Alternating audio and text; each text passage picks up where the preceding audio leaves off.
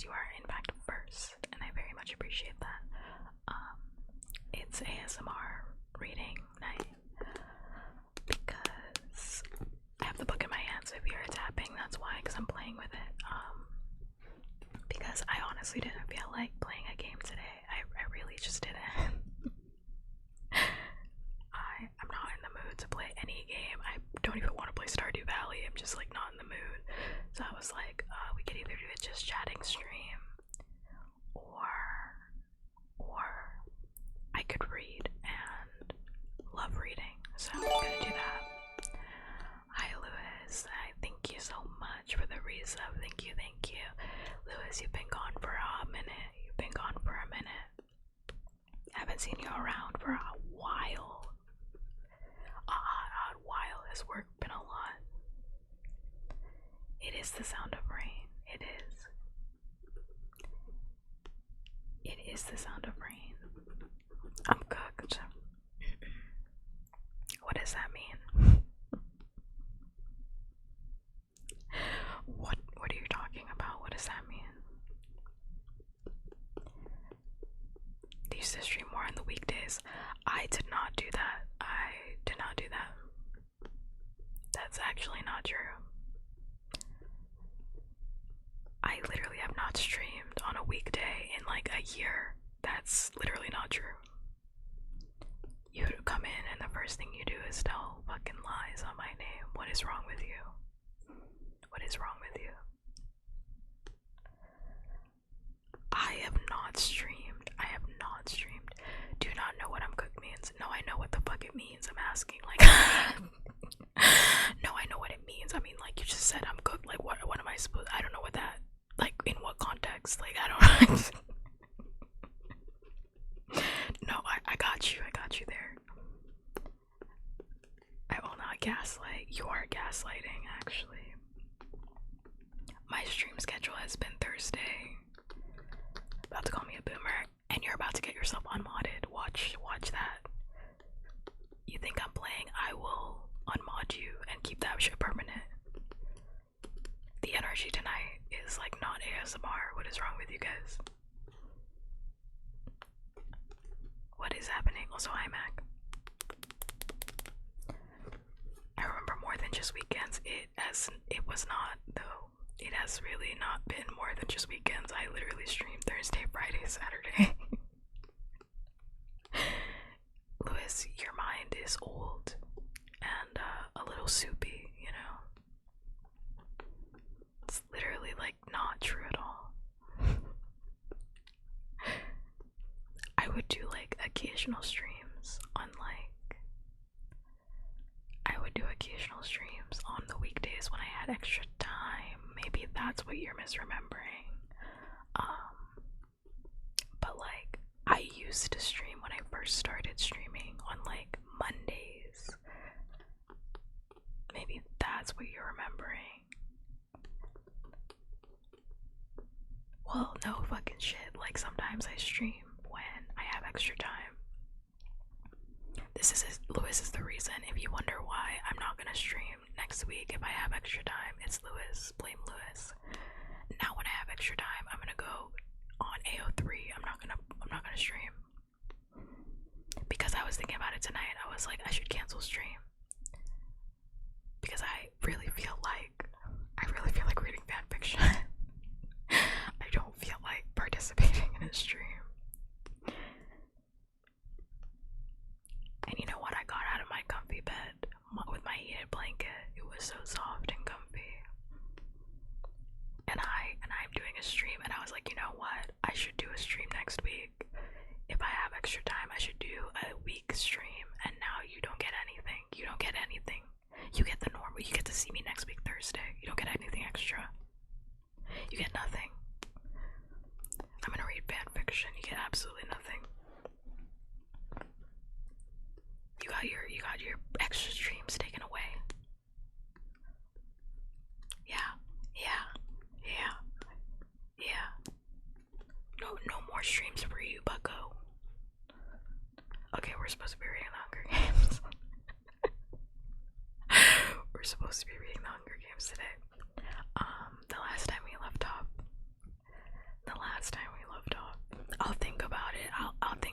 see how this stream goes, you know, see how the next couple streams go, you know.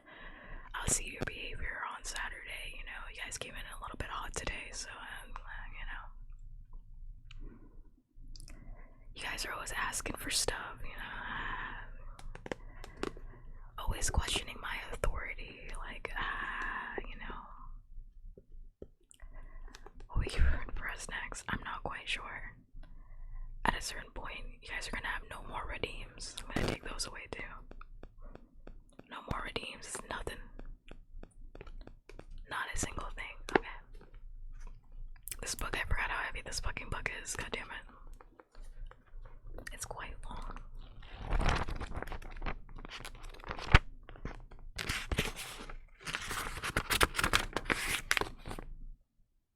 Three, 7, 4. And the mercy that I'm known for, it does it really, does it? I just think it's crazy that, like, you always do this, like, you always, it's like really funny because you literally always do this. Like, you will come in and be like, pup, there's this thing that you used to do, and I'm like, I never did that. I literally never did that. And then you're like, no, but you did this thing. And I was like, no, Lewis, I never did that. And it's always you. It's just you. You do this like every month. You do it like every single month. I don't know when this started, but like you did this. You do this like all the time. Lewis, that was like a year and change ago. Like, I haven't streamed. I started streaming consistently on Thursdays, Fridays, and Saturdays. Like, that has been the time. That has been the time. For like forever. I have not streamed on like a Monday consistently for like since I started streaming, since like very, very early. On weekdays not long ago. No. I mean, Thursday is a weekday, so Thursday's a weekday. I mean, if you were right, I would give it to you, but like Thursday's a weekday, so you can count that, I guess, but no. I know this as a fact because like my schedule would not have made it so that I would have been able to stream those days, so no.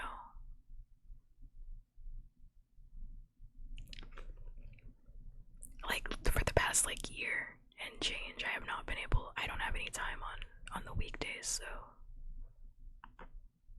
yeah, definitely not. I definitely would not have been streaming. Are you thinking of the donathon? Like winter break? I mean, I you know, I had a little bit of extra time, but I streamed like every day. It wasn't even like a weekday thing. I just streamed every single day. Is that what you're talking about? I'm really trying to help you here. Like, I think you're genuinely confused. Yeah, it's been like a year. I have not streamed like regularly on a Monday. I will do like Sunday streams, like extra Sunday streams, study with me, work with me streams. But then I stopped doing those like 2 months ago.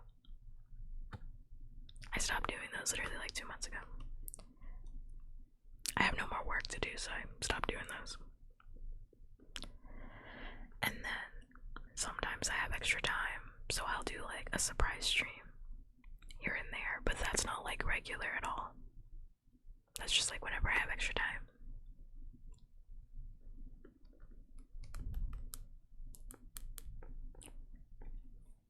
No, Lewis, I think you're a year behind, babes. I think you're maybe 2 years behind, actually. I think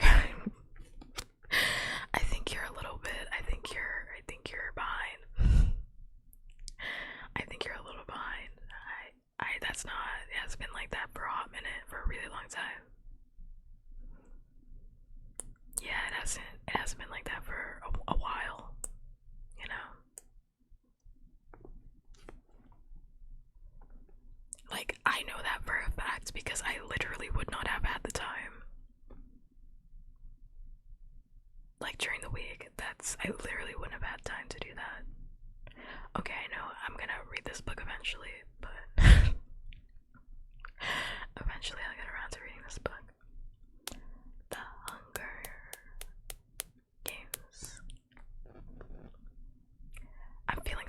You are senile.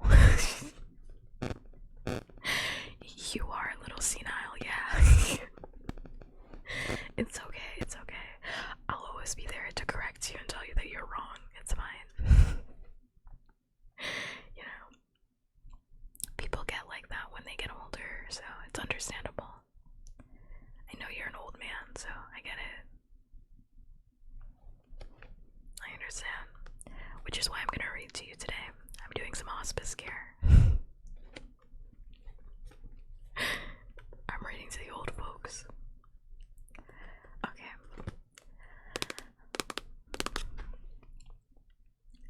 We are pretty far into this book. We are on chapter 7 of The Hunger Games.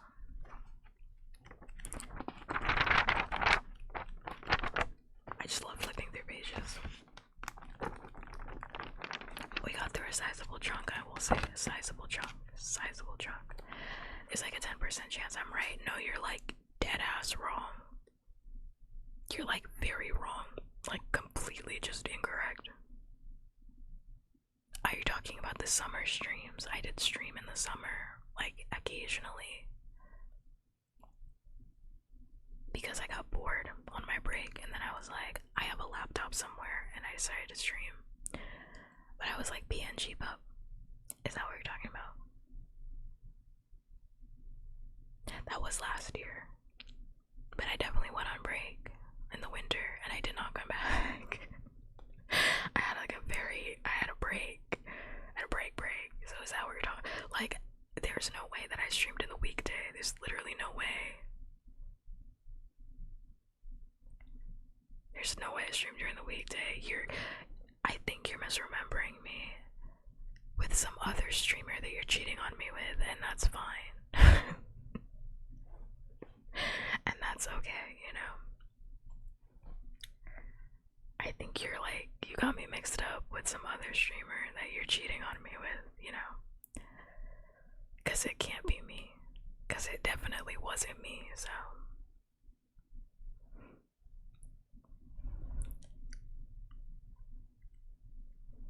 It definitely wasn't me. Okay. Like I said, we ended off on chapter 7. It was pretty good. In the last page, Peta and Katniss were having a tense conversation about the A-boxes. And Katniss was recalling a memory of her seeing the red-headed girl. Yeah. I'm not crazy, but if I am, this isn't so bad. No, you're like dead ass wrong. You're senile, but that's okay.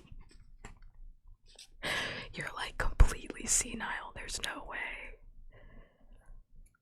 There's like, cause I can tell you for a fact, I haven't even had time to sleep in the last like 4 months. So there's no way. There's like no way I would have been streaming consistently on the weekdays. So that's a dead ass. You're just wrong. It's okay.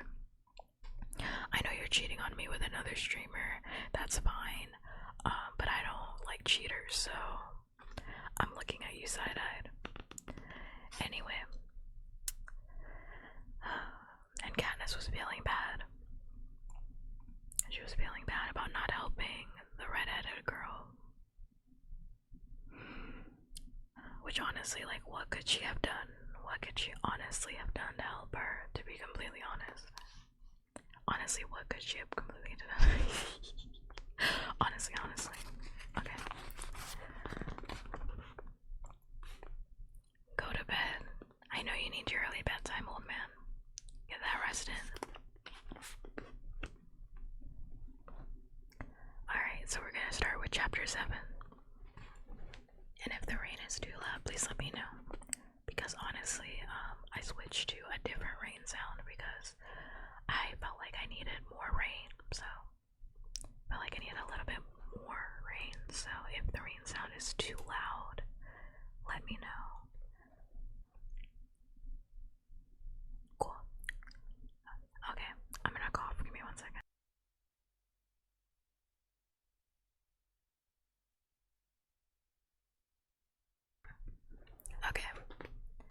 just had bad memory. I have shit memory, and I'm telling you for a fact that that's like not true. So I know it's not true because I lived it. So and I know it's not true too because, like, as much as I love streaming, I remember all the times that I stream because streaming kind of forces me to have really good memory. So no, that's not how that works. No, I'm the streamer. You're the one that's senile. It's fine. Go to bed, Grandpa, please. I hope you get your oatmeal because you definitely need it right now. Okay. All right, let's get started. Everybody, get out nice and comfy. Grab your waters. Grab whatever you need. We're gonna have pauses, so if that makes you uncomfortable, then I'm not the streamer for you. But we're gonna have pauses to kind of talk and chat with throughout. But for the most part, I'm just gonna read it through. So let's get back into it. Chapter 7. My slumbers are filled with disturbing dreams. The face of the red-headed girl intertwines with gory memories of earlier Hunger Games. With my mother withdrawn and unreachable, with Brim emaciated and afraid. Also, I'm not crazy. You are, but that's okay. I bolt up, screaming for my father to run as the mine explodes into million deadly bits of light. Dawn is breaking through the windows. The capital has a misty haunted air. My head aches, and I must have been into the side of my cheek at night. Wait.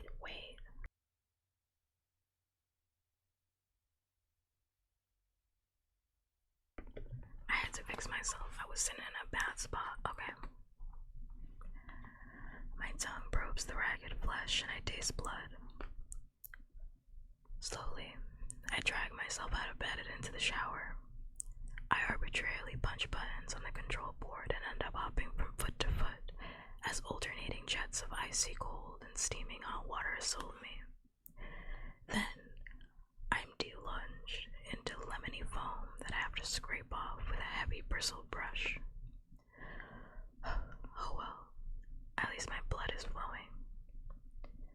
When I'm dried and moisturized with lotion, I found an outfit that has been left for me at the front of my closet. Tight black pants, a long-sleeve burgundy tunic, and leather shoes. I put my hair in a single braid down my back. This is the first time since morning of 3 being that I resemble myself. No fancy hair and clothes, no flaming capes. Just me, looking like I could be headed for the woods. It calms me. Hamish didn't give us an exact time to meet for breakfast, and no one has contacted me this morning, but I'm hungry. So I head down to the dining room, hoping there will be food. I am not disappointed. While the table is empty, a long board off to the side has been laid with at least 20 dishes. A young man, an Avox, stands at attention by the spread. When I ask if I can serve myself, he nods assent. I load a plate with eggs, sausages, batter cakes, covered in thick orange preserves, slices of pale purple lemon. As I gorge myself, I watch the sun rise over the capital. I have a second plate of hot grains smothered in beef stew. I thought that said stew beef. Okay.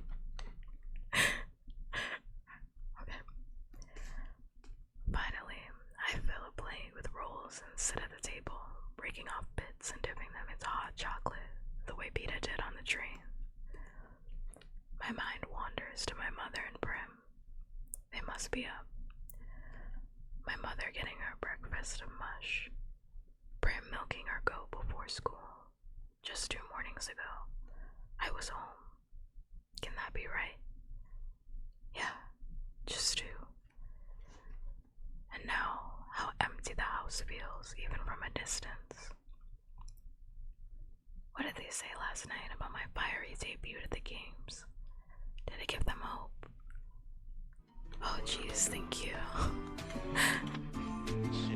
Hi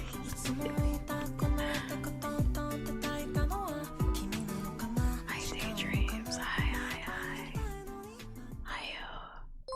Thank you so much for the follow. Thank you. I very much appreciate it. Thank you so much. You get a heart in your honor. Thank you.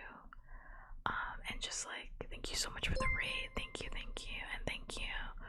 Not Shadow X14 for the follow. And I think that says Ian Dunn 092602. Thank you so much for the follow. Thank you. And in agony underscore, thank you so much for the follow. Wow, thank you guys so much for the love. Thank you. How was stream? How was ASMR? What were you doing? If you want to share. I love your setup. Thank you. I just made it for the book reading.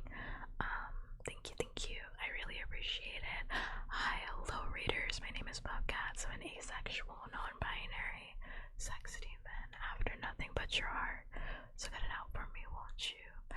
I use they, them pronouns. They, them, theirs.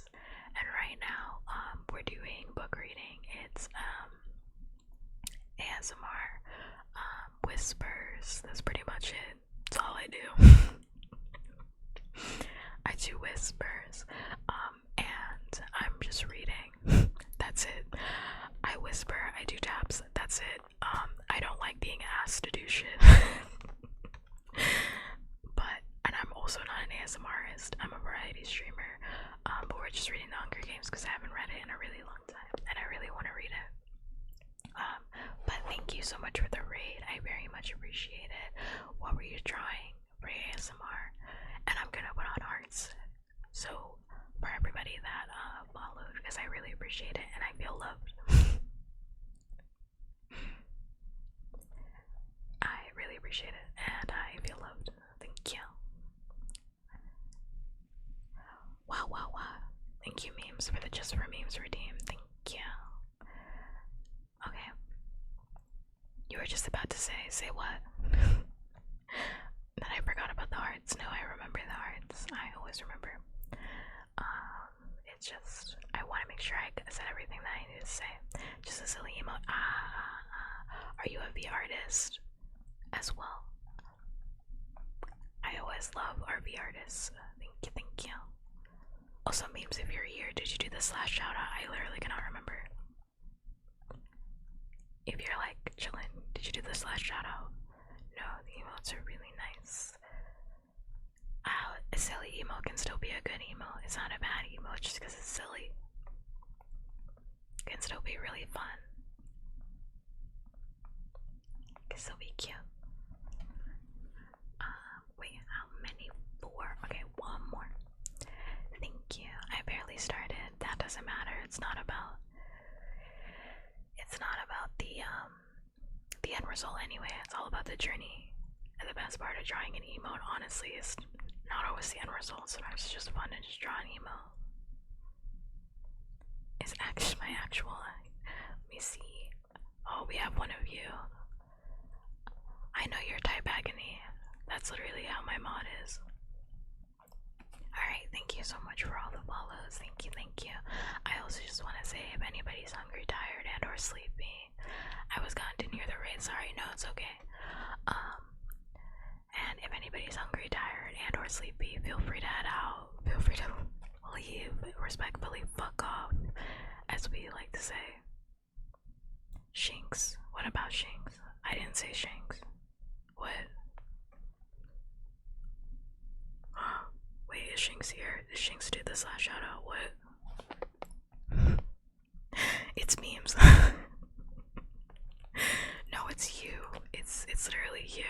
You are that mod because you're always calling me short. It's literally you. Shinx would never call me short. Shinx would say that I'm 6 foot tall. No, I mean you. Shinx would say that I'm 6 feet. Shinx would tell me that I'm 7 feet tall. You tell me that I am literally a foot tall and that I need to use a stepping stool? Whatever do you mean, right? Anyway, if anybody is hungry, tired, and or sleepy and you need to head out, respectfully fuck off, as we like to say in this community. You can leave. Just, go and take care of yourself in whatever way resonates for you. Because we really care about physical and mental health here, so go out and take care of yourself in whatever way is true for you. I would rather you do that than stay and listen to me read the Hunger Games. We're on chapter 7. Memes. Agony is literally using a frog. You guys are one and the same. Birds of a feather. Frog together. It's true. Okay. But, if anybody wants to stick around, that's also fine too. Feel free. We're on chapter 7 of the Hunger Games. And we're at the part where Katniss is eating breakfast. Katniss is eating breakfast at the Capitol. Wow. Much intrigued. Everybody loves frogs. Great. I actually find frogs to be quite disturbing. I think they're very gross creatures, but that's okay.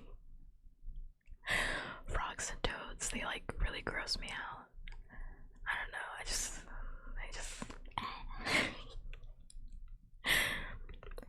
gross me out, They just feel like yuck.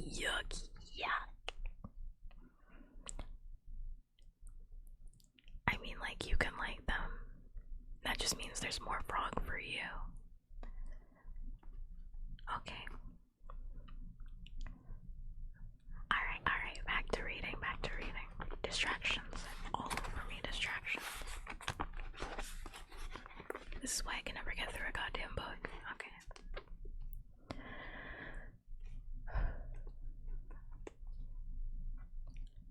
Finally, I fill a plate with rolls and sit at the table, breaking off bits and dipping them into hot chocolate the way Beta did on the train. Oh wait, yeah, we already read this part. There. You guys are distracting me. I'm gonna lose my place. Shh. Did I give them hope? Or simply add to their terror when they saw the reality of the 24 tributes circle together, knowing only one could live? Haymitch and Peta come in, bid me good morning, fill their plates. It makes me irritated that Peta is wearing exactly the same outfit as I am. I need to say something too.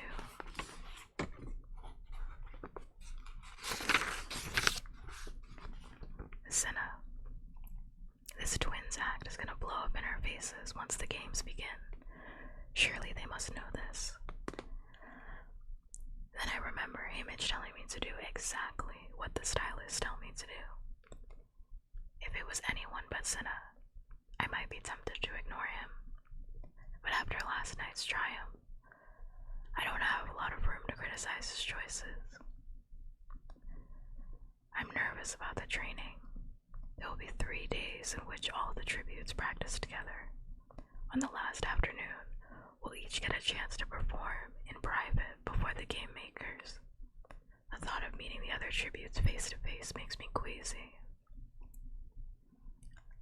I turn the roll I have just taken from the basket over and over in my hands, but my appetite is gone. When Haymitch has finished several plates of stew, he pushes back his plate with a sigh. He takes a flask from his pocket and takes a long pull on it and leans his elbows on the table. So let's get down to business. Training. First off, if you like, I'll coach you separately. Decide now. Why would you coach us separately, I ask. Say if you had a secret skill you might not want the other to know about, says Haymitch. I exchange a look with Peta. I don't have a secret skill, he says. And I already know what yours is, right? I mean, I've eaten enough of your squirrels. I never thought about Peta eating the squirrels I shot. Somehow, I always pictured the baker quietly going off and frying them up for himself. Not out of greed, but because town families usually eat expensive butcher meat, beef and chicken and horse. Fucking thick ass book. Struggling, hold this thing. Okay. You can go just together, I tell you, Mitch. Peta nods. Alright, so give me some idea of what you can do, says Image. I can't do anything, says Peta, unless you count baking bread. Sorry, I don't. Katniss, I already know you're handy with a knife, says Image. Not really, but I can hunt, I say, with a bow and arrow. And you're good, as Image. I have to think about it. I've been putting food on the table for years. That's no small task. I'm not as good as my father was, but he'd had more practice. I've better aim than Gale, but I've had more practice. He's a genius with traps and snares. I'm alright, I say. She's excellent, says Peta. My father buys her squirrels. He always comments on how the arrows never pierce the body. She hits everyone in the eye. It's the same with the rabbits she sells the butcher. She can even bring down deer. This assessment of my skills from Peta takes me totally by surprise. That first, he ever noticed. Second, that he's talking me up. What are you doing? I ask him suspiciously. What are you doing? If he's gonna help you, he has to know what you're capable of. Don't underrate yourself, says Peta. I don't know why, but this rubs me the wrong way. What about you? I've seen you in the market. You can lift 100-pound bags of flour. I snap at him. Tell him that. That's not nothing. Yes, and I'm sure the arena will be full of bags of flour for me to chuck at people. It's not like being able to use a weapon. You know it isn't. He shoots back. He can wrestle. I tell Image. He came in second in our school competition last year, only after his brother. What use is that? How many times have you seen someone wrestle someone to death? Says Peta in disgust.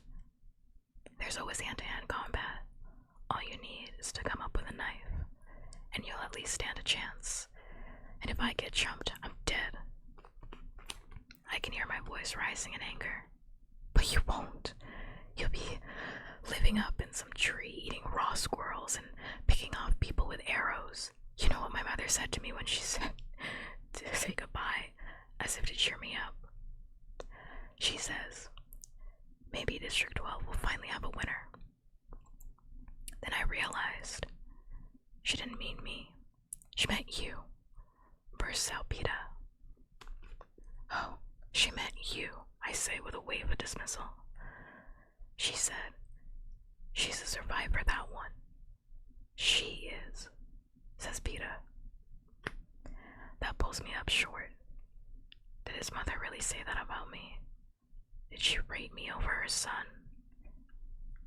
I see the pain in Peta's eyes and know he isn't lying. Suddenly, I'm behind the bakery, and I can feel the chill of the rain running down my back, the hollowness in my belly. I sound 11 years old when I speak, but only because someone helped me. Marley G2, thank you so much for the follow. Thank you, thank you. I'm gonna pause for a second because I want to make sure that I put on the heart that you get for following. Thank you. It's very much appreciated. I want to make sure I put it on, so I'm gonna pause and then we'll go back to reading. I hope you're having a good day, night, wherever you are. Okay.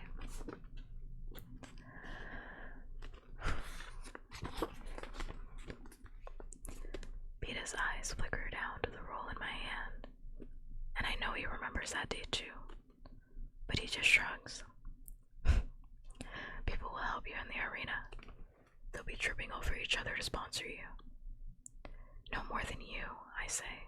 Peter rolls his eyes at Hamish. She has no idea the effect she can have. He runs his fingernail along the wood grain in the table, refusing to look at me. What on earth does he mean? People help me. When we were dying of starvation, no one helped me. No one except Peta. Once I had something to barter with, things changed. I'm a tough trader. Or am I? What effect do I have that I'm weak and needy? Is he suggesting that I got good deals because people pitied me? I try to think if this is true. Perhaps some of the merchants were a little generous in their trades, but I always attributed that to their long-standing friendship with my father. Besides, my game is first class. No one pitied me. I glower at the roll. Sure, he meant to insult me. I have to pause for a second because I just love that bit of like dialogue between Peta and Katniss, because that again exemplifies Katniss's entire relationship with Peta. And I mean like their entire fucking relationship, because like he's just being nice.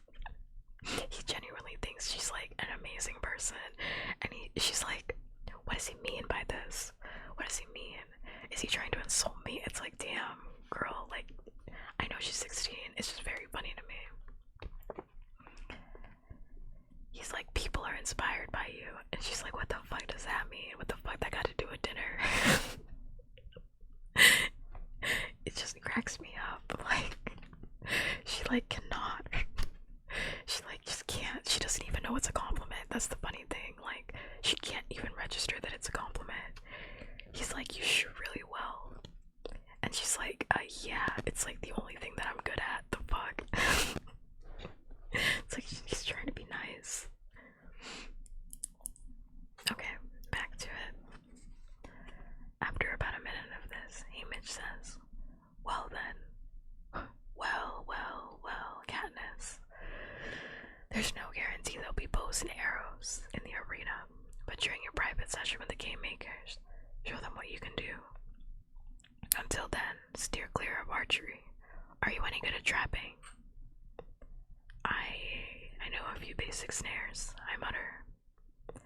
That may be significant in terms of food, says Hamish. And Peta, she's right. Never underestimate strength in the arena. Very often, physical power tilts the advantage to a player. In a training arena, they will have weights, but don't reveal how much you can lift in front of other tributes. The plan's the same for both of you. You go into group training, spend the time trying to learn something you don't know. Throw a spear, swing a mace, learn to tie a decent knot. Save showing what you're best at until your private sessions. Are we clear? Says Hamish. Peta and I nod. One last thing. In public, I want you by each other's side every minute, says Hamish. We both start to object, but Hamish slams his hand down on the table. Every minute. It's not open for discussion. You agreed to do as I said.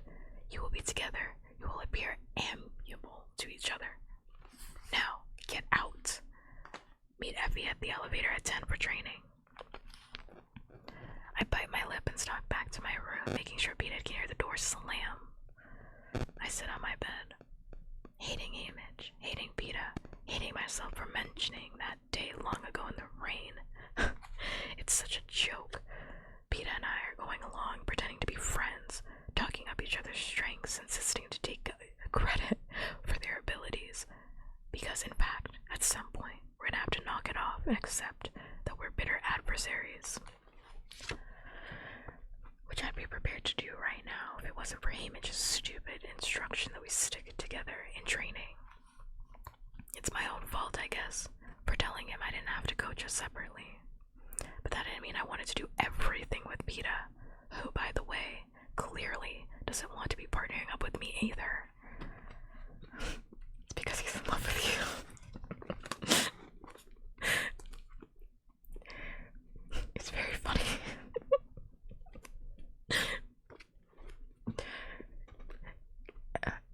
sees a boy that is in love with her, and she's like, he is trying to kill me. He's trying to kill me. And honestly, I get it. I get it. She was for a minute, but then he started complimenting her, and she literally thought that, like, he was playing a game.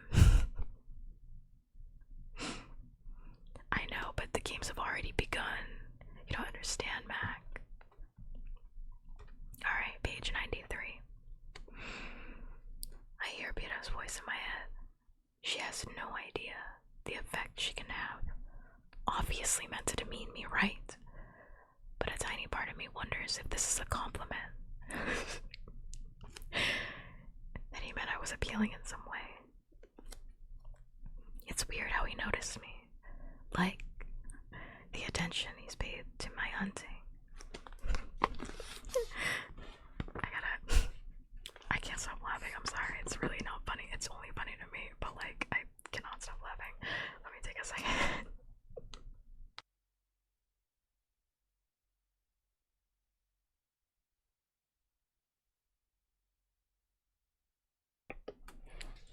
Okay, I'm getting it together. I really am. I'm trying. Like the attention he's paid to my hunting, and apparently I have not been as oblivious to him as I'd imagined either. The flower, the wrestling. I have kept track of the boy with the bread. It's almost 10. I clean my teeth and smooth back my hair again. Anger temporarily blocked out my nervousness about meeting the other tributes. But now I can feel my anxiety rising again. By the time I meet Effie and Peta in the elevator, I catch myself biting my nails. I stop at once. The actual training rooms are below ground level of our building. With these elevators, the ride is less than a minute. The doors open into an enormous gymnasium filled with various weapons and obstacle courses. Although it's not yet 10, we're the last ones to arrive. The other tributes are gathered in a tense circle. They each have a cloth square with their district number pinned to their shirts. While someone pins the number 12 on my back, I do a quick assessment. Peta and I are the only two dressed alike. As soon as we join the circle, the head trainer, a tall, athletic woman named Altala, read that incorrectly, steps up and begins to explain the training schedule. Experts in each skill will remain at their stations. We will be free to travel from area to area as we choose, per our mentor's instructions.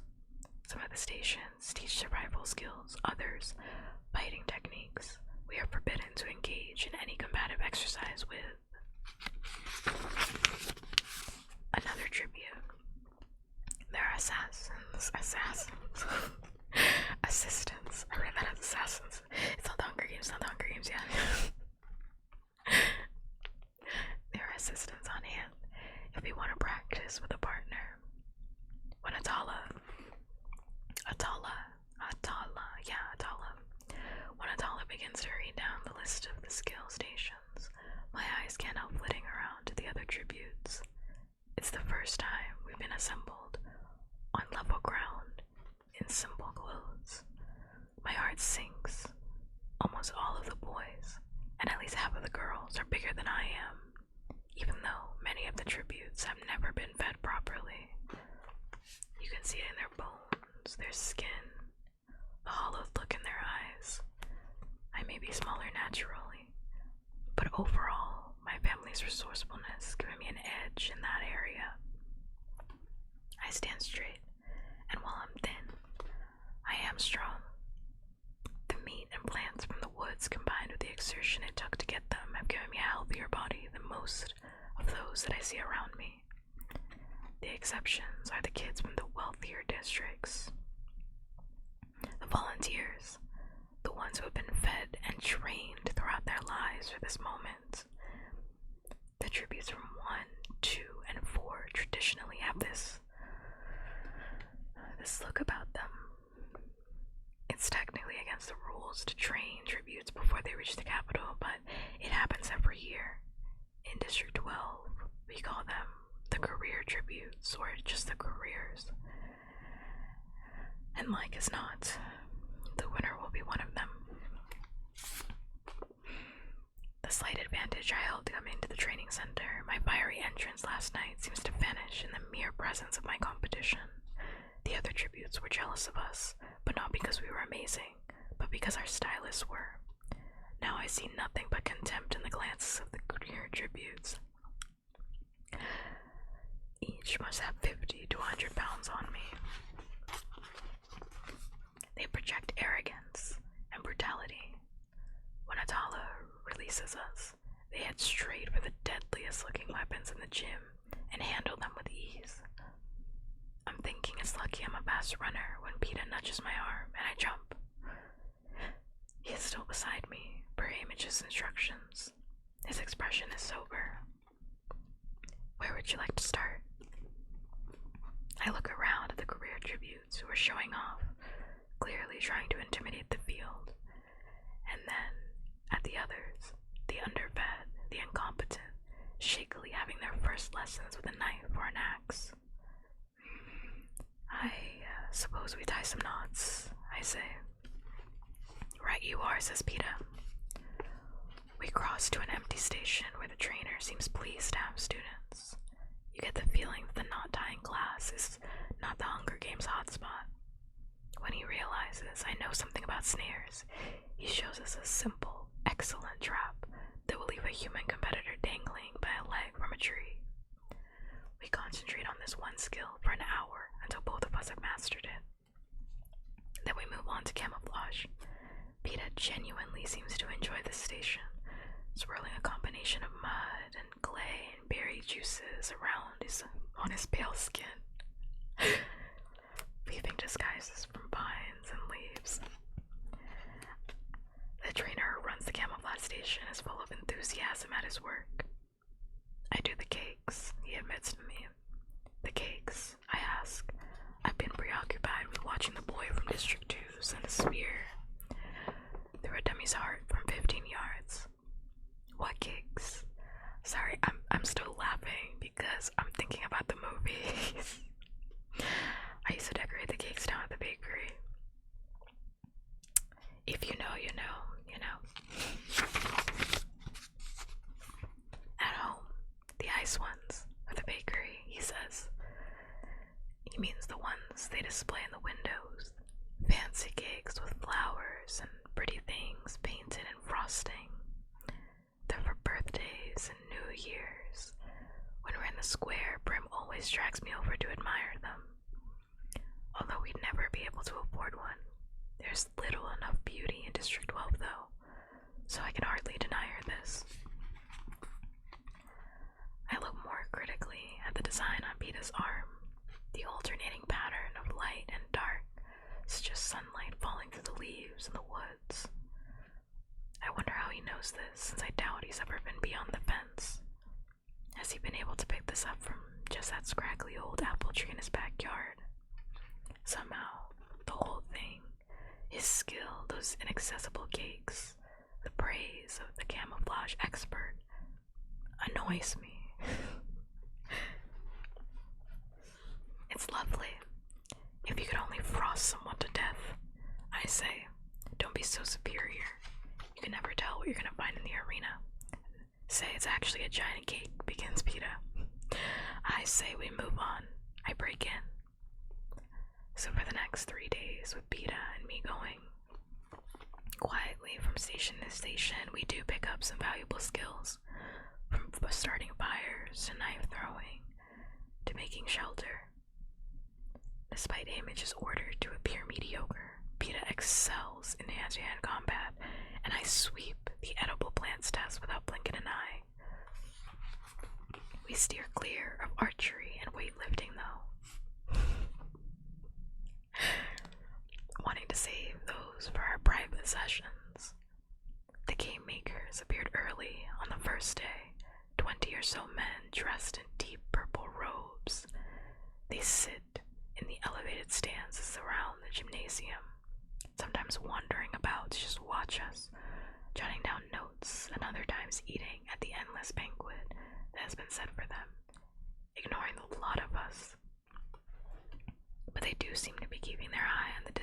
tributes.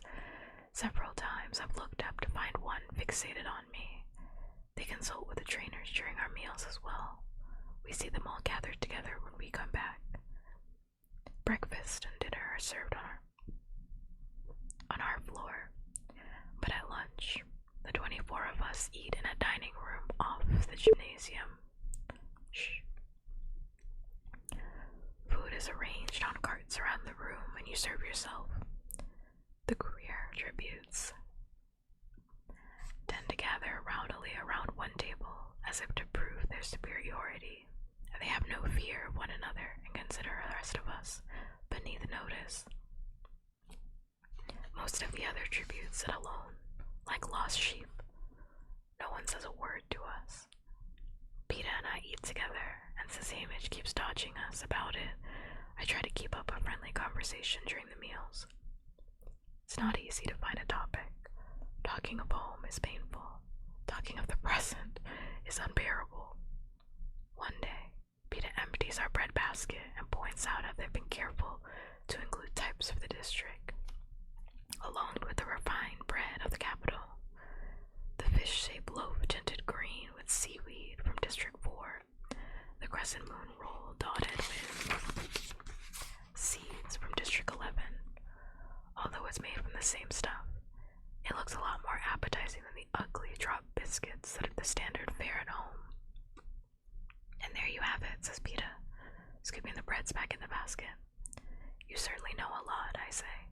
Only about bread, he says. Okay, now laugh as if I've said something funny. We both give a somewhat convincing laugh and ignore the stares from around the room. Alright, I'll keep smiling pleasantly and you talk, says Peta. It's wearing us both out. Hamish's direction to be friendly. Because ever since I slammed my door, there's been a chill in the air between us. But we have our orders. Did I ever tell you about the time I was chased by a bear? I ask. No, but it sounds fascinating, says Peta. I try and animate faces as I recall the event. A true story in which I'd foolishly challenged a black bear over the rights to a beehive.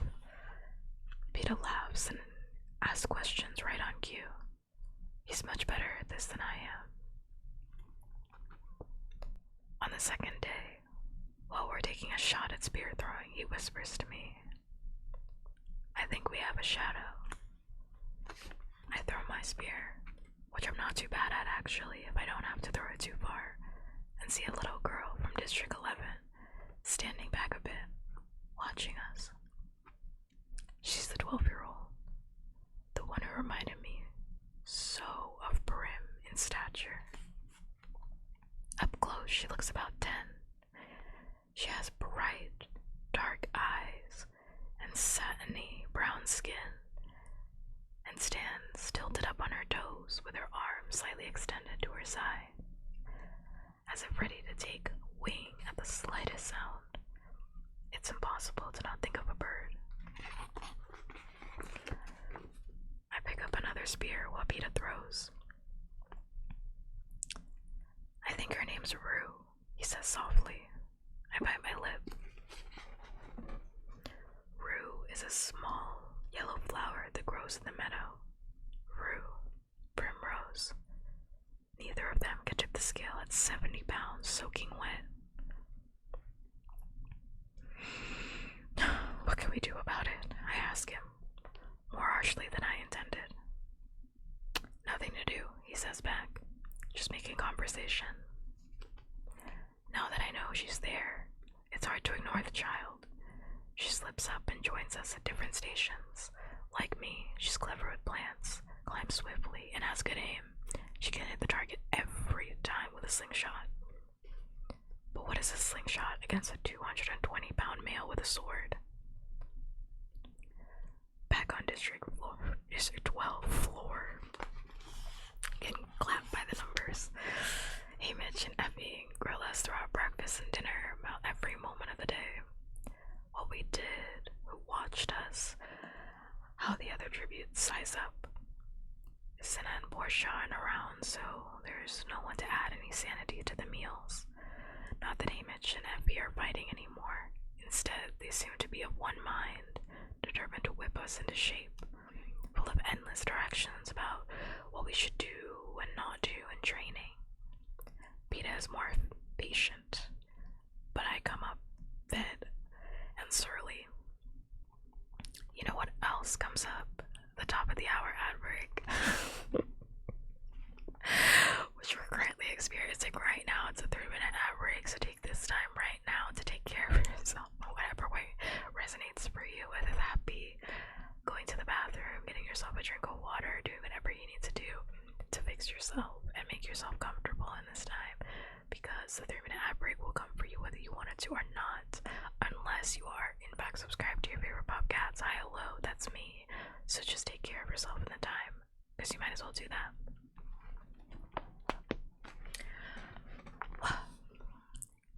Okay. When we finally escape to bed on the second night, Peeta mumbles, "Someone ought to get Hamish a drink." I make a sound that's somewhere between a snort and a laugh. And then I catch myself. It's messing with my mind too much, trying to keep straight when we're supposedly friends and when we're not.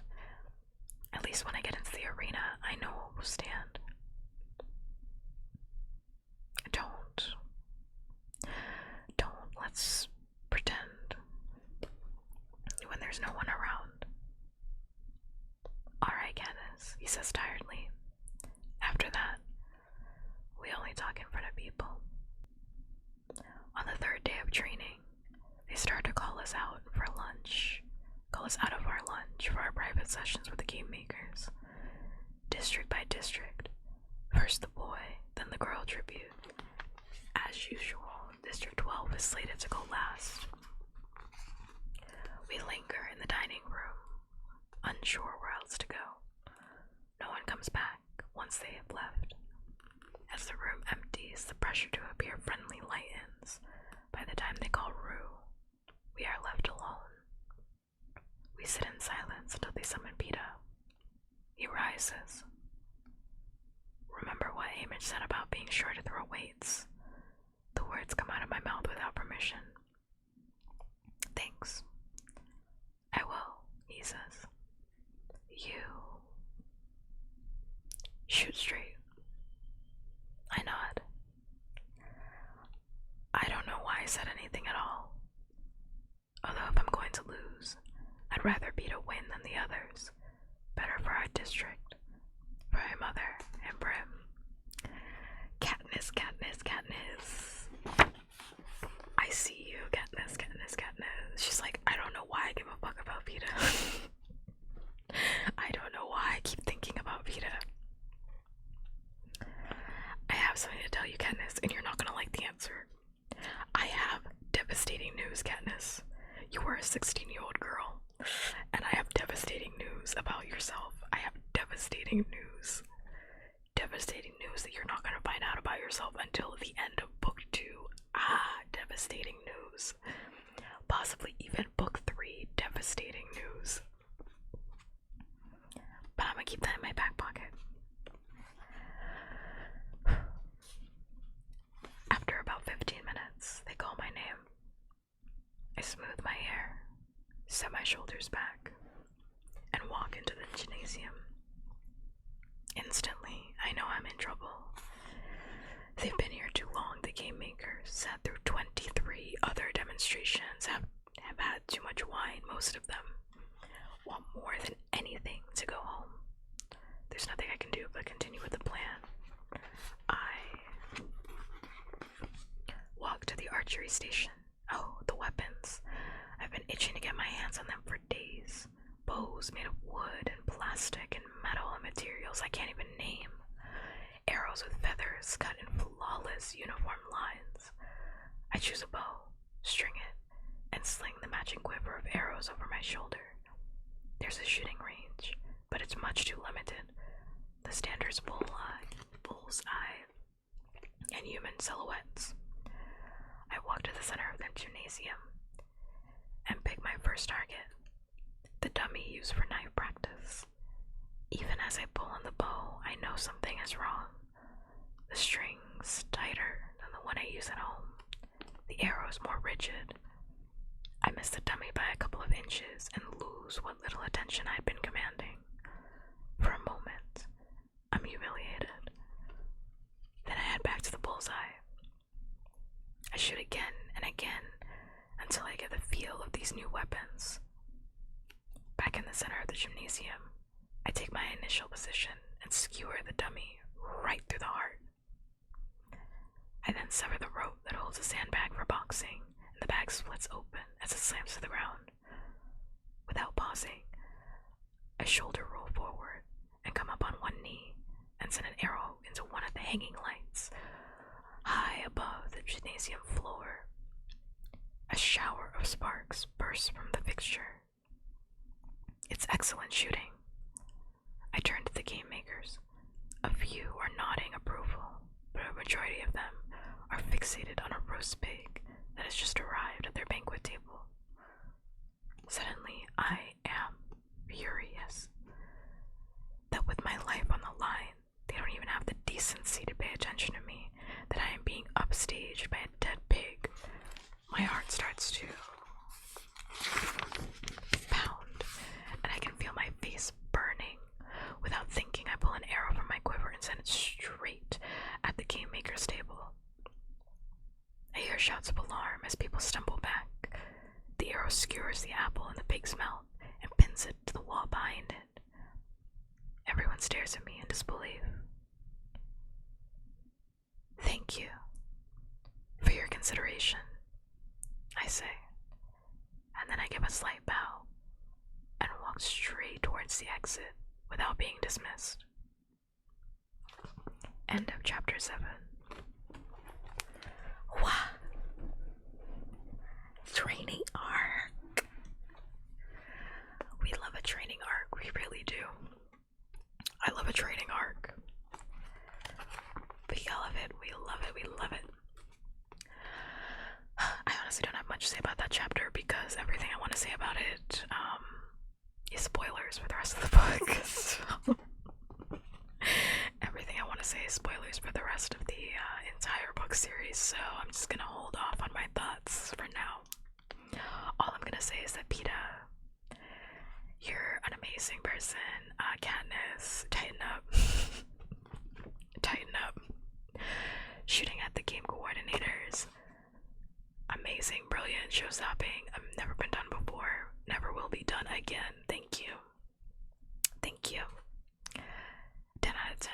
Hey Mitch, I'm gonna need you to tighten up. Tighten up. Thank you. I've said my piece. Actually, I've not said my piece because I need some lip balm. I'm realizing right now that my lips are kind of dry, so I'm gonna put on some cocoa butter.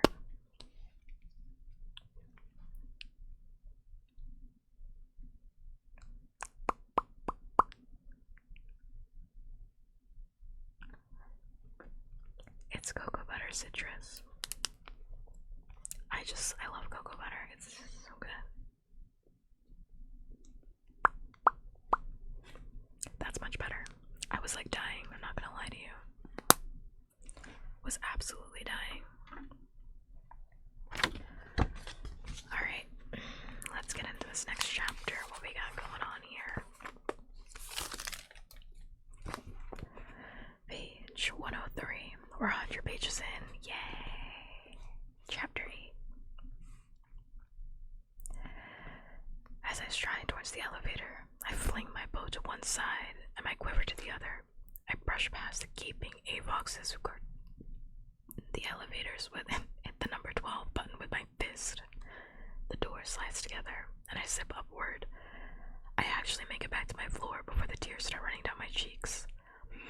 I can hear the others calling me from the sitting room, but I fly down the hall into my room, bolt the door, and fling myself onto my bed.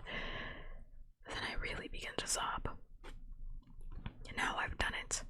I've ruined everything. If I had just even a ghost of a chance advantage when I sent that arrow flying at the game makers, what would they do to me now?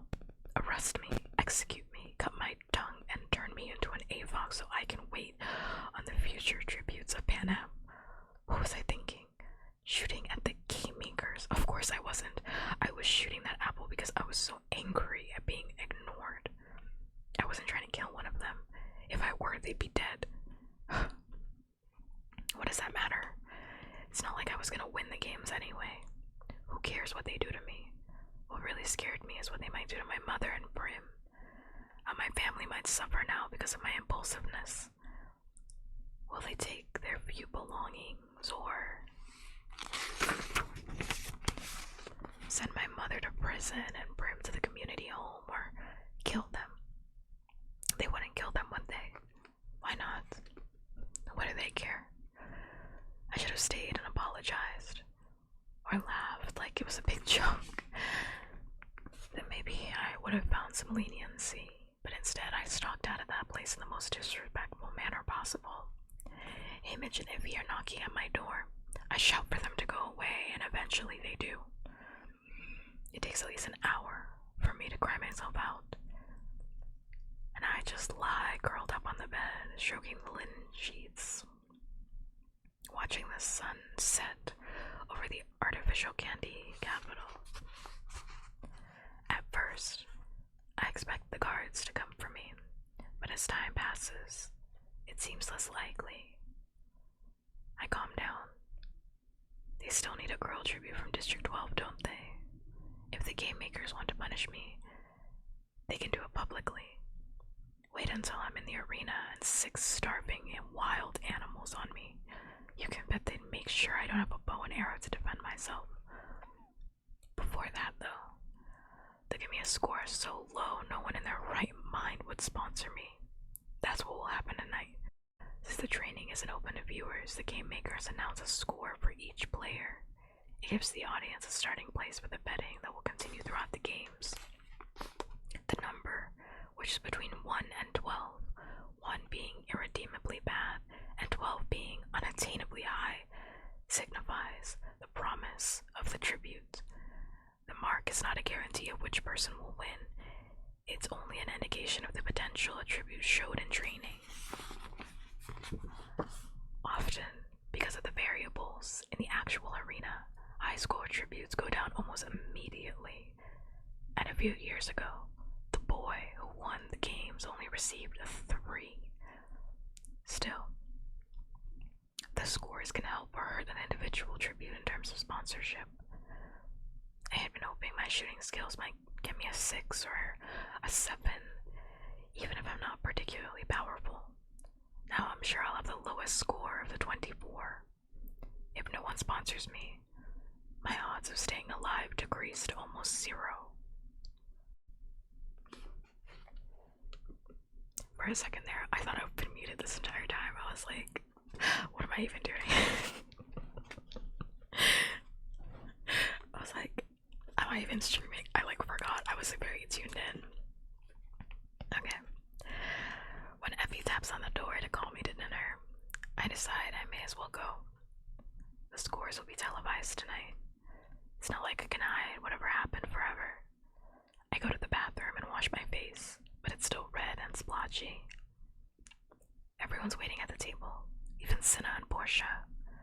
I wish the stylist hadn't shown up because for some reason, I don't like the idea of disappointing them. It's as if I've thrown away all the good work they did on the opening ceremonies without a thought. I avoid looking at anyone as I take tiny spoonfuls of fish soup. The saltiness reminds me of my tears. The adults make in some chit-chat about weather forecast, and I let my eyes meet Peta's. He raises his eyebrows. A question. What happened? I just give my head a small shake. And then they're serving the main course. I hear, okay, enough small talk. Just how bad were you today? Peta jumps in. I don't know that it mattered. By the time I showed up, no one even bothered to look at me. They were singing some kind of drinking song, I think, so I threw around some heavy objects until they told me I could go. That makes me feel a bit better. It's not like Peta attacked the game makers, but at least he was provoked too. And you, sweetheart, says Image. Image calling me sweetheart ticks me off enough that I'm at least able to speak. I shot an arrow at the game makers. Everyone stops eating. You what? The horror of these voice confirms my worst suspicions. I shot an arrow at them. Not exactly at them in their direction. It's like what Peta said. I was shooting and they were ignoring me, and I just lost my head. So I shot an apple out of their stupid rose pig's mouth, I say defiantly. And what did they say? Listen up carefully. Nothing. Or, I don't know. I walked out after that, I say. Without being dismissed. Gasped Effie. I dismissed myself. I said, I remember how I promised Brim that I would really try to win, and I feel like a ton of coal is dropped on me. Well, that's that, says Image. Then he butters a roll. Do you think they'll arrest me? I ask. Doubt it. It'd be a pain to replace you at this stage, says Image. What about my family? Well, I say, will they punish them? I don't think so. It wouldn't make much sense. See, they have to reveal what happened in the training center for it to have any worthwhile effect on the population. People would need to know what you did. But they can't since it's a secret. So it'd be a waste of effort, says Image. More likely that they'll make your life hell in the arena. Well, they've already promised to do that to us anyway, says Peta. Very true, says Image. And I realize the impossible has happened. They've actually cheered me up. Image picks up a pork chop with his fingers, which makes Effie frown and dunks it in his wine. He rips off a chunk of meat and starts to chuckle.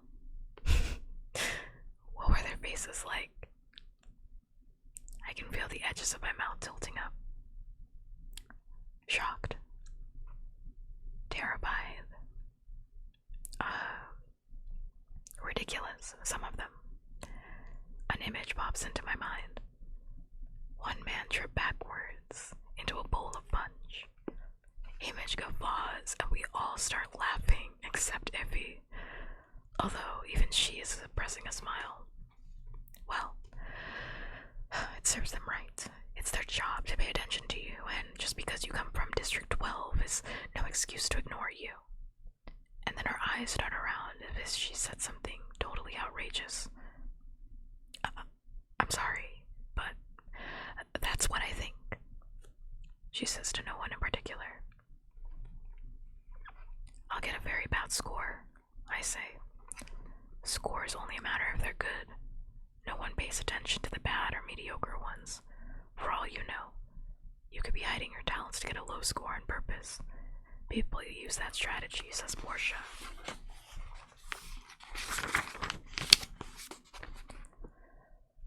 I hope that's how people interpret the 4 I'll probably get, if that, really, is anything less impressive than watching a person pick up a heavy ball and throw it a couple yards.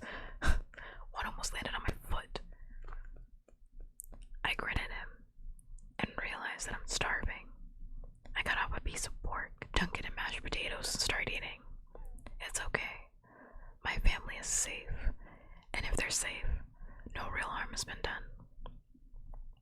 After dinner, we go to the sitting room to watch the scores announced on television.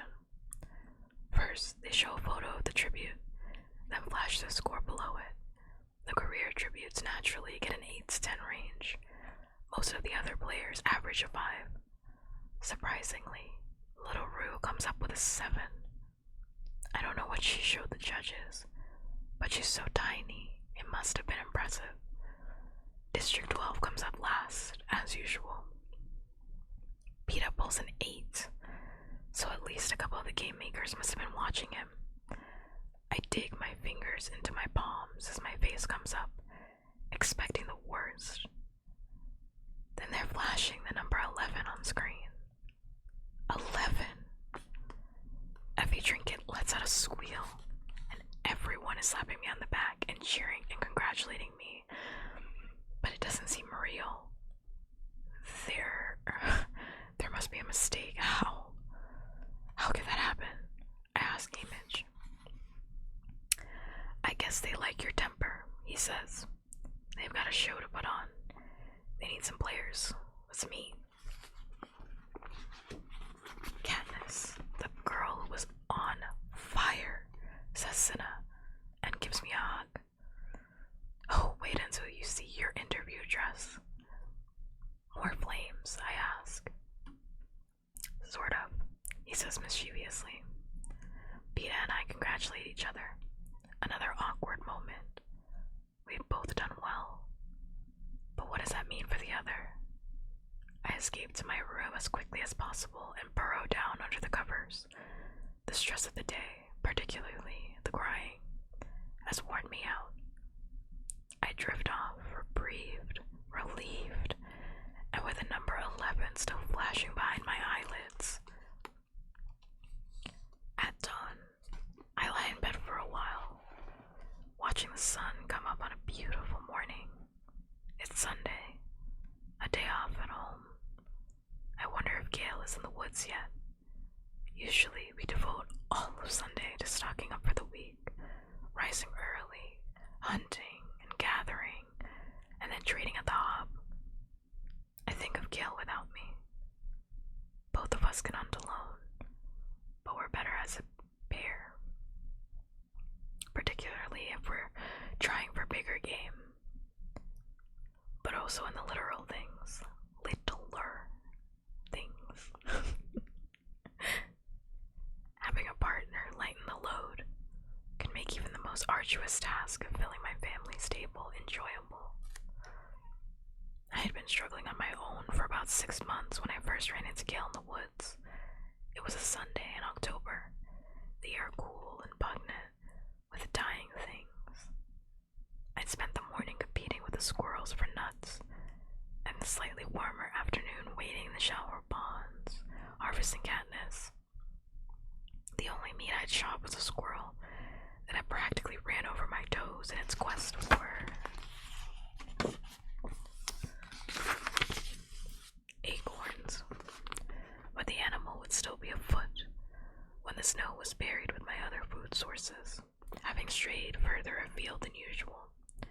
I was hurrying back home, lugging my burlap sacks, when I came across a dead rabbit. It was hanging by its neck, in a thin wire a foot above my head. About 15 yards away was another. I recognized the twitch snares because my father had used them. When prey is caught, it's yanked into the air out of reach of another hungry animal. I've been trying to use snares all summer with no success, so I couldn't help dropping my sacks to examine this one. My fingers were just on the wire above the rabbits when a voice rang out. That's dangerous. I jumped back several feet as Gale materialized from behind a tree. He must have been watching me the whole time. He was only 14, but he cleared 6 feet. It was good as any adult to me. I'd seen him around the seam and at school, and one other time. He'd lost his father in the same blast that killed mine. In January, I'd stood by while he received his Medal of Valor in the Justice Building. Another oldest child with no father. I remembered his 2 little brothers clutching his mother, a woman whose swollen belly announced she was just days away from giving birth. What's your name? He said, coming over and disengaging the rabbit from the snare. He had another 3 hanging from his belt. Katniss, I said, barely audible. Well, catnip. Stealing's punishable by death. Or hadn't you heard?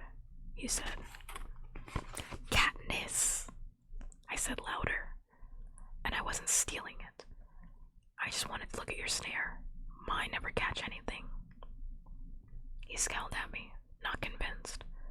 So where'd you get the squirrel? I shot it. I pulled the bow off my shoulder. I was was still using the small version my father had made me, but I'd been practicing with the full-size one when I could. I was hoping that by spring, I might be able to bring down some bigger game. Gail's eyes fastened on my bow. Can I see that? I handed it over. Just remember, stealing's punishable by death. That was the first time I ever saw him smile. It transformed him from someone menacing to someone you'd wished you knew. But it took several months before I returned that smile. We talked hunting then. I told him I might be able to get him a bow if he had something to trade, not food. I wanted knowledge. I wanted to set my own snares that caught a belt of fat rabbits in one day. He'd agreed something might be worked out. As the seasons went by, we begrudgingly began to share our knowledge, our weapons, our secret places that were thick with wild plums or turkeys. He taught me snares and fishing. I showed him what plants to eat and eventually gave him one of our precious bows. And then, one day, without us, either one of us saying it, we became a team, dividing the work and the spoils, making sure that both our families had food. Gail gave me a sense of security I'd lacked since.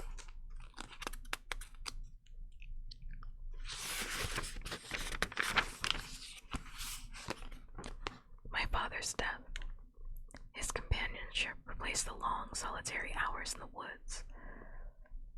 I became much better hunter when I didn't have to look over my shoulder constantly when someone was watching my back.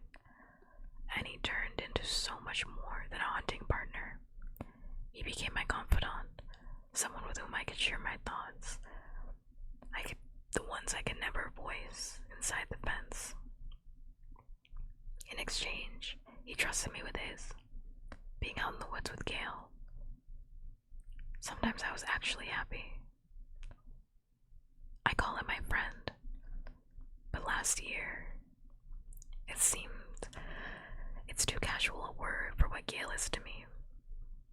A pang of longing shoots through my chest. If only he was with me now. But of course, I don't want that. I don't want him in the arena where he'd be dead in a few days. I just miss him. And I hate being so alone. Does he miss me? He must. I think of the 11 flashing under my name last night. I know exactly what he'd say to me. Well, there's some room for improvement there. And then he'd give me a smile, and I'd return it without hesitating now. I can't help comparing what I have with Gail to what I'm pretending to have with Peta. How I never question Gail's motives while I have nothing but doubt with the latter's. It's not a fair comparison, really. Gail and I were thrown together by a mutual need to survive. Peta and I know the other's survival means our own death. How do you sidestep that? Effie's knocking at the door, reminding me there's another big day ahead. Tomorrow night will be our televised interviews.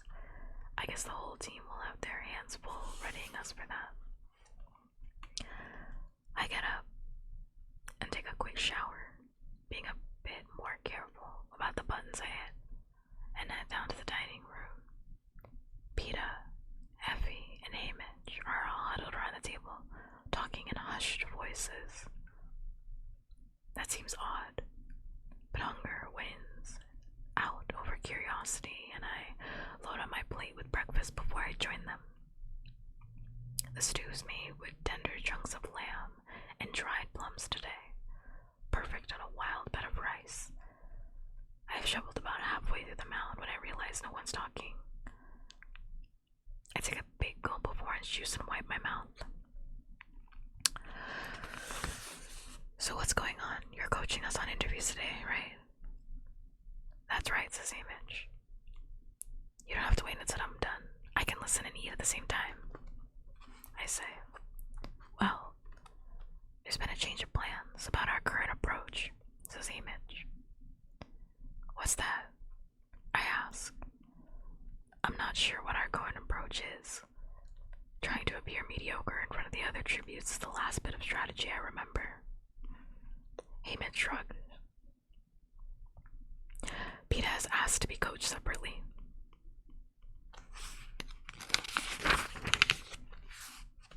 End of chapter 8.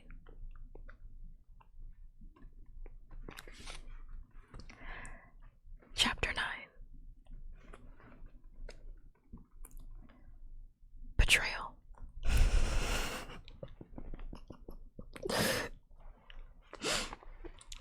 It's not funny, but like this book is really fucking funny to me. Like it's not funny. Like I know it's really serious and like Katniss is severely traumatized, but it's just so fucking funny because she's just like me for real. Like she's really just like me. What do you mean you want to trade with someone else? What do you mean you want to trade by yourself? You're betraying me. Betrayal. She's like so dramatic. I live for it. She's got so much mental illness. I just love her. Like the cognitive distortions are distorting today. I live for it. It's very funny. Alright, chapter 9. Betrayal. That's the first thing I feel, which is ludicrous. For there to be betrayal, there would have to be trust first between Peta and me, and trust has not been a part of the agreement. We're tributes. But the boy who risked a beating to give me a bread, the one who steadied me in the chariot, who covered for me with a red-headed Avox girl, who insisted Hamish know my hunting skills. Was there some part of me that couldn't help trusting him? On the other hand, I'm relieved we can stop the pretense of being friends. Obviously, whatever thin connection we'd foolishly formed has been severed. And high time too. The games begin in 2 days, and trust will only be a weakness. Whatever triggered Peta's decision, and I suspect it had to do with my outperforming him in the training, I should be nothing but grateful for it. Maybe he's finally accepted that fact that the sooner we openly acknowledge we're enemies, the better. Good. I say, so what's the schedule? You'll have 4 hours with Effie for presentation and 4 with me for content. You can start with Effie, Katniss. I can't imagine what Effie will have to teach me that could take 4 hours, but she's got me working down to the last minute.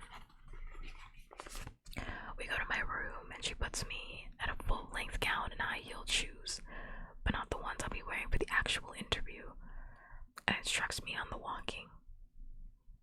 The shoes are the worst part. I've never worn high heels and can't get used to essentially wobbling around on the balls of my feet, but Abby runs around in them full time, and I'm determined that if she can do it, so can I. The dress poses another problem. It keeps tangling around my shoes, so of course I hitch it up, and then Effie swoops down on me like a hawk, smacking my hands and yelling, "Not above the ankle!" When I finally conquer walking, they're still sitting, posture, and apparently I have a tendency to duck my head, eye contact, hand gestures, and smiling. Smiling is mostly about smiling more. Effie makes me say 100 banal phrases starting with a smile, when smiling, or ending with a smile. By lunch, the muscles in my cheeks are twitching from overuse. Pausing just to say, if no one has ever done like etiquette before, or is not raised in a culture where like etiquette happens, this shit is actually really fucking hard to learn. I'm raised in a culture where like I was taught etiquette at a very young age. It's just a part of my culture. But I've had to watch like cousins or family friends who weren't raised on it learn it when they were older, and this shit sounds easy, but like knowing how to sit properly, like conversation, like how to make people in a room feel comfortable, like smiling at the right times, like all of that stuff is so precise. It is a skill. That's a skill. That is exactly why people like go to etiquette classes, because it is a fucking skill, and people shit on it, but it's like that's a skill for real.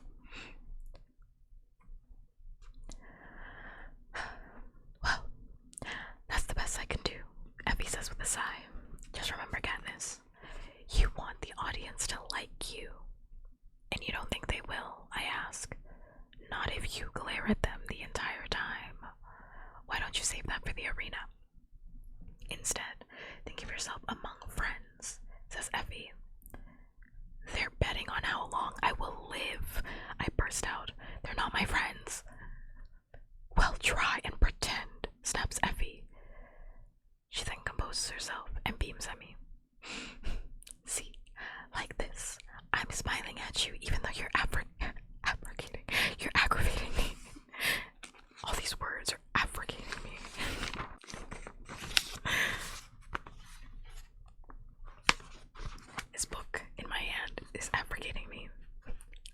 aggravating. It's a heavy book. My hands are starting to cramp from it. Yes, it feels very convincing, I say. I'm going to eat. I kick off my heels and stomp down to the dining room, hiking up my skirt all the way to my thighs. Thank you for the pull on it. I will do that after I finish this page. I'm gonna do. Thank you for the Redamon check in the thirsty. And thank you for the follow Starlight Ox. Thank you, thank you.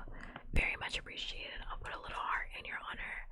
And actually, because of the follow, I will actually take the time now, because we're on a brand new page anyway, to do all that stuff, because wow, it's a lot. Katniss learning etiquette is just my favorite. Thank you for the cutie sticker, by the way, and again, thank you so much for the follow. It's very much appreciated.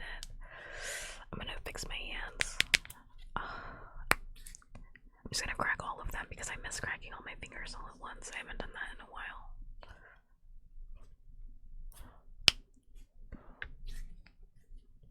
It's kind of hard to do when I have nails on.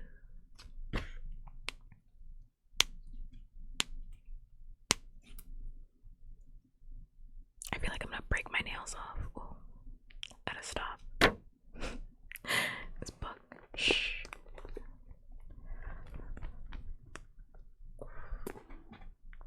And a good stretch. My back.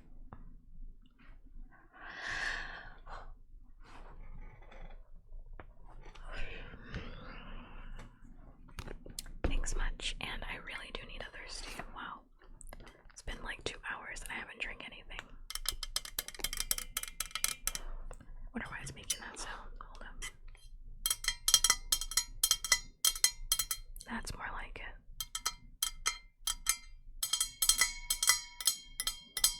It's because it's not that filled with water right now. Okay. Shh.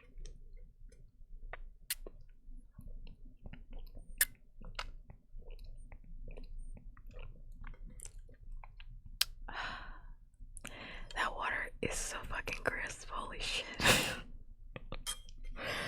Whoa, that water is better than sex, actually. That water is really fucking good. Wow. The bottle didn't feel cold at all. That's why I was like, oh, this water is not gonna be that good. And I drank it and that water is crisp as shit. Wow. It just doesn't feel like it normally does for some reason.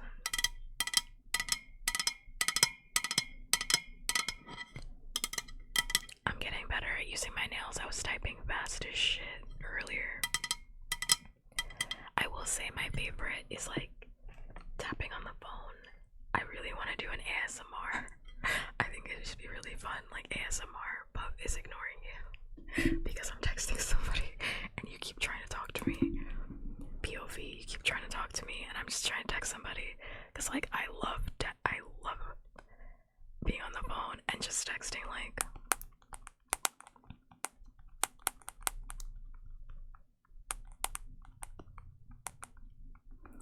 I just feel so cunty.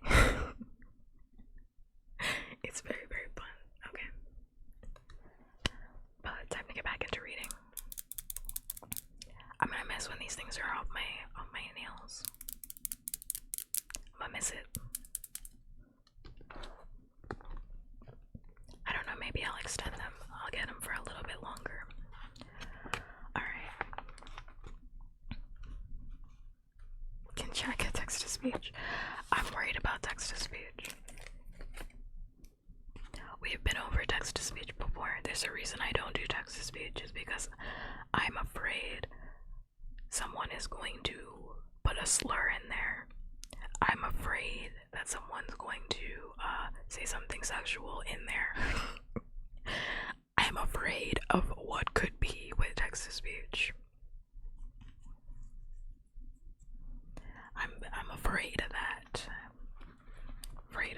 And once it's there, I can't stop it. It's there. I can't just. It's already going.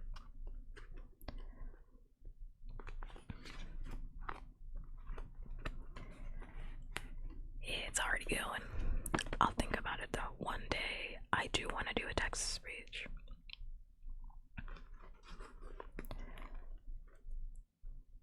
I'll think about it. I'll think about it because I do want to have text to speech on at some point because I think it would be fun. But it's also just like I'd have to think about it. I have to think about it in the right context because it can be really distracting. And I'm definitely afraid of someone saying something inappropriate, trying to be funny, because I swear any single time I'm like, you know what, it's actually fine. And I let a little bit of leniency happen. Something happens like this. It happens all of the fucking time. And it's actually very funny. It usually happens like when you're like, Pup, I'm about to go to sleep. And I'm like, okay, bye, memes. I'm like, I have no mods. There's no one here. It's just me. And then something happens and I'm like, this is really fucking annoying. But, I'll think about it. I have ideas. We'll think. I'll think. Alright, back to sleep. Back to image. Wow. Beta and image seem in pretty good mood, so I'm thinking the content session should be an improvement over the morning. I couldn't be more wrong. After lunch, Image takes me into the sitting room, directs me to the couch, and then just frowns at me for a while. Someone can redeem it, and if I think it's fine, I can use a custom command to actually push it through. I think TTS. I'll have to look into that. I don't think that's how TTS works.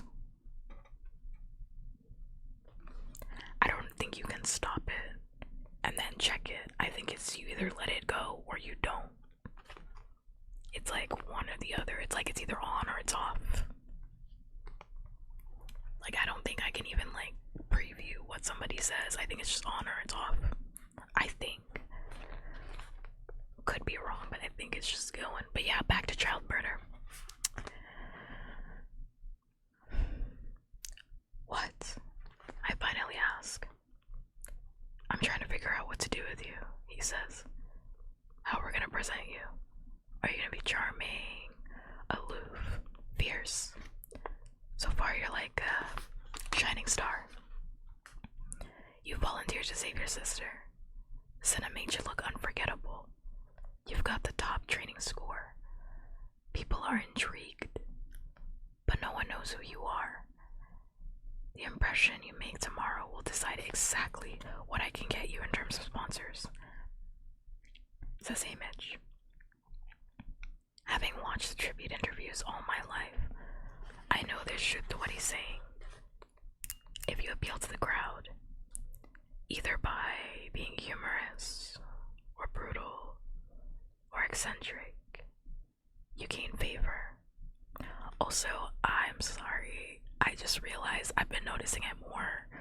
I have to pause just to say, I'm sorry if you hear a sound like this. I have piercings on my face. I have piercings, and I realized that my nails make a sound when I scratch at my face sometimes. So if you hear that sound, that's what you're gonna be hearing. I realized it while I was driving today. I was like, oh. I hadn't realized that it like makes this like clicky click sound. So that's what you're gonna be hearing if I just randomly touch up my face. Cause I was like, oh, this shit makes a sound. Cause I kept scratching my face while I was driving, and I was like, what's that click click sound? And it's coming from my face. Same thing with my tongue. Whenever I play with my tongue, I always forget that like that shit makes noise. So if you hear something that sounds like bullets occasionally, I'm so sorry. I just do it unconsciously. I can't help myself from playing with it or messing around with my piercing, so. Alright, back to it. Page 116. Having watched the tribute interviews all my life, I know there's truth to what he's saying. If you appeal to the crowd, either by being humorous or brutal or eccentric, You gain favor. What's Peeta's approach? Or am I not allowed to ask? I say. Likeable. He has a sort of self-depreciating humor naturally, says Image, whereas when you open your mouth, you come across as sullen and hostile. I do not, I say. Please. I don't know where you pulled that cheery, wavy girl on the chariot from, but I haven't seen her before or since, says Image. And you've given me many reasons to be cheery, I counter. But you don't have to please me. I'm not gonna sponsor you, so pretend I'm the audience, says Image. Delight me. Fine, I snarl. Image takes the role of the interviewer, and I try to answer his questions in a winning fashion. But I can't. I'm too angry with Image for what he said, and that I even have to answer the questions. All I can think about is how unjust this whole thing is. The Hunger Games. Why am I hopping around like some trained dog trying to please people I hate? The longer the interview goes on, the more my fury seems to rise to the surface until I'm literally spitting out answers at him. Alright, enough. He says we've got to find another angle. Not only are you hostile, I don't know anything about you. I've asked you 50 questions and I still have no sense of your life, your family, what you care about. They want to know about you, Katniss. But I don't want them to. They're already taking my future. They can't have the things that matter to me all in the past. I say, then lie. Make something up, says Image. I'm not good at lying, I say. Well, you better learn fast. You've got as much charm as a dead slug, says Image. Ouch. That hurts. Even Image must know he's been too harsh because his voice softens. Here's an idea. Try acting humble. Humble. I echo. That you can't believe a little girl from District 12 has done this well. The whole thing's been more than you can have ever dreamed of. Talk about Senna's clothes, how nice the people are, how the city amazes you. If you won't talk about yourself, at least compliment the audience. Just keep turning it back around, alright? Gush. The next hours are agonizing. At once, it's clear I cannot gush. We try me playing cocky, but I just don't have the arrogance. Apparently I'm too vulnerable for ferocity. I'm not witty, funny, sexy, or mysterious. By the end of the session, okay, I just have to pause. I have to pause. The fact that sexy is an angle, and this is a story about children, it makes me sick to my stomach. I just have to say it. They're like, yeah, you can play the sexy angle to the audience. The audience loves minors. Arrest them. You need to blow up the Capitol. FBI. There's a place called the Capitol. It is housing. It is housing people that are interested in sexy 16-year-olds. You have to get them. You gotta get them. It's sick. I couldn't slide past that. Because, like, I love that it's mentioned, and it is gonna get mentioned. It's constantly been mentioned before. Like, the commodification of these children. And, it's gonna keep getting mentioned, especially in the later books when we get to some of the other characters. How they were literally sexually exploited. But, like, God, I'm just like, oh, we gotta kill these people. We have to kill them. Okay, but anyway, back to it. By the end of the session, I am no one at all. Image started drinking somewhere around witty, and a nasty edge has crept into his voice. I give up, sweetheart. Just answer the questions and try not to let the audience see how openly you despise them. I have dinner that night in my room. ordering an outrageous number of delicacies, eating myself sick, and then taking my anger out on Image at the Hunger Games, every living being in the capital by smashing dishes around my room when the girl with the red hair comes in to turn down my bed. Her eyes just widen at the mess. Just leave it. I yell at her. Just leave it alone. I hate her too. With her knowing, reproachful eyes that call me coward, monster, a puppet of the capital, both now and then. For her, justice must finally be happening. At least my debt will help pay for the life of that boy in the woods. But instead of fleeing the room, the girl closes the door behind her and goes to the bathroom. She comes back with a damp cloth and wipes my face gently, and then cleans the blood from broken plates off my hands. Why is she doing this? Why am I letting her? I should have tried to save you, I whisper.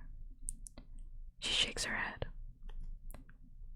Does this mean we were right to stand by? That she's forgiven me? No, it was wrong, I say. She taps her lips with her fingers and then points to my chest. I think she means I would have just ended up in Avox too. Probably would have. An Avox or dead. I spent the next hour helping the red-headed girl clean the room. When all of the garbage has been dropped down a disposal and the food cleaned away, she turns down my bed. I crawl up between the sheets like a 5-year-old and let her tuck me in. Then she goes. I want her to stay until I fall asleep, to be there when I wake up. I want the protection of this girl, even though she has never had mine. In the morning, it's not the girl but my prep team who are hanging over me. My lessons with Effie and Image are over. This day belongs to Senna. He's my last hope. Maybe he can make me look so wonderful. No one will care what comes out of my mouth.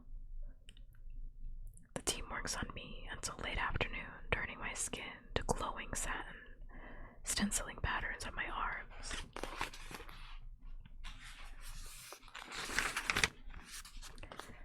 Painting flame designs on my 20 perfect nails. Then Vienna goes to work on my hair, weaving strands of red into a pattern that begins at my left ear, wraps around my head, and then falls into one braid down my right shoulder. They erase my face with a layer of pale makeup and draw my features back out. Huge dark eyes, full red lips, lashes that throw off bits of light when I blink. Finally, they cover my entire body in a powder that makes me shimmer in gold dust. Then, Senna enters with what I assume is my dress. But I can't really see it because it's covered. Close your eyes, he orders. I can feel the silken inside as they slip it down over my naked body. Then the weight. It must be 40 pounds. I clutch at Octavia's hand as I blindly step into my shoes. Glad to find they are at least 2 inches lower than the pair Effie had me practice in. There's some adjusting and fidgeting, then silence. Can I open my eyes? I ask. Yes, says Senna. Open them. The creature standing before me in the full-length mirror has come from another world, where skin shimmers and eyes flash, and apparently they made their clothes from jewels, because my dress, oh, my My dress is entirely covered in reflective, precious gems, red and yellow and white, with bits of blue that accent the tips of the flame design. The slightest movement gives the impression I am engulfed in tongues of fire. I am not pretty. I am not beautiful. I am as radiant as the sun. For a while, we all just stare at me. Oh, Cinna, I finally whisper. Thank you. Twirl for me, he says. I hold out my arms and spin in a circle. The prep team screams in admiration. Cinna dismisses the team and has me move around in the dress and shoes, which are infinitely more manageable than Effie's. The dress hangs in a way that I don't have to lift the skirt when I walk, leaving me with one less thing to worry about.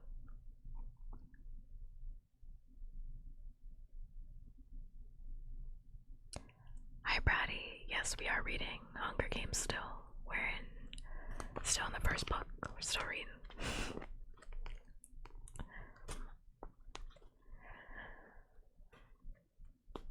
So all ready for the interview then? Asked Cinna. I can see by his expression he's been talking to Hamish, that he knows how dreadful I am. I'm awful. Hamish called me a dead slug. No matter what we tried, I couldn't do it. I just can't be one of those people he wants me to be, I say. Cinna thinks about this for a moment. Why don't you just be yourself? Myself? That's no good either. Hamish says that I'm sullen and hostile, I say. Well, you are around Hamish, says Cinna with a grin. I don't find you so. The prep team adores you, even won over the game makers. And as for the citizens of the capital, well, they can't stop talking about you. No one can help but admire your spirit. My spirit.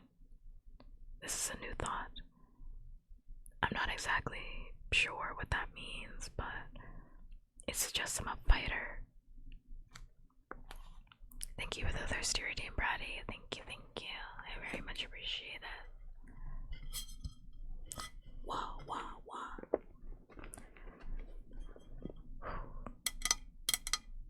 Jesus. I'm getting a workout with my fingers with this book. I really am. I'm trying my hardest to keep my place. It's easier when I just do the thirsty redeem right when I see it.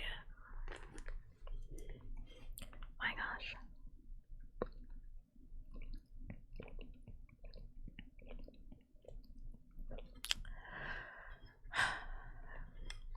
That water is ice cold, I tell you. Absolutely ice cold. Like, damn near refreshing. I will have to say that this book is ironically making me fucking hungry. We're reading the Hunger Games, and I'm actually getting hungry because she's describing like all this food in like detail. Also, we're taking our 3-minute ad break, so take care of yourself in the 3 minutes that you need to. In whatever way you need to do it. Whether that be going to get some water like I did, going to the bathroom, doing whatever you need to do. Just do it, because 3 minutes of advertisements will be hit by you. Given to you. However you want to put that. Given to you. Whether you wanted to or not, so you might as well take care of yourself, question mark. Unless you are in fact subscribed to your favorite puppkats. Hi, hello, that's me. I'm looking through it and reading, so who's Lewis? It's Lewis.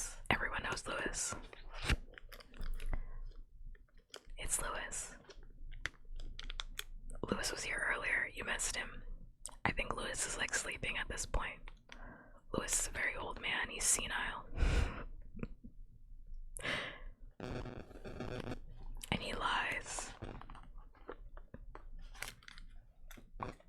But he's a good person. He's a good person, even though he lies.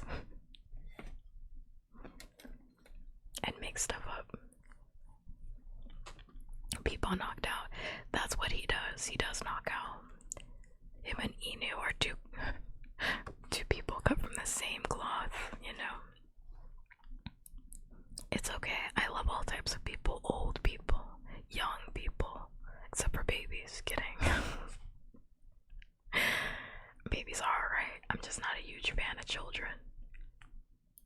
I'm not the biggest fan of them kitties, but that's okay. Alright. Back to reading.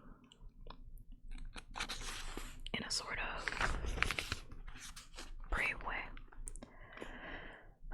It's not that I'm ever friendly. Imagine knocking out. Yeah, it's not like Memes knocks out every single stream. Every single stream at this point. It's not like you would ever do that every single stream.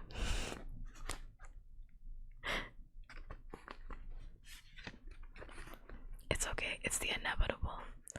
It's the inevitable happenstance. You like playing with babies. Hey, yo. FBI. Hey, yo.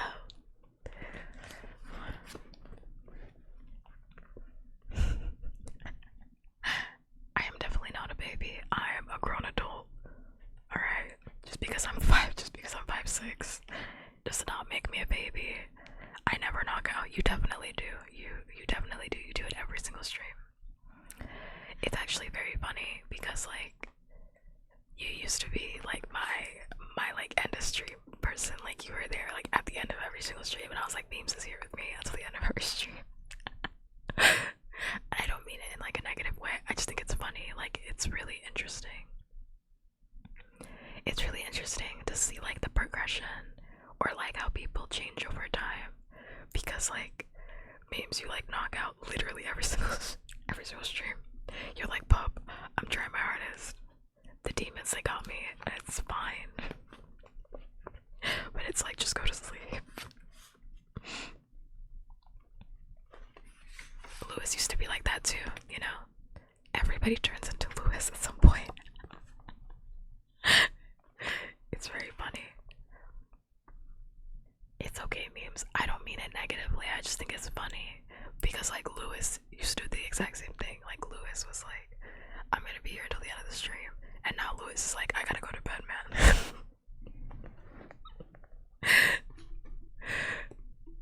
It's okay. We all turn into Lewis eventually. I mean, not me. Because I'm not that old. But, like, you know, the rest of you. For sure, for sure, for sure. I gotta start my training arc, you know. It's okay. I stream really late, and I stream like until like 2 a.m., 3 a.m. for some people, so I understand it. I'm not upset. I just think it's funny.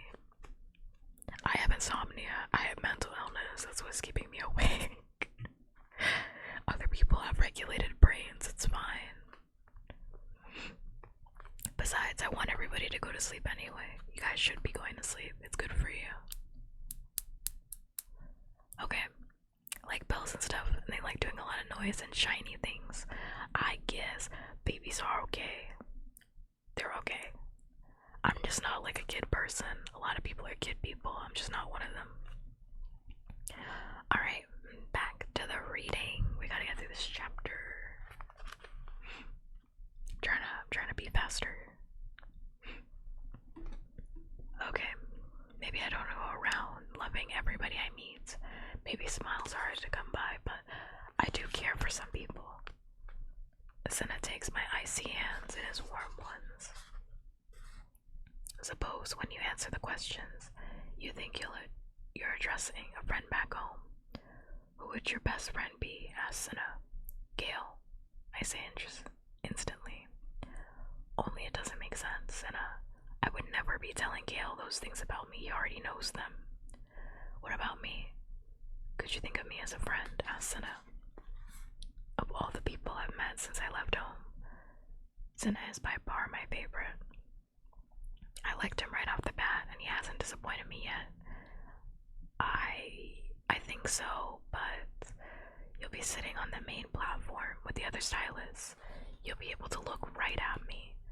When you're asked a question, find me and answer it as honestly as possible, says Senna. Even if what I think is horrible, I ask, because it really might be. Especially if what you think is horrible, says Senna. You'll try it. I nod. It's a plan, or at least it's a straw to grasp at. Too soon. It's time to go. The interviews take place on a stage constructed in front of the training center. Once I leave my room, it will only be minutes until I'm out front of the crowd, the cameras, all of Pan Am. As Senna turns the doorknob, I stop his hand. Senna, I'm completely overcome with stage fright. Remember, they already love you, he says gently. Just be yourself. We meet up with the rest of District 12. Around at the elevator, Portia and her gang have been hard at work. Peta looks striking in a black suit with flame accents, while we look well together. It's a relief to not be dressed identically. Hamish and Effie are all fancied up for the occasion. I avoid Hamish, but accept Effie's compliments. Effie can be tiresome and clueless, but she's not destructive like Hamish. Every time I hear them mention Gale, it feels kind of forced. Once again, it goes back to the fact that, like, Gale is literally like her family. Gale is not somebody that Katniss is in love with, but Katniss also does not know what it means to love somebody romantically. And that's very interesting to me personally. But Katniss literally does not know what it means to like somebody in a romantic way. And we kind of, I feel like it gets explained more in the second book. Maybe, definitely the third book, but like, you see it sprinkled out here where like Katniss, and I think she did it earlier and I just didn't point it out because I was like kind of locked into reading, but like Katniss will often confuse like familial love with romantic love. Like she does that a lot for Gale, where she's like, I don't know what I'm feeling inside, I don't know what to call Gale, right? And it's like, that's your brother. Like she knows in her heart that that's like essentially a family, but she just doesn't know that because everybody around her will imply this sense of romance that does not exist. So she will often conflate the two, and I think that's interesting. And I think that's compelling, but it makes sense too because like Gale is also the only person that she's been able to relate to, because they both lost their father at the exact same time in the exact same incident. Essentially, honestly, if I was gonna break this down, I could talk about this for like 300 hours, but like essentially Gale and Katniss have trauma bonded, and I know we use that word a lot where it's like, oh, people trauma bond, especially online, but like they really have trauma bonded. Like they have a similar shared trauma, and they bond over the fact that they're the oldest in their families and they have been adultified and have been forced to take care of the rest of their family. Like Gale takes care of his mom and his siblings, and Katniss is the exact same thing. They both hunt, they both are engaging in illegal trades, they're both the oldest in their families. Like their relationship and the fact that Katniss constantly brings him up as a point of reflection is actually really important. But I do understand how it can feel forced because it's like all these other things are happening and then Katniss is like, what about Gale? But that's her only point of like reflection sometimes when it's like back home. Gale is like, I can talk about this for like 300 hours. I gotta get off this topic, but like this topic because I know I said like I hated Gale, which is true. I hate Gale, but I also love Gale's character because he's like such a great reflection of who Katniss not only could be if if Katniss was not the person that she was, but also a reflection of like a life that Katniss could have. And we'll touch back on that in the later books because it's important later, but like on a life that Katniss could have had if she fed into conflating romantic and familial love together. It's very good. I do like Gale as a character. I really do. Even though he's sick. He's sick. Anyway, back to reading. When the elevator opens, the other tributes are being lined to take the stage. All 24 of us sit in a big arc throughout the interviews. I'll be last, or second to last, since the girl tributes precedes the boy from each district. How I wish I could be the first and get the whole thing out of the way. I'll have to listen to how witty, funny, humble, fierce, and charming everybody else is before I go up. Plus, the audience will start to get bored, just as the game makers did. And I can't exactly shoot an arrow into the crowd to get their attention. Right before we parade onto the stage, Image comes up behind Peeta and me and growls, "Remember, you're still a happy pair, so act like it." What? I thought we abandoned that when Peeta asked for separate coaching. But I guess that was a private, not a public thing. Anyway, there's not much chance for interaction now. As we walk single file into our seats and take our places. Just stepping onto the stage makes my breathing rapid and shallow. I can feel my pulse pounding in my temples. It's a relief to get to my chair, because between the heels and my legs shaking, I'm afraid I'll trip. Although evening is falling, the city circle is brighter than a summer's day. An elevated seating unit has been set up for the prestigious guests, with the stylist commanding the front row. The cameras will turn to them when the crowd is reacting to their handiwork. A large balcony off of a building to the right has been reserved for the game makers. Television crews have claimed most of the other balconies. But the city circle and the avenues that fed into it are completely packed with people. Standing room only. At homes and community halls around the country, every television set is turned on. Every citizen of Panem is tuned in. There will be no blackouts tonight. Caesar Flickerman, the man who has hosted the interviews for more than 40 years, bounces onto the stage. It's a little scary because his appearance has been virtually unchanged during all that time. Same face, under a coating of pure white makeup. Same hairstyle that he dyes a different color for each Hunger Games.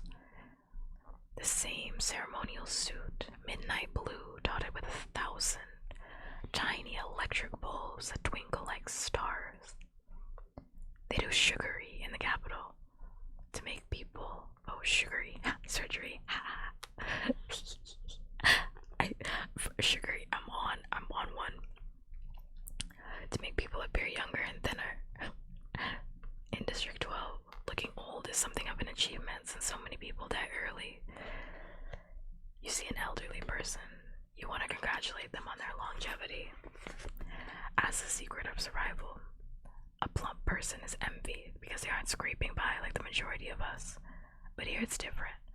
Wrinkles aren't desirable. A round belly isn't a sign of success. This year, Caesar's hair is a powder blue, and his eyes and lips are coated the same blue hue. He looks freakish, but less frightening than he did last year when his color was crimson, and he seemed to be bleeding. Caesar tells a few jokes to warm the audience, but then gets down to business. tribute from District 1, looking provocative in a see-through golden gown, steps up the center of the stage to join Caesar for her interview. You can tell her mentor didn't have any trouble coming up with an angle for her. With that flowing blonde hair, emerald green eyes, her body tall and lush, she's sexy all the way. Each interview only lasts 3 minutes, then a buzzer goes off and the next tribute is up. I'll say this for Caesar, he really does his best to make the tribute shine. He's friendly, tries to set the nervous ones at ease, then laughs at lame jokes and can turn a weak response into a memorable one by the way he reacts. I sit like a lady, the way Effie showed me, as the district slipped by. 2, 3, 4. Everyone seems to be playing up some angle. The monstrous boy from District 2 is a ruthless killing machine. The fox-faced girl from District 5 is sly and elusive. I spotted Cinna as soon as he took his place, but even his presence cannot relax me. 8, 9, 10. The crippled boy from 10 is very quiet. My palms are sweating like crazy, but the jewel dress isn't absorbent, and they skid right off if I try to dry them. 11. Rue, who is dressed in a gossamer gown, complete with wings, flutters her way to Caesar. A hush falls over the crowd at the sight of this magical wisp of a tribute. Caesar's very sweet with her, complimenting her 7 in training. An excellent score for one so small. When he asks what her greatest strength in the arena will be, she doesn't hesitate. I'm very hard to catch, she says in a tremulous voice. And if they can't catch me, they can't kill me, so don't count me out. I wouldn't in a million years, says Caesar, encouragingly. The boy from District 11, Thresh, has the same dark skin as Rue, but the resemblance stops there. He's one of the giants, probably 6.5 feet tall and built like an ox, but I noticed he rejected the invitations from the career tributes to join their crowd. Instead, he's been very solitary, speaking to no one, showing little interest in training. Even so, he scored a 10, and it's not hard to imagine he impressed the game makers. He ignores Caesar's attempts at banter and answers with a yes or no, or just remains silent. If only I was his size, I could get away with sullen and hostile and it would be just fine. I bet half the sponsors are at least considering him. If I had any money, I'd bet on him myself. And then they're calling Katniss Everdeen, and I feel myself, as if in a dream, standing and making my way center stage. I shake Caesar's outstretched hand, and he has the good grace to not immediately wipe off on his suit. So Katniss, the capital must be quite a change from District 12. What's impressed you most since you've arrived here? Asked Caesar. What? What did he say? It's as if the words make no sense. My mouth has gone dry as sawdust. I desperately find Cinna in a crowd and lock eyes with him. I imagine the words coming from his lips. What's impressed you most since you've arrived here? I rack my brain for something that made me happy here. Be honest, I think. Be honest. The lamps too. I get out.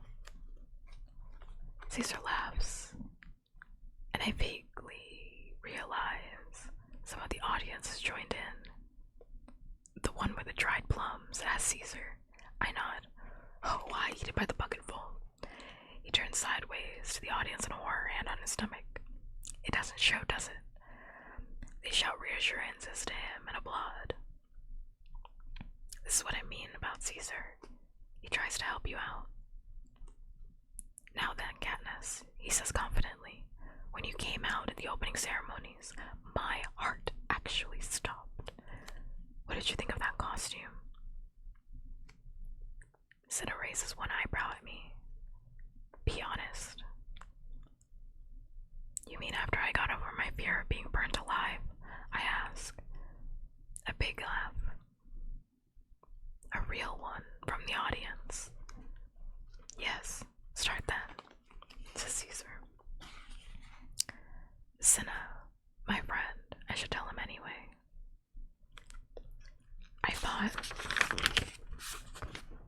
Cinna was brilliant, and it was one of the most gorgeous costumes I'd ever seen, and I couldn't believe I was wearing it. I can't believe I'm wearing this either. I lift up my skirt to spread it out. I mean, look at it. As the audience oohs and ahs, I can see Cinna make the tiniest circular motion with his finger. But I know what he's saying. Twirl for me. I spin in a circle once, and the reaction is immediate. Ooh, do that again, says Caesar. So I lift up my arms, spin around and around, letting my skirt fly out, letting the dress engulf me in flames. The audience breaks into cheers. When I stop, I clutch Caesar's arm. Don't stop, he says. I have to. I'm dizzy. I'm also giggling, which I think I've done maybe never in my lifetime. But the nerves and the spinning have gotten to me. Caesar wraps a protective arm around me. Don't worry, can't have you following in your mentor's footsteps. Everyone's hooting as the cameras find Image, who is by now famous for his head dive at the reaping, and he waves at them good-naturedly and points back to me. It's alright, Caesar reassures the crowd. She's safe with me. So, how about that training score? 11. Give us a hint about what happened in there. I glance at the game makers on the balcony and bite my lip. All I can say is, I think that was a first. The cameras are right on the game makers, who are chuckling and nodding. Hi, Emo. Hi.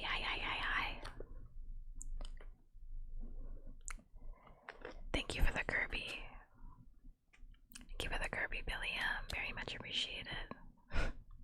It's been a while since I watched your stream. I know, I was just about to say, oops. It's not an oops, it's okay. It doesn't bother me. I mean, that's what the redeems are for.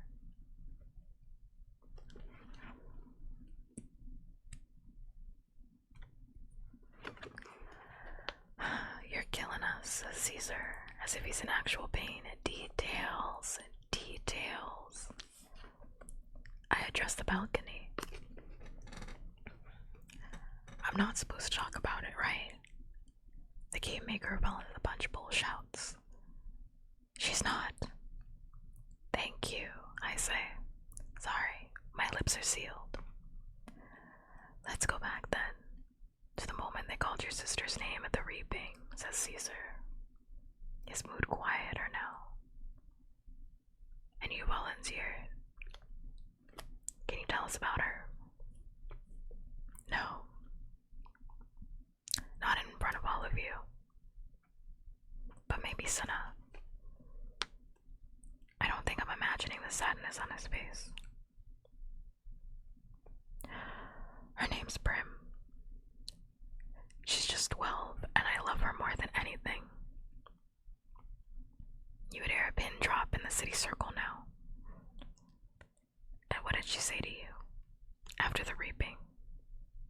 Caesar asks. Be honest. I swallow hard.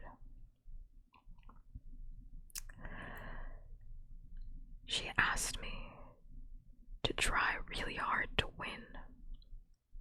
The audience is frozen hanging on my every word. And what did you say? Prompts Caesar gently. But instead of warmth, I feel an icy rigidity take over my body.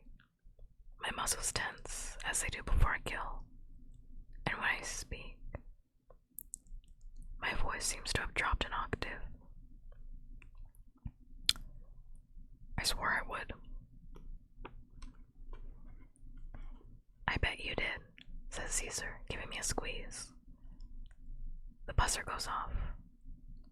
Sorry, we're out of time. Best of luck, Katniss Everdeen. Tribute from District 12.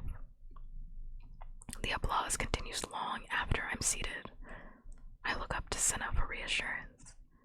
He gives me a subtle thumbs up. Oh. I'm still in a daze with the first part of Peeta's interview. He has the audience from the get-go, though. I can hear them laughing, shouting out. He plays up the baker's son thing, comparing the other tributes to breads from their district, then has a funny anecdote about the perils of the capital showers. Tell me, do I still smell like roses? He asks Caesar, and there's a whole run where they take turns sniffing each other that brings down the house. I'm coming back into focus when Caesar asks him if he has a girlfriend back home. Peeta hesitates, then gives an unconvincing shake of his head. Handsome lad like you, there must be some special girl. Come on, what's her name? Says Caesar. Peeta sighs. Well, there is this one girl. I've had a crush on her ever since I can remember. But I'm pretty sure she didn't know I was alive until the reaping. Sounds of sympathy from the crowd. Unrequited love they can relate to. She have another fellow?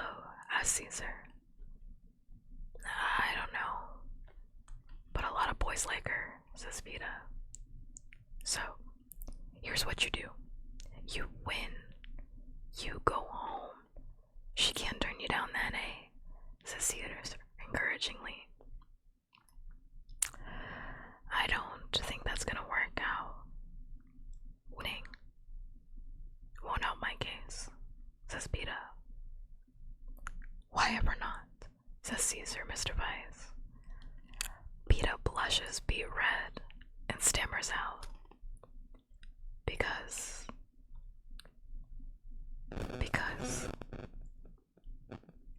she came here with me.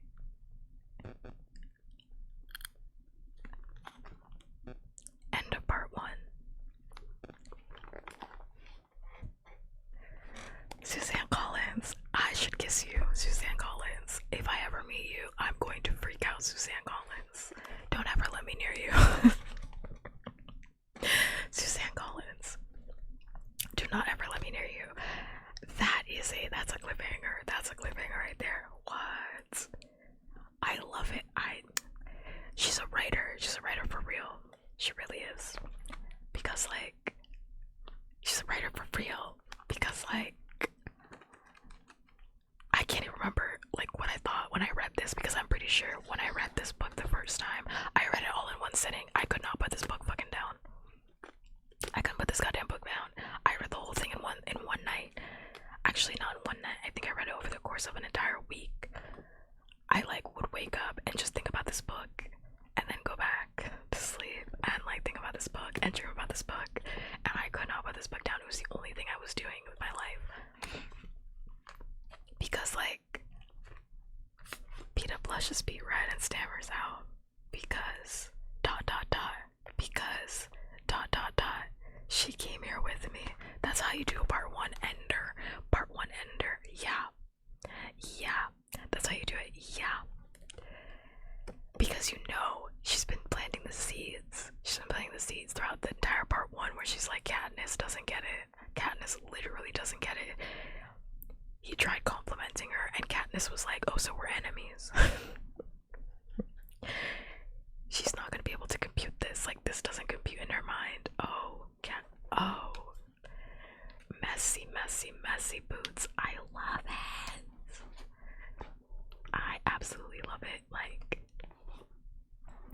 has such a big smile on my face. This book series is so good. This book series is so good. I love the Hunger Games. This book series is so good. It's so good. I also just love that, like, he says before that, like, Peeta just has this, like, good humor about him. And even Katniss is like, yeah. He's like, yeah, really funny guy, yeah. Love that. I don't even know what to say. I don't know what to say. I just love this book. Like, what is there for me to say? I love this book. It's just a very good book. Peeta, by the way, Peeta, you are a reality show god. Peeta's a reality show god. Because, and we're not even gonna get, Peeta's greatest moment hasn't even happened yet, and it's not even gonna happen in this book. But I can't wait to read it when I finally do get to read it. But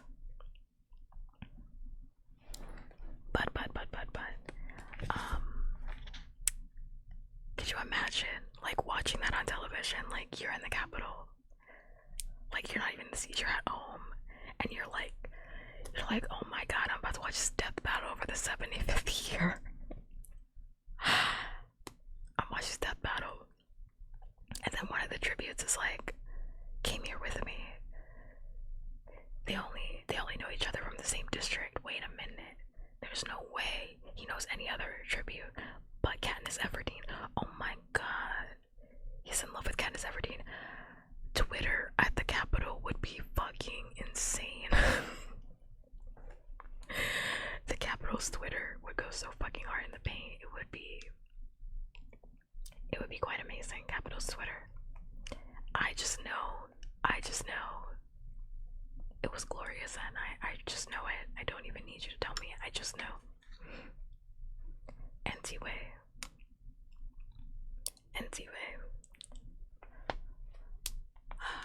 Let's do a quick stretch.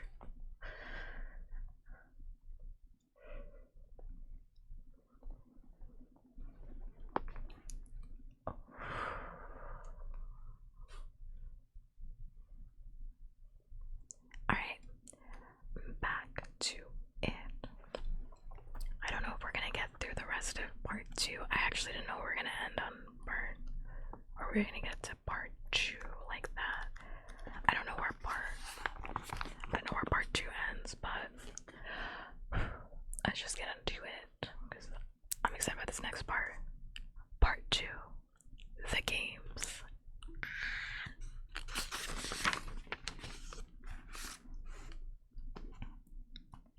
Chapter 10.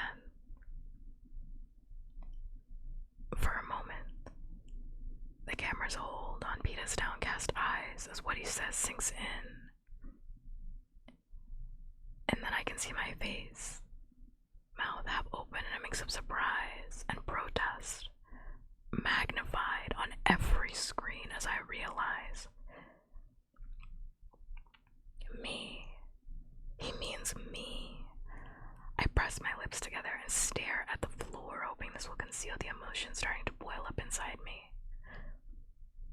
Oh, that is a piece of bad luck, says Caesar, and there's a real edge of pain in his voice. The crowd is murmuring in agreement, and few have even given agonized cries. It's not good, agrees Peeta. Well, I don't think any of us can blame you. It'd be hard not to fall for that young lady, says Caesar. She didn't know. Peeta shakes his head. Not until now. I allow my eyes to flicker up to the screen long enough to see that blush on my cheeks is unmistakable. Wouldn't you love to pull her out back here and get a response? Caesar asks the audience, and the crowd screams assent. Sadly, rules are rules, and Katniss Everdeen's time has been spent.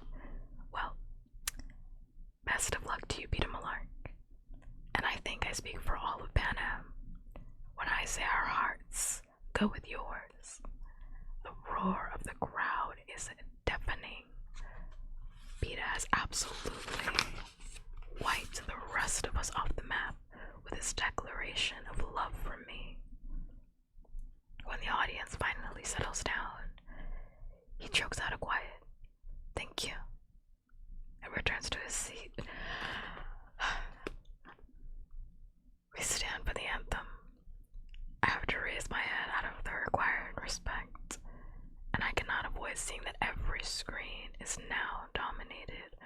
shot of Peter and me, separated by a few feet, that in the viewers' heads can never be breached.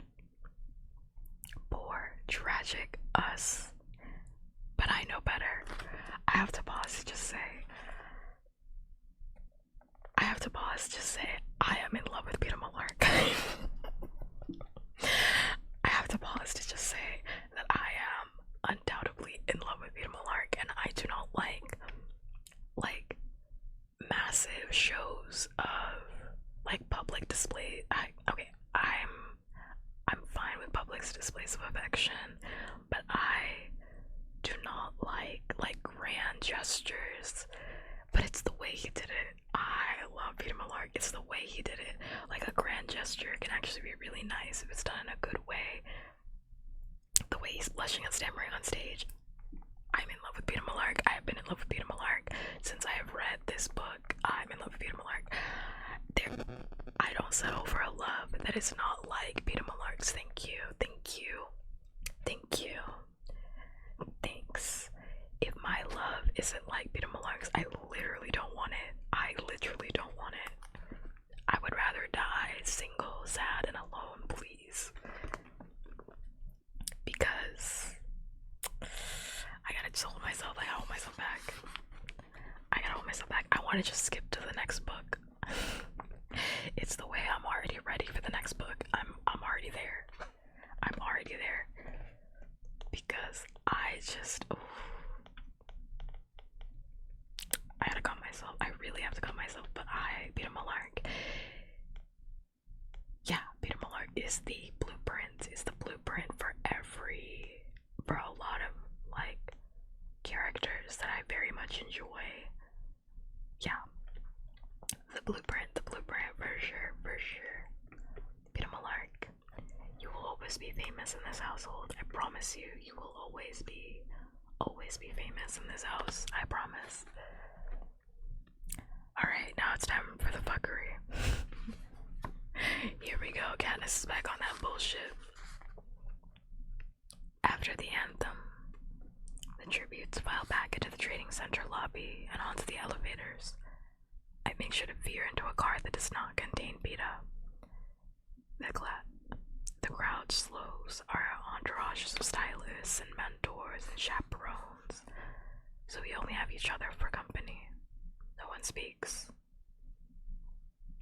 My elevator stops to deposit 4 tributes before I'm alone, and then I find myself opening the doors on the 12th floor. Peta has only just stepped from his car when I slam my palms into his chest. He loses his balance and crashes into an ugly urn filled with fake flowers. The urn tips and shatters into hundreds of tiny pieces. Peta lands in the shards, and blood immediately flows from his hands. What was that for? He says aghast. You had no right. You had no right to go saying those things about me. I shout at him. Now the elevator doors are open, and the whole crew is there. Effie, Hamish, Senna, Portia. What's going on? Says Effie. A tone of hysteria in her voice. Did you fall? After she shoved me, says Peta. As Effie and Senna helped him, Hamish turns on me. Shoved him. This was your idea, wasn't it? Turning me into some kind of fool in front of the entire country. I answer. It was my idea, says Peta, wincing as he pulls spikes of pottery from his palms. Hamish just helped me with it. Yes, Hamish is very helpful to you. I say, you are a fool. Hamish says in disgust. Do you think he hurt you? That boy gave you something you could never achieve on your own. He made me look weak, I say. He made you look desirable. And let's face it, you can use all the help you can get in that department. You were about as romantic as dirt until he said he wanted to, and now they all do. You're all they're talking about, the star-crossed lovers from District 12, says Hamish. But we're not star-crossed lovers, I say. Hamish grabs my shoulders and pins me against the wall. Who cares? It's all a big show. It's how you're perceived. The most I could say about you after your interview is that you were nice enough, although that in itself is a small miracle. Now I can say you're a heartbreaker. Oh, how the boys back home fall longingly at your feet. Which do you think is gonna get you more sponsors? The smell of wine on his breath makes me sick. I shove his hands off my shoulders and step away, trying to clear my head. Senna comes over and puts his arms around me. He's right, Katniss. I don't know what to think. I should have been told, so I don't look so stupid. No, your reaction was perfect. If you'd known, it wouldn't have been as real. Says Portia. She's worried about her boyfriend. Speed up gruffly. It's not funny.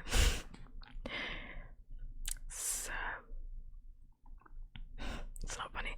Speed up gruffly tossing away a bloody piece of urn. My cheeks burn again at the thought of Gale. I don't have a boyfriend. Whatever, says Peta, but I bet he's smart enough to know a bluff when he sees it. Besides, you didn't say you loved me, so what does it matter?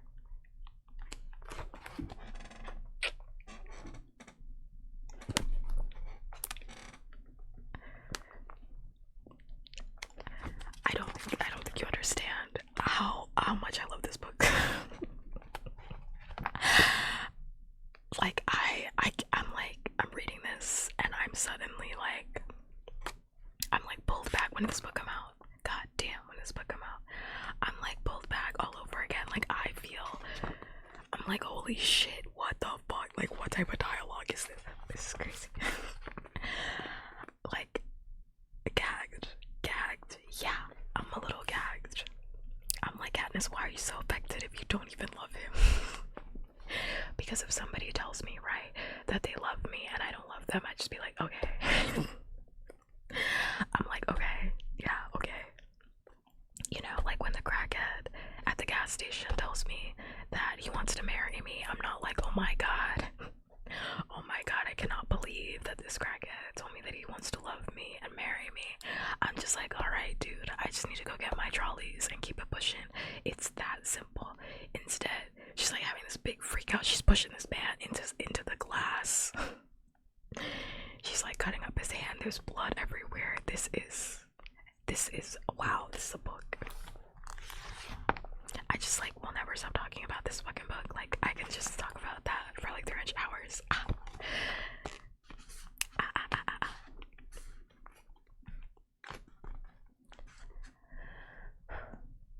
The words are sinking in.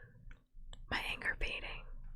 I'm torn now between thinking I've been used and thinking I've been given an edge. Haymitch is right. I've survived my interview. But what was I really? A silly girl spinning in a sparkling dress, giggling. My only moment of substance I had was when I talked about Prim. Compare that with Thresh, his silent, deadly power, and I'm forgettable. Silly and sparkly and forgettable. No, not entirely forgettable. I have my 11 in training, but now Peta has made me an object of love, not just his. To hear him tell it, I have many admirers, and if the audience really thinks we're in love, I remember how strongly they responded to his confession. Star-crossed lovers. Haymitch is right. They eat that stuff up in the Capitol. Suddenly, I'm worried I didn't react properly. After he said he loved me, did you think I could be in love with him too? I ask.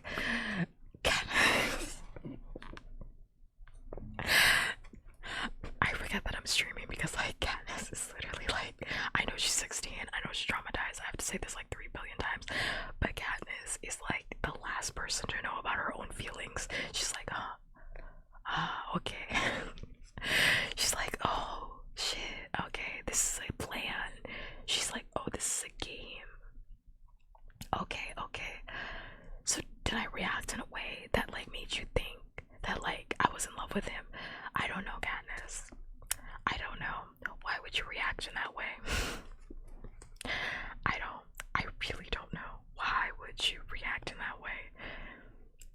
was blushing. She was looking at the floor. I mean, I don't know, Katniss. Why would you react in that way? I don't know. I really don't know. Anyway, my name is Crackhead. Your name is not Crackhead. Your name is Memes. And you are not the crackheads that harassed me at the gas station. I can tell you that much. At least I don't think so. You know, I really don't know. So maybe you are the crackheads that bother me at the gas station. I don't know. Maybe so. Oh my god, I gotta stop talking because literally, okay, the next line of dialogue is, I did, says Portia, the way you avoided looking at the cameras, the blush. Anyway,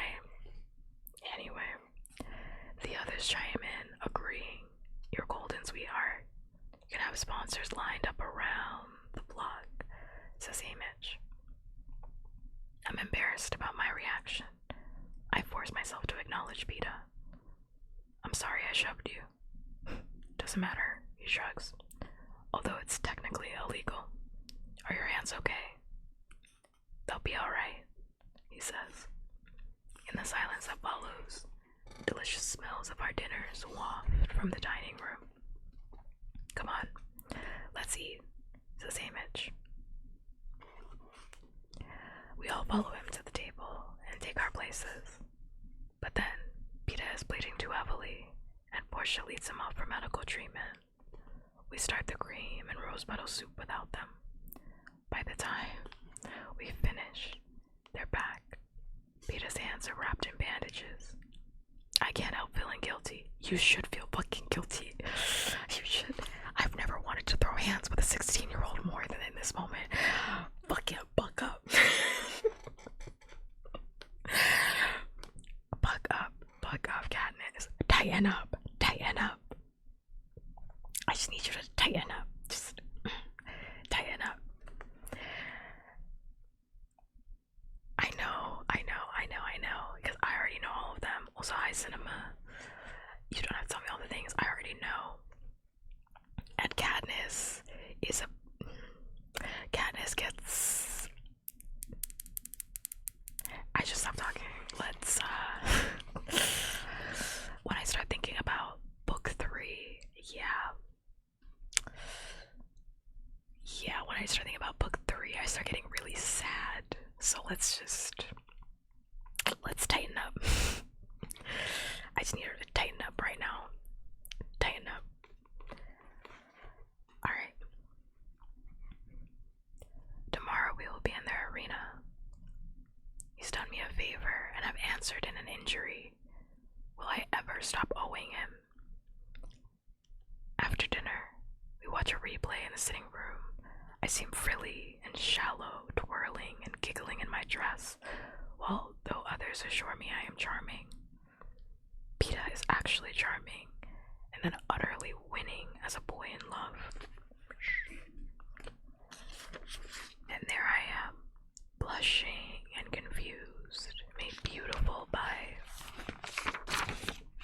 Cinna's hands, desirable by Peta's confession, tragic by circumstance, and by all accounts unforgettable. When the anthem finishes and the screen goes dark, a hush falls over the room. Tomorrow at dawn, we will be roused and prepared by the arena.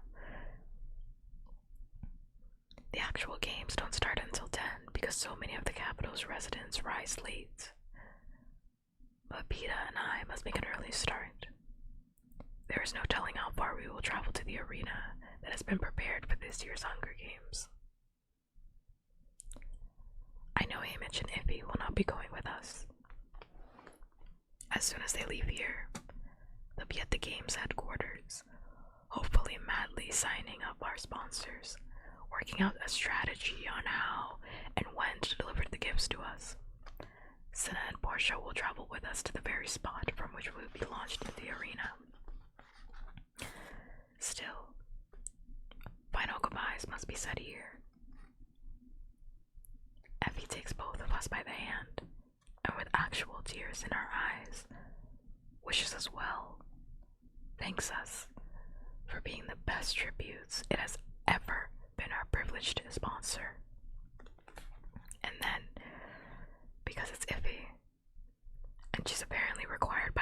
say something awful.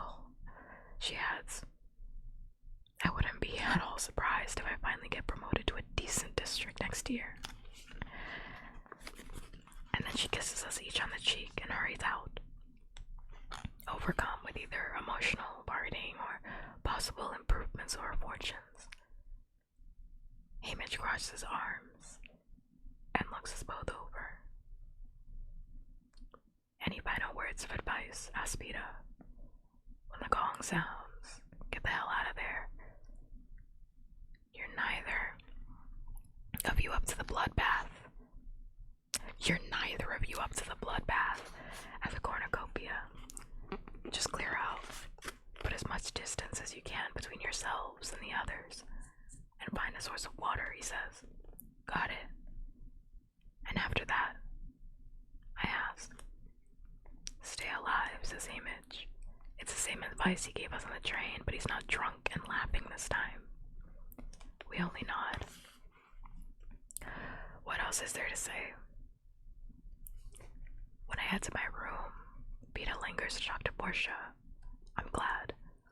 Whatever strange words of parting we exchange can wait until tomorrow. My covers are drawn back, but there's no sign of the red-headed Avox girl. I wish I knew her name. I should have asked. She could write it down maybe, or act it out. But perhaps that would only result in punishment for her.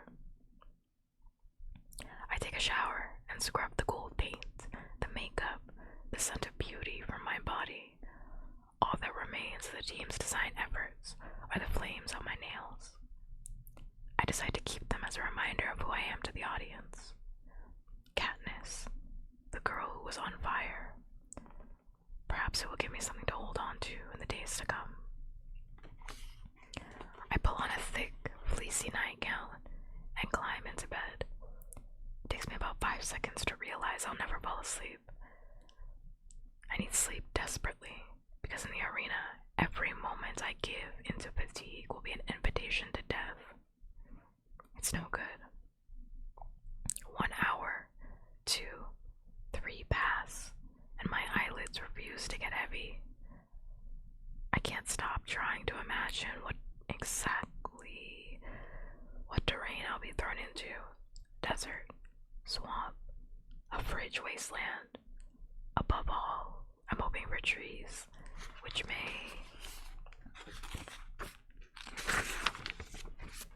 afford me some means of concealment and food and shelter.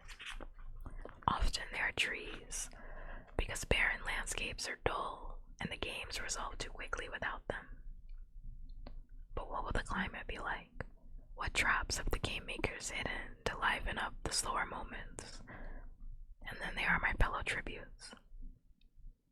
The more anxious I am to find sleep, the more it eludes me.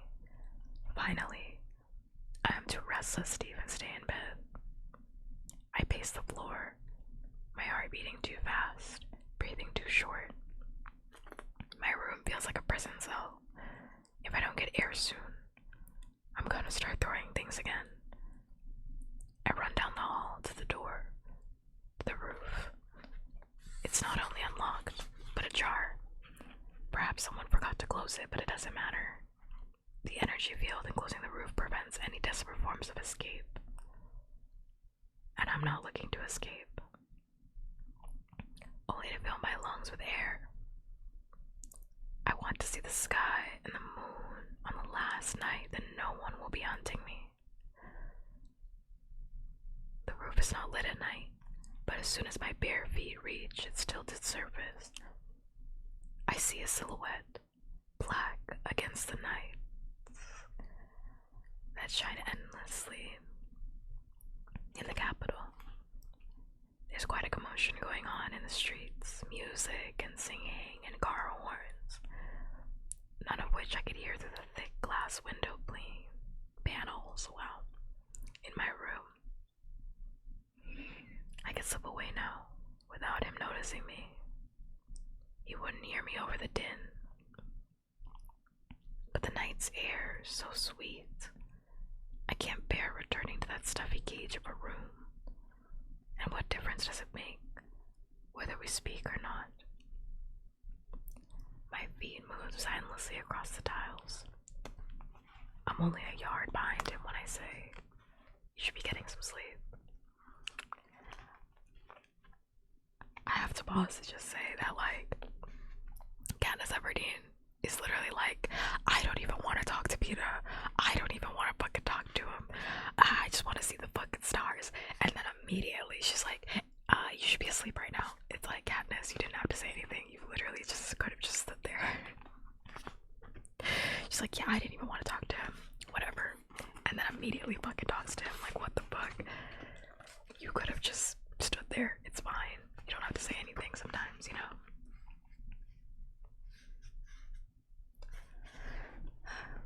He starts, but doesn't turn. I can see him give his head a light shake. I didn't want to miss the party. It's for us after all. I come up beside him and lean over the edge of the rail. The wide streets are full of dancing people.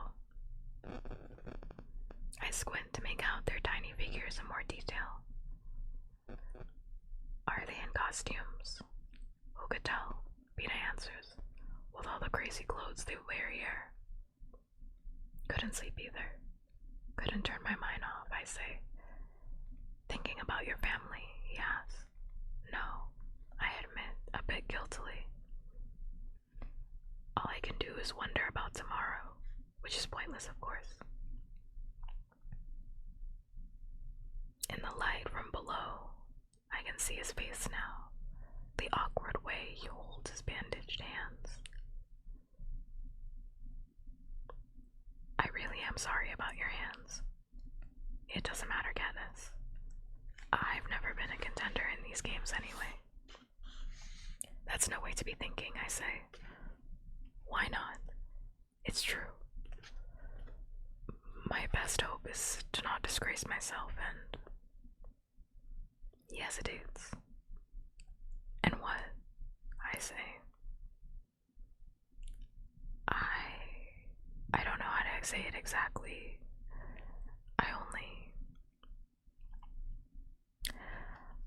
I want to die as myself. Does that make any sense? He asks. I shake my head. How can he die as anyone but himself? I don't want them to change me in there. Turn me into some kind of monster that I'm not.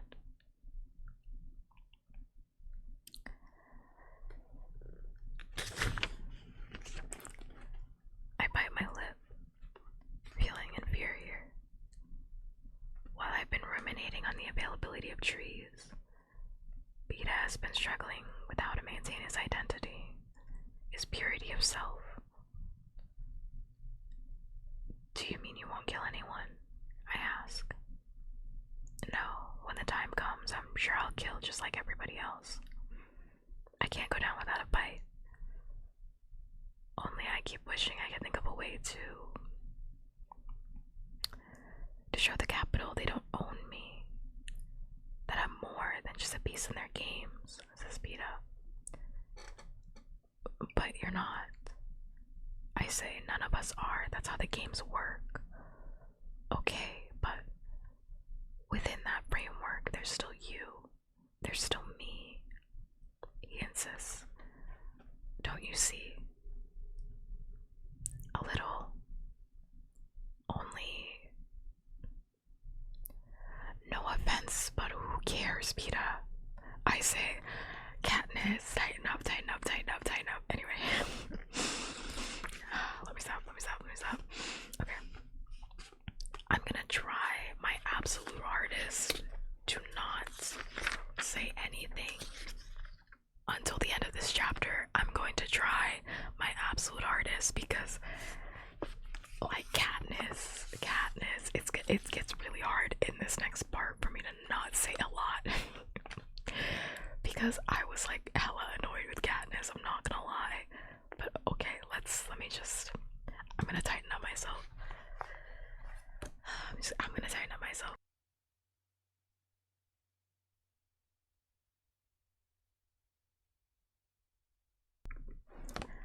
I don't hate Katniss. I understand Katniss. I also, two things can be true. I can understand exactly why Katniss is the way she is, and also find Katniss a little bit annoying, which is very interesting to me. She's an amazing character. She's actually one of my favorite book characters of all time.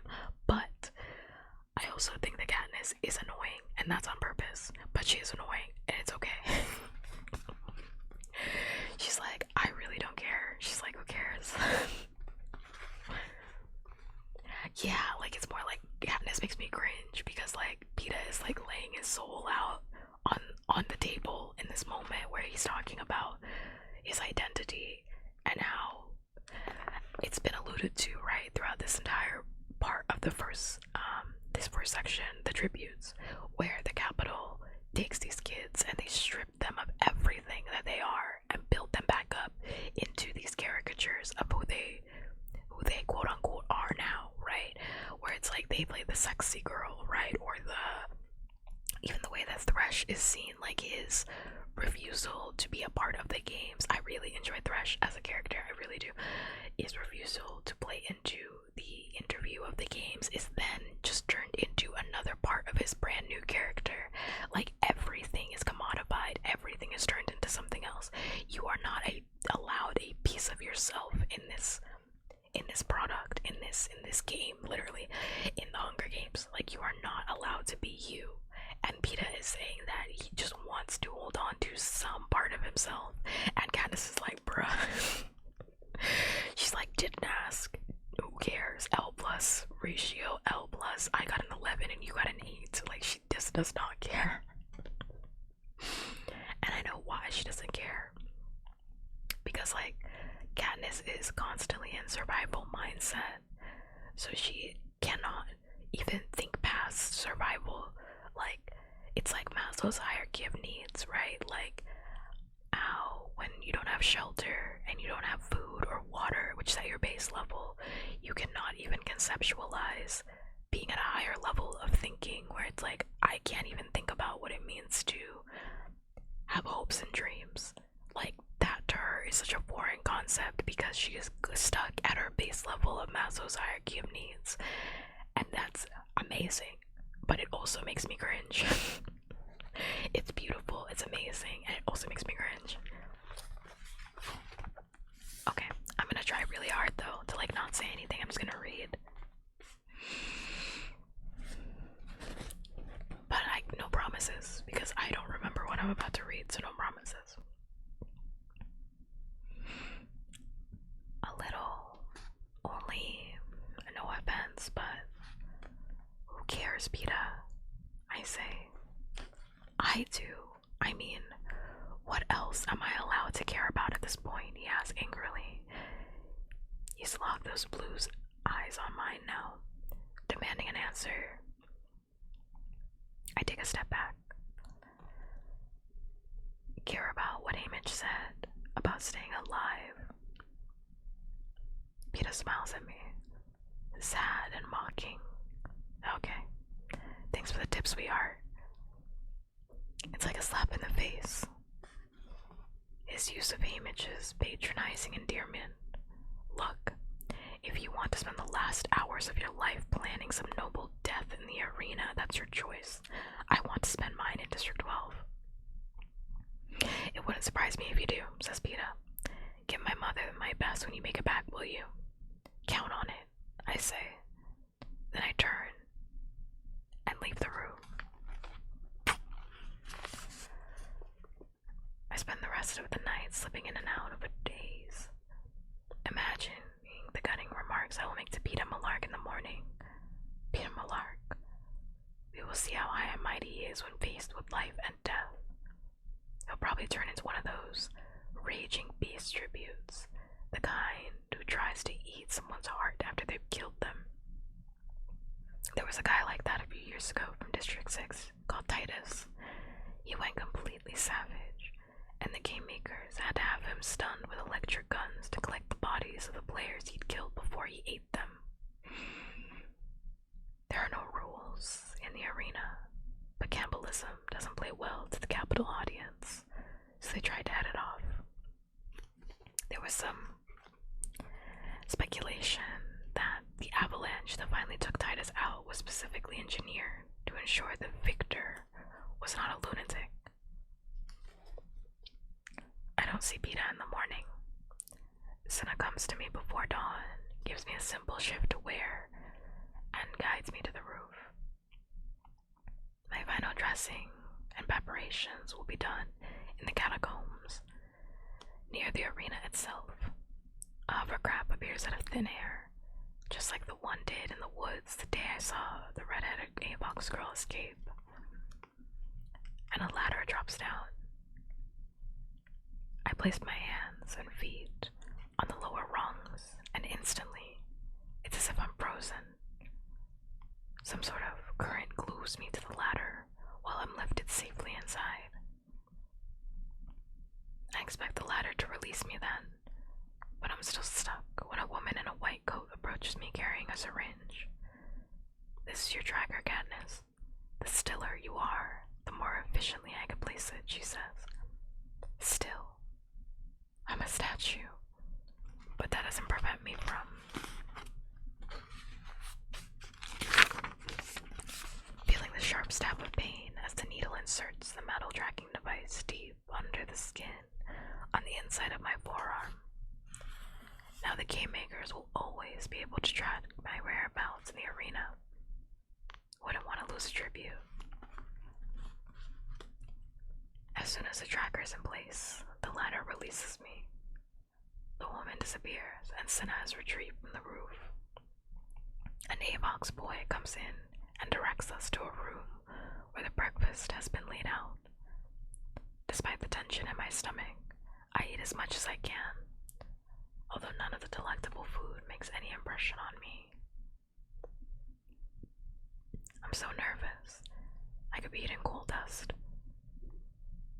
The one thing that distracts me at all is the view from the windows as we sail over the city and then to the wilderness beyond. This is what birds see.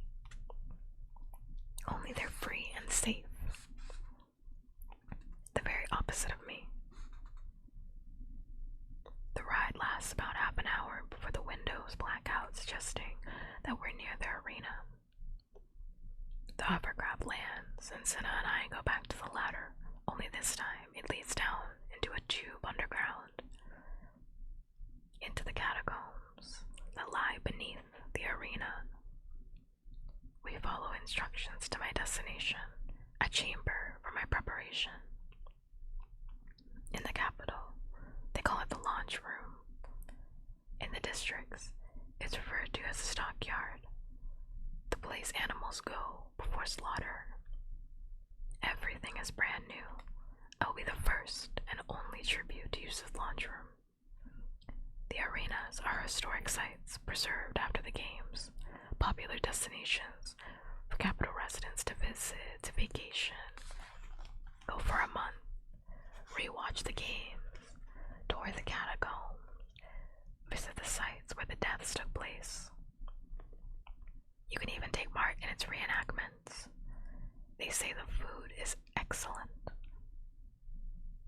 I struggle to keep my breakfast down as I shower and clean my teeth. Senna does my hair in my simple trademark braid down my back.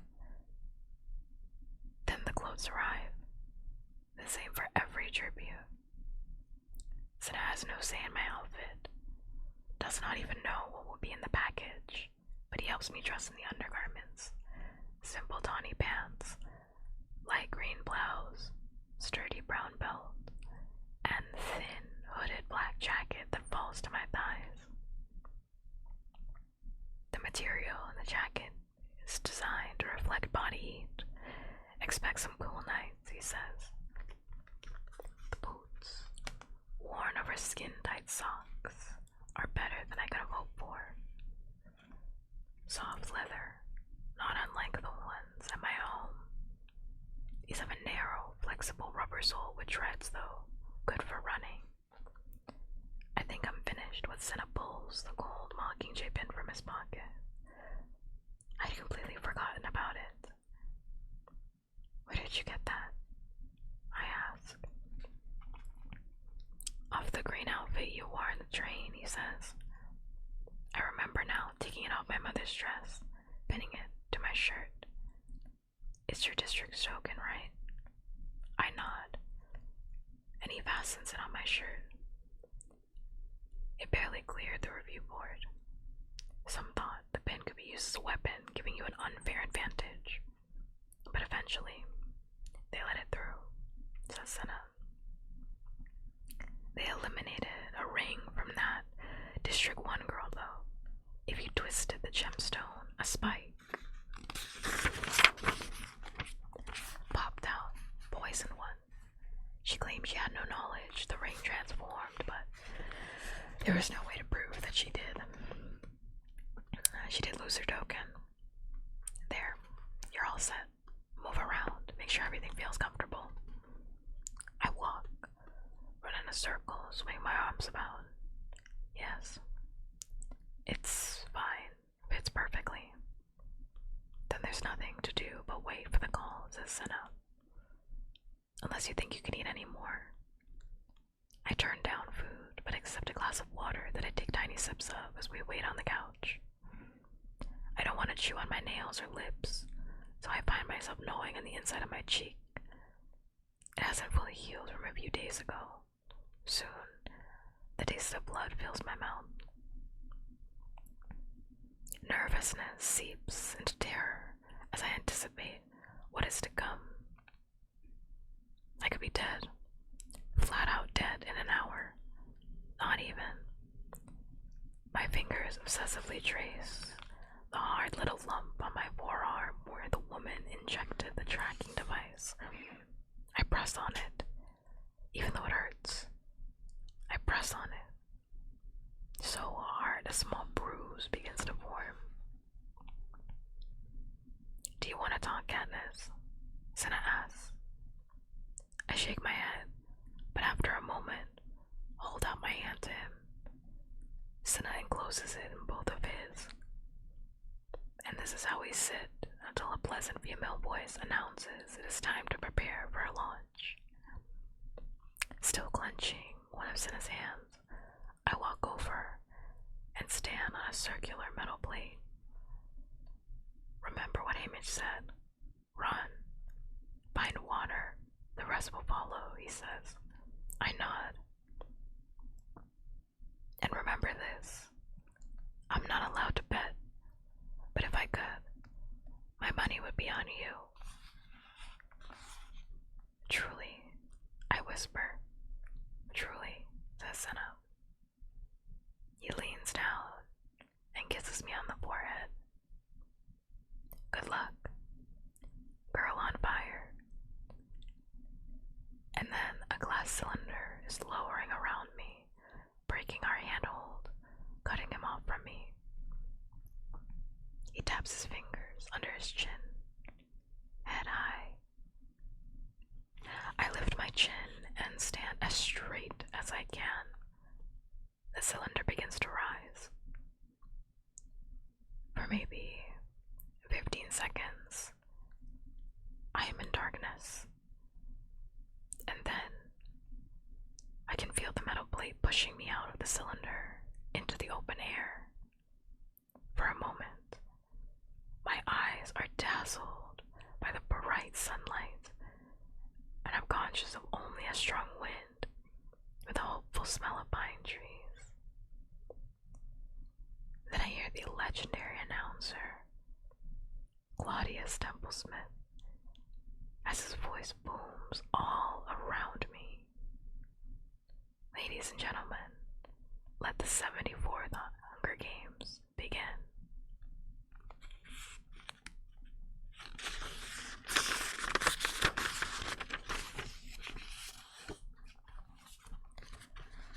Chapter 11.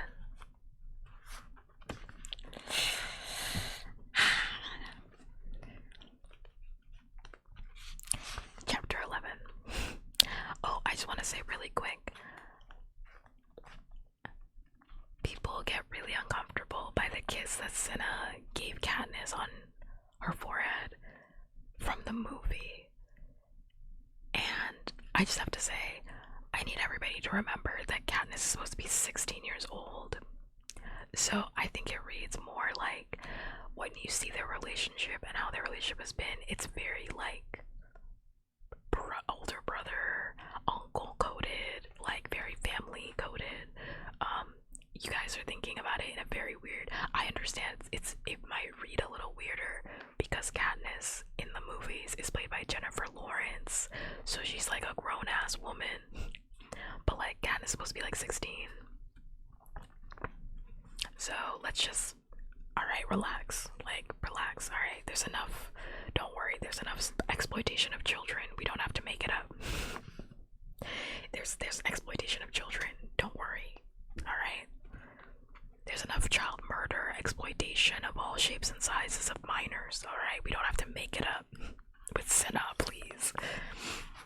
I find that very weird whenever some people bring that up. I'm just like, okay, that's only in the movies though. Like if you read it, like it's like a comfort, very clearly a comfort, please. Stop being weird. Okay. Chapter 11. 60 seconds. That's how long we're required to stand on our metal circles before the sound of a gong releases us. Step off before the minute is up. A landmine blows your leg off.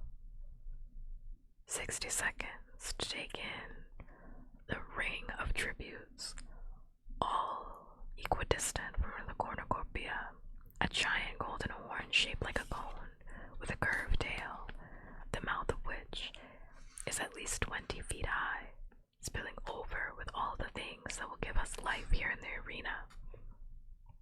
Food, containers of water, weapons, medicine, garments, fire starters. Strewn around the cornucopia are other supplies, their value decreasing the farther they are away from the horn. For instance, only a few steps from my feet lies a 3-foot square of plastic. Certainly it could be of some use in a downpour, but there, at the mouth, I can see a 10-pack that would protect from almost any sort of weather. If I had the guts to go in and fight for it against the other 23 tributes, which I have been instructed not to do. We are on a flat, open stretch of ground, the plain of hardened packed dirt. Behind the tributes across from me I can see nothing, indicating either a steep downward slope or even a cliff. To my right lies a lake. To my left and back, sparse piney woods. This is where Hamish will want me to go immediately. I hear his instructions in my head. Just clear out, put as much distance as you can between yourselves and the others, and find a source of water. But it's tempting, so tempting, when I see the bounty waiting there before me, and I know that if I don't get it, someone else will. That the career tributes who survive the bloodbath will divide up most of these life-sustaining spoils. Something catches my eye. There, resting on a mound of blanket rolls, is a silver sheath of arrows and a bow, already strung, just waiting to be engaged. That's me. I think it's meant for me. I'm fast. I can sprint faster than any of the other girls in our school, although a couple can beat me in distance races. But this 40-yard length, this is what I'm built for. I know I can get it. I know I can just reach it first. But then the question is, how quickly can I get out of there? By the time I've scrambled up the packs and grabbed the weapons, others will have reached the horn. One or two I might be able to pick off, but say there's a dozen. At that close range, they could take me down with spears and the clubs, or their own powerful fists. Still, I won't be the only target. I'm betting many of gas up a smaller girl, even one who scored an 11 in training, to take out their more fierce adversaries. Aim had just never seen me run. Maybe if he had, he'd tell me to go for it, get the weapon, since that's the very weapon that might be my salvation. And I only see one bow in the whole pile. I know the minute must almost be up. And we'll have to decide what my strategy will be, and if I find myself positioning my feet to run, not away into the surrounding forest, but toward the pile, toward the bow. When I suddenly notice Peta. He's about 5 tributes to my right, quite a fair distance. Still, I can tell he's looking at me, and I think he might be shaking his head, but the sun's in my eyes, and I'm puzzling over it when the gong rings out, and I've missed it. I missed my chance, because those extra couple of seconds I've lost by not being ready are enough to change my mind about going in. My feet shuffle for a moment, confused at the direction my brain wants to take. Then I lunge forward, scoop up the sheet of plastic and a loaf of bread. The pickings are so small, I'm so angry with Pito for distracting me that I sprint in 20 yards to retrieve a bright orange backpack that could hold anything, because I can't stand leaving with virtually nothing. A boy, I think from District 9, reaches for the pack at the same time I do, and for a brief time we grapple for it, and then he coughs, splattering blood in my face. I stagger back, repulsed by the warm, sticky spray. Then the boy slips to the ground, and that's when I see the knife in his back. Already, other tributes have reached the cornucopia and are spreading out to attack. Yes, the girl from District 2, 10 yards away, running towards me, one hand clutching half a dozen knives. I've seen her throw in training. She never misses, and I'm her next target. All the general fear I've been feeling condenses into an immediate fear of this girl, this predator who might kill me in seconds. Adrenaline shoots through me, and I sling the pack over one shoulder and run full speed for the woods. I can hear the blade whistling toward me and reflexively hike up my back to protect my head. The blade lodges in the back. Both straps are on my shoulders now. I make for the trees. Somehow, I know the girl will not pursue me, that she'll be drawn back into the cornucopia before all the good stuff's gone. A grin crosses my face. Thanks for the knife, I think. At the very edge of the woods, I turn for one instant to survey the field. About a dozen or so tributes are hacking away at one another at the horn. Several lie dead already on the ground. Those who have taken flight are disappearing into the trees or into the void opposite me. I continue running until the woods have hidden me from the other tributes, then slow into a steady jog that I think I can maintain for a while. For the next few hours, I alternate between jogging and walking, putting as much distance as I can between myself and my competitors. I lost my bread during the struggle with the boy from District 9, but managed to stuff the plastic in my sleeve, so as I walk, I fold it neatly and tuck it into my pocket. I also free the knife. It's a fine one, with a long, sharp blade serrated near the handle, which will make it handy for sawing through things, and slide it into my belt. I don't dare stop to examine the contents of the bag yet. I just keep moving, pausing only to check for pursuers. That's a surprise too we're gonna put in our bag for later. I can go a long time. I know that from my days in the woods, but I still need water. That was Hamich's second instruction, and since I sort of botched the first, keep a sharp eye for any sign of it. No luck.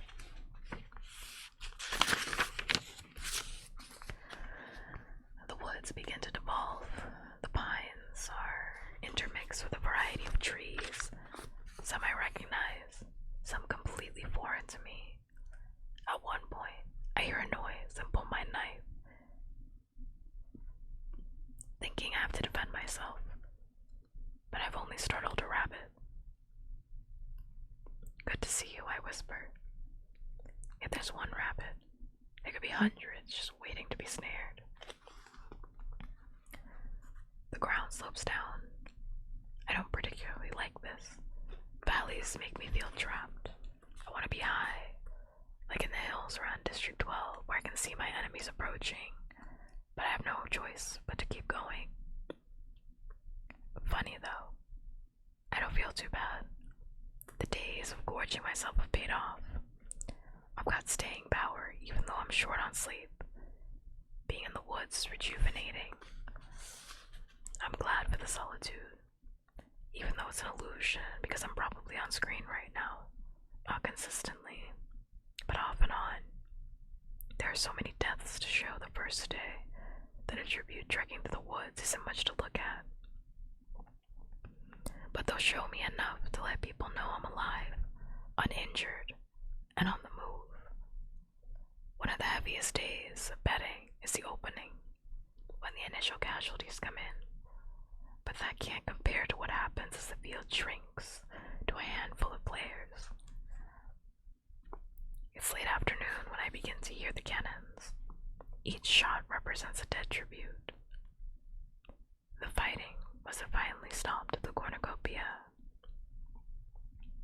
They never collect the blood-bad bodies until the killers have dispersed.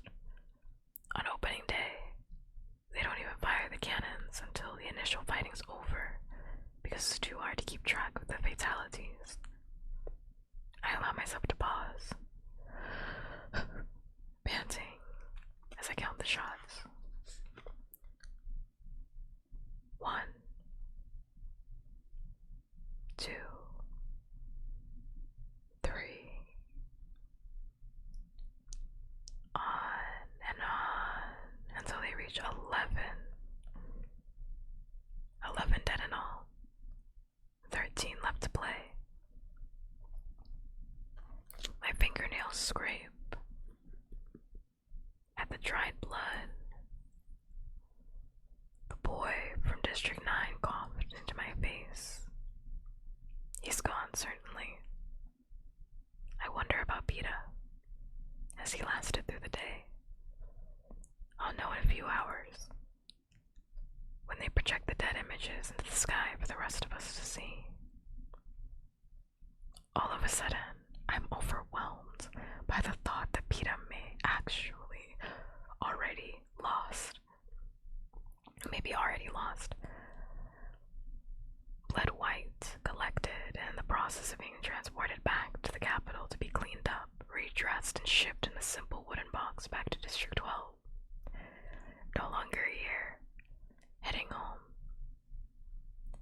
I try hard to remember if I saw him once the action started, but the last image I can conjure up is Peta shaking his head as the gong rang out.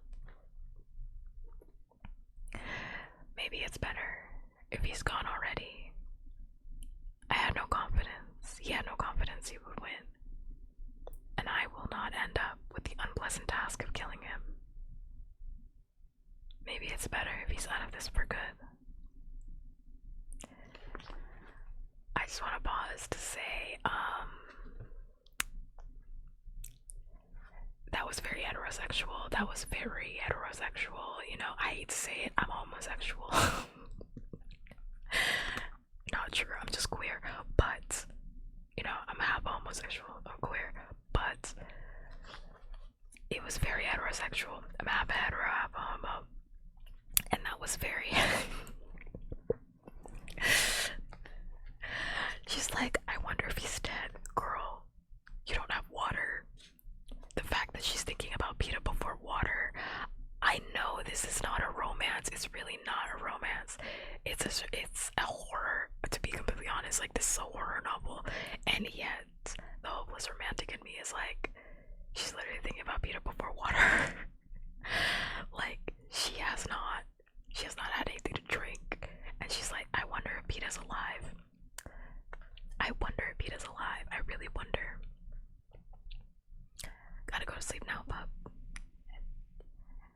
Wake up in 6 hours. Have a good stream. Keep reading. Love you. Good night. Thank you. Thanks, memes. I very much appreciate it. Go get your good sleep. Thank you for the just for memes. Redeem, of course. Very much appreciate it. Alright.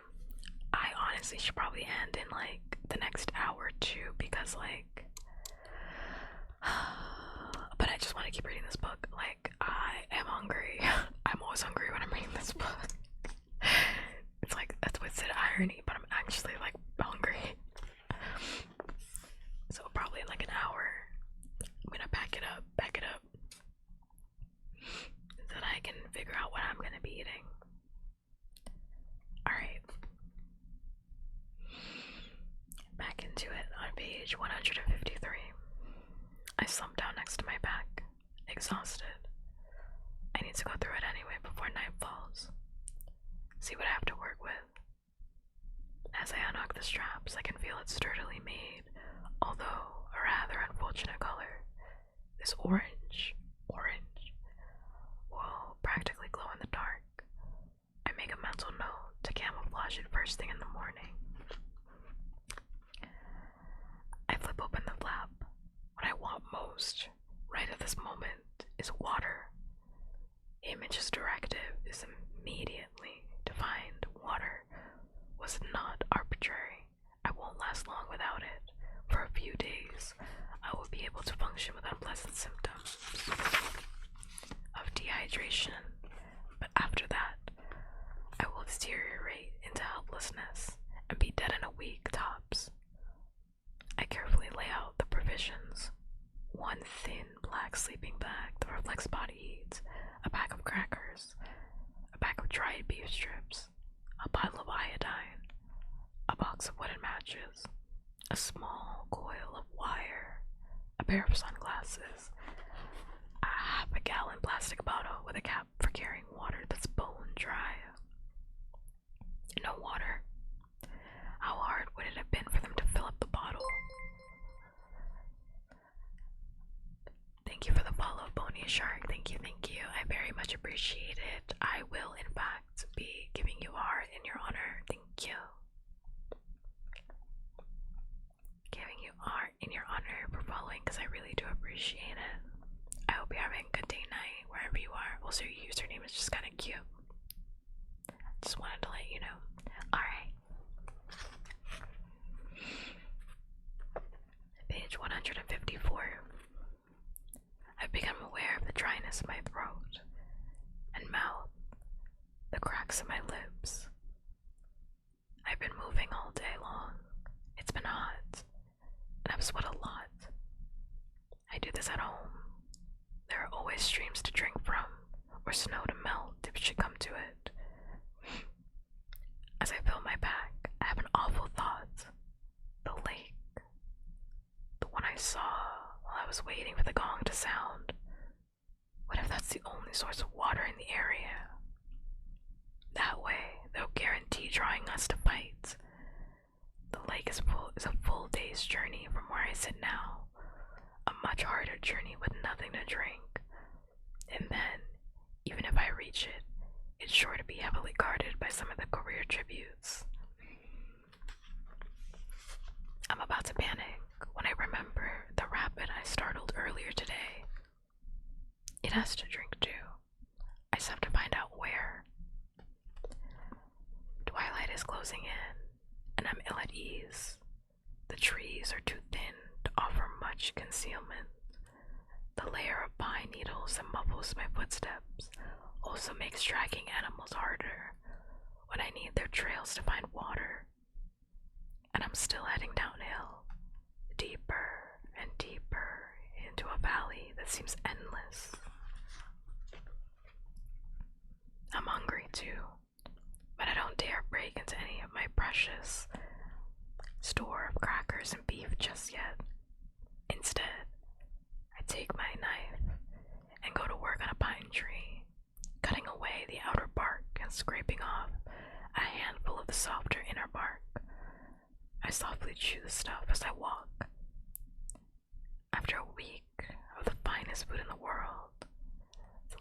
hard to choke down. But I've eaten plenty of pine in my life. I'll adjust quickly. In another hour, it's clear I've got to find a place to camp. Night creatures are coming out. I can hear the occasional hoot of an owl. My first clue that I'll be competing with natural predators for the rabbits. As to whether I'll be viewed as a source of food, it's too soon to tell. There could be any number of animals stalking me at this moment. But right now, I decide to make my fellow tributes a priority. I'm sure many will continue hunting through the night. Those who fought it out at the cornucopia will have food, an abundance of water from the lake, torches or flashlights, and weapons they're itching to use. I can only hope I've traveled far and fast enough to be out of range. Before settling down, I take my wire and set up 2 twitch-up snares in a bush. I know it's risky to be setting traps, but food will go so fast out here, and I can't set snares on the run. Still, I walk another 5 minutes before making camp. I pick my tree carefully, a willow, not terribly tall, but set in a clump of other willows, offering concealment in those long, flowing tresses.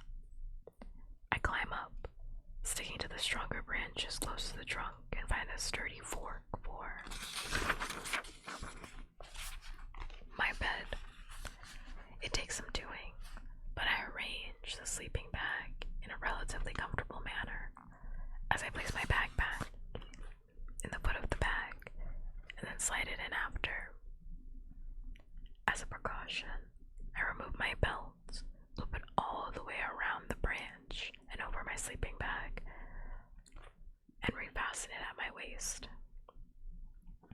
Now, if I roll over in my sleep, I won't go crashing to the ground. I'm small enough to chuck the top of my bag over my head, but I put on my hood as well. As night falls, the air is cooling quickly. Despite the risk I took getting the backpack, I know now it was the right choice.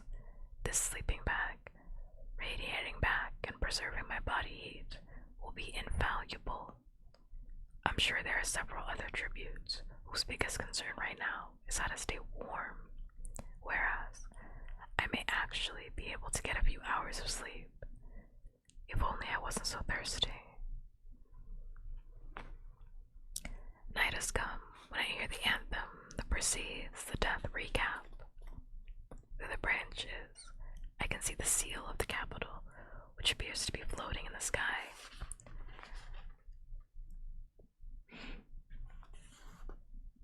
I'm actually viewing another screen, an enormous one that's transported by one of their disappearing upper crafts. The anthem fades out, and the sky goes dark for a moment. At home, we would be watching full coverage of each and every killing, but that's thought of to give an unfair advantage to the living tributes. For instance, if I got my hands on the bow and shot someone, my secret would be revealed to all. No, here in the arena, we all see the same photographs they are showed when they are televised as our training score. Simple headshots. But now, instead of scores, they post only district numbers. I take a deep breath as the faces of the 11 dead tributes begin and tick them off one by one on my fingers. What secret? I'm reading a book. I'm reading a book. The secret is an example in the book. That's what it is. It's just an example in the book.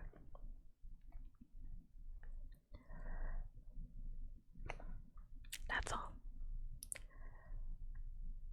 The first to appear is the girl from District 3. That means the career tributes from 1 and 2 have all survived. No surprise there. Then the boy from 4. I didn't expect that one. Usually all the careers make it through the first day. The boy from District 5. I guess the fox-faced girl made it. Both tributes from 6 and 7. The boy from 8. Both from 9. Yes. There's the boy who I fought for the backpack. I've run through my fingers. Only one more dead tribute to go. Is it Peta? No. There's the girl from District 10. That's it. The capital seals back with a final musical flourish. Then darkness. And the sounds of the forest resume. I'm relieved Peta's alive. I tell myself again that if I get killed, his winning will benefit my mother and Brim most.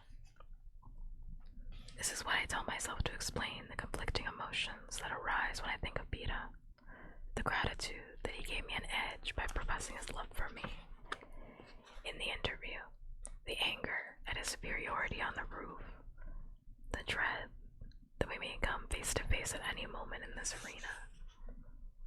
11 dead, but none from District 12. I try to work out who's left. 5 career tributes, Foxface, Thresh, and Rue.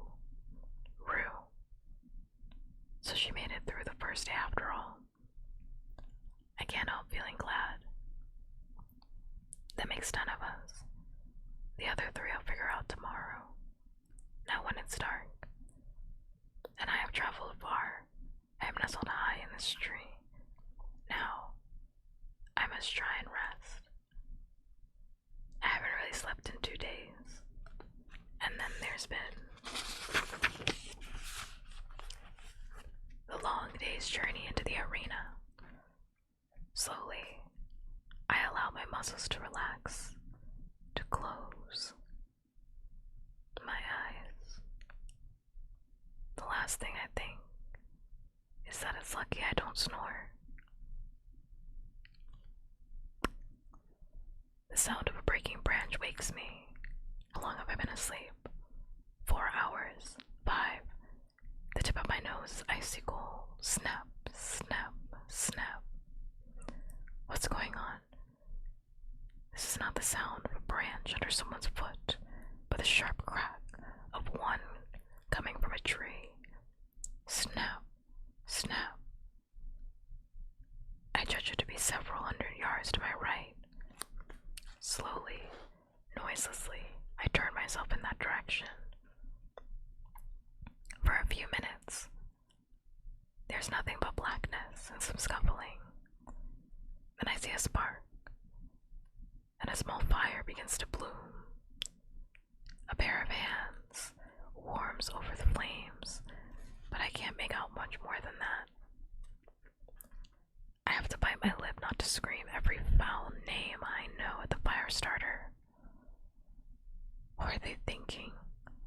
A lit fire just at nightfall would have been one thing. Those who battled at the cornucopia with their superior strength and surplus of supplies, they couldn't have possibly been near enough to spot the flames then. But now, when they've probably been combing the woods for hours, looking for victims, you might as well be waving a flag and shouting, "Come and get me." And here I am, a stone's throw from the biggest idiot in the games, strapped in a tree, not darting to flee since my general location has just been broadcast to any killer who cares. I mean, I know it's cold out here and not everybody has a sleeping bag, but then you just grit your teeth and stick it out until dawn. I lie smoldering in my bag for the next couple hours, really thinking that if I can get out of this tree, I won't have the least problem taking out my new neighbor. My instinct has been to flee, not fight, but obviously this person is a hazard. Stupid people are dangerous, And this one's probably doesn't have that much in way of weapons. Well, I've got this excellent knife. The sky is still dark, but I can feel the first signs of dawn approaching. I'm beginning to think we, meaning the person whose death I'm now devising, and I, we might have actually gone unnoticed. Then I hear it. Several pairs of feet breaking into a run. The fire starter must have dozed off. They're on her before she can escape. I know it's a girl now. I can tell by the bleeding, the agonized scream that follows. Then there's laughter. Congratulations from several voices. Someone cries out. 12 down and 11 to go, which gets a round of appreciative hoots. So they're fighting in a pack. I'm not really surprised. Often alliances are formed in the early stages of the games. The strong band together to hunt down the weak, then, when the tension becomes too great, begin to turn on one another. I don't have to wonder too hard who's made this alliance. It'll be the remaining career tributes from Districts 1, 2, and 4. 2 boys and 3 girls. The ones who lunched together. For a moment, I hear them checking the girl for supplies. I can tell by their comments they found nothing good. I wonder if the victim is Rue, but quickly dismiss the thought. She's much too bright to be building a fire like that. Better clear out so they can get the body before it starts. Stinking. I'm almost certain that's the British boy from District 2. I hear the pack heading towards me. Do they not know they're near? How could they? And I'm well concealed in a clump of trees, at least while the sun stays down. Then, my black sleeping bag will turn from camouflage to trouble. If they just keep moving, they will pass me and be gone in a minute. But the careers stop in a clearing just about 10 yards from my tree. They have flashlights, torches. I can see an arm here, a booty there. Through the breaks in the branches. I turn to stone, not even daring to breathe. Have they spotted me? No, not yet. I can tell from their words, their minds are elsewhere. Shouldn't we have heard a cannon by now? I'd say yes. Nothing to prevent them from going in immediately. Unless she isn't dead. She's dead. I stuck her myself. Then where's the cannon? Someone should go back. Make sure the job's done. Yeah. We don't want to have to track her down twice. I said she's dead. The argument breaks until one tribute silences the others. We're wasting time. I'll go finish her. And let's move on. I almost fell out of that tree. The voice belongs to Peta. End of chapter 11. Chapter 12. Thank goodness I had the foresight to belt myself in. I rolled sideways off the fork, and I'm now facing the ground, held in place by the belt, one hand, and my feet straddling the back inside my sleeping bag braced against the trunk. There must have been some rustling when I tipped sideways, but the careers have been too caught up in their own argument to catch it. Go on then, lover boy, says the boy from District 2. See for yourself. I just get a glimpse of Peta, lit by a torch, heading back to the girl by the fire. His face is swollen with bruises. There's a bloody bandage on one arm. And from the sound of his gait, he's limping somewhat. I remember him shaking his head, telling me not to get into the fight with the supplies when all along, he'd planned to throw himself into the thick of things. Just the opposite of what the image had told him to do. Okay, I can stomach that. Seeing all those supplies was tempting. But this,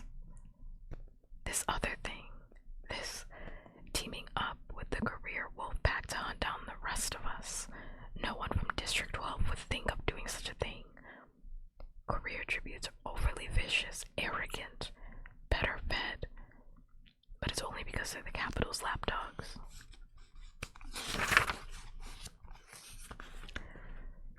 Universally, solidly hated by all but those from their own districts. I can imagine the things they're saying about him back home now. And Peter had the gall to talk to me about disgrace. Obviously, the noble boy on the rooftop was just playing just one more game with me, but this will be his last. I will eagerly watch the night skies for signs of his death, if I don't kill him first, myself. Once again, Katniss needs to tighten the fuck up. Katniss needs to tighten the fuck up. I know she doesn't know. She doesn't know what's going on in Peeta's head, but I do. I know what's going on in Peeta's head. And I just know. I know what's to come. I know she doesn't know what's to come, but I know what's to come. And she just needs to like let it go for like 5 minutes. Just relax. Relax, okay? Honestly, with how like plan oriented she is, I'm surprised she didn't think immediately like, oh, this is a plan. Like, because Katniss is always like, everything's a plan, but whenever it comes to Peeta, she's like, she's been like, oh, everything with Peeta is a plan, but like, why can't this be a double plan? Whatever. I gotta let this 16-year-old cook. I'm just gonna let her go. The career tributes are silent until it gets out of earshot, and then use hushed voices. Why don't we just kill him now and get over with it? Let him tag along, what's the harm? And he's handy with that knife. Is he? That's news. What a lot of interesting things I'm learning about my friend Peeta today. Besides, he's our best chance of finding her. It takes me a moment to register that the her they're referring to is me. Why? You think she bought into that sappy romance stuff? She might have. She seemed pretty simple-minded to me. Every time I think about her spinning around in that dress, I want to puke. I wish we knew how she got that 11. Bet you lover boy knows. The sound of Peeta returning silences them. Was she dead? No. Asked the boy from District 2.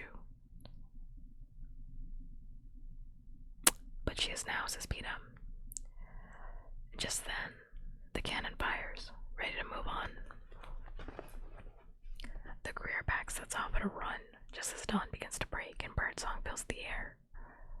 I remain in my awkward position, muscles trembling with exertion for a while longer, then hoist myself back onto that branch. I need to get down, to get going. For a moment I lie there, digesting what I've heard. Not only is Peeta with the careers he's helping them find me, the simple-minded girl who has to be taken seriously because of her 11. Because she can use a bow and arrow, which Peeta knows better than anyone. But he hasn't told them yet. Is he saving that information because he knows that it's all that keeps him alive? Is he still pretending to love me for the audience? What is going on in his head? Suddenly, the birds fall silent. Then one gives a high-pitched warning call. A single note. Just like the one Gale and I heard when the red-headed A-box girl was caught. High above the dying campfire, a hovercraft materializes. A set of large teeth drop down. Slowly, gently, the dead tribute girl is lifted into the hovercraft. And then it vanishes. The birds resume their song. Move, I whispered to myself. I wriggle out of my sleeping bag, roll it up, and place it in the bag. I take a deep breath.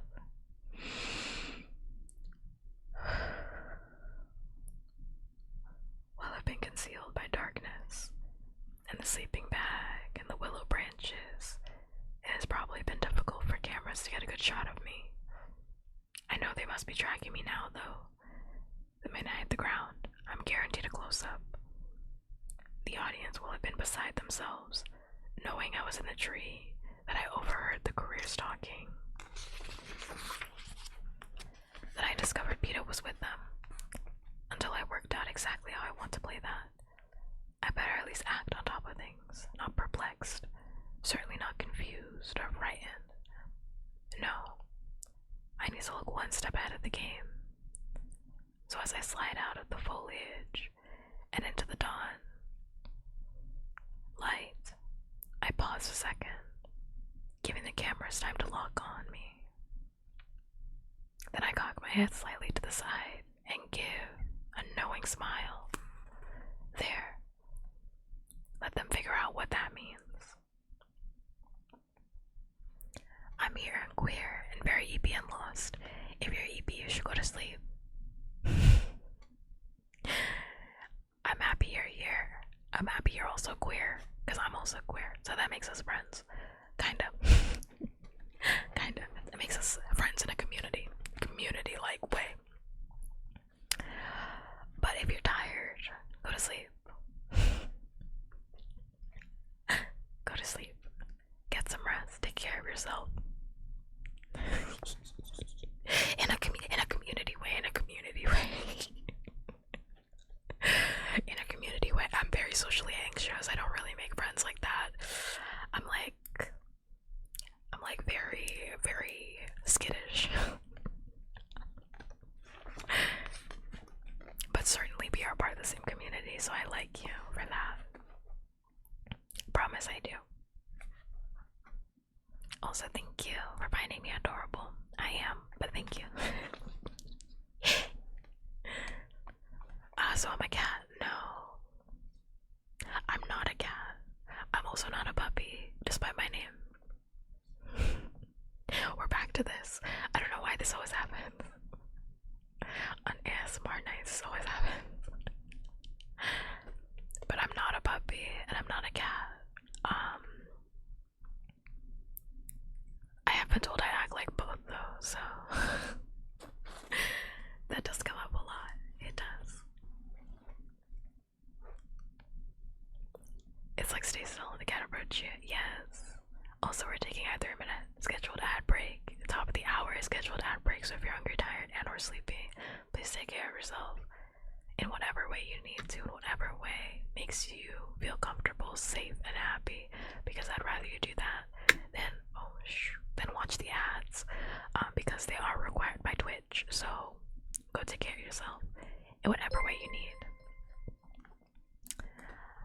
Thank you so much for the follow, Jinx Redbox. Thank you. I very much appreciate it. You will be getting a heart in your honor, and I will be placing that on right now. Much love, human. Thank you. I very much appreciate it. Go get rest. Go take care of yourself. Just like I was saying, in whatever way you need to do, take care of yourself in that way. In whatever way feels good, take care of yourself in that way. Unless you are in fact subscribed to your favorite puppkats, that's me. So take care of yourself. Yeah, now we're working 6 hours. Oh, bless you.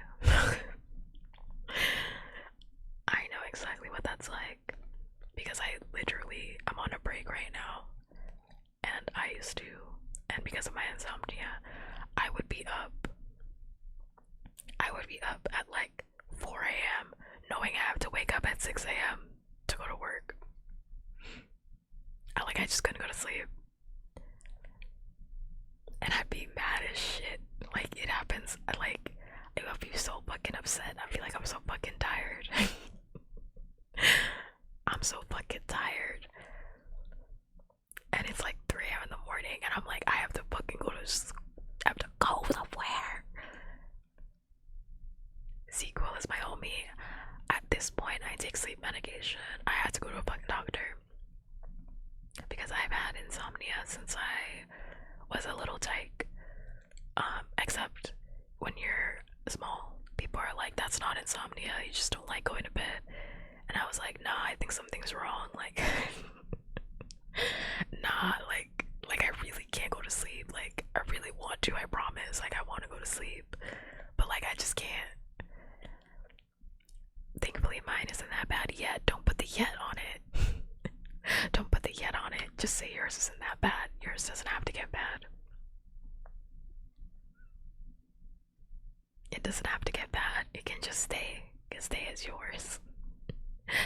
Just because my insomnia is really bad doesn't mean that yours is gonna get worse. It's just I have a severe mental illness.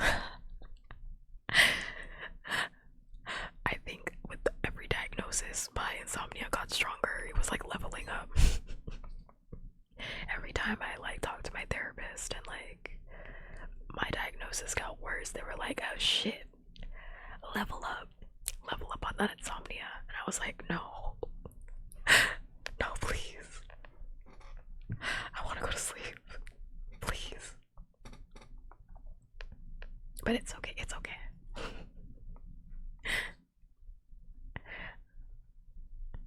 I still go to sleep, it's fine. I just don't sleep at appropriate times. I'm just staring at it. I'm not even staring at it. I've just acknowledged it at this point. My mental illness is kind of like a pair of earrings that don't come off. I'm like, damn, these earrings are getting real heavy all of a sudden. It's like jewelry. Yeah, every single ASMR stream, we always come back to this. It always happens. But go to sleep. Try to get as much sleep as you can right now. And that applies to anybody and everybody, but like, go get as much sleep as you can right now, seriously. If you're feeling EP, go to sleep.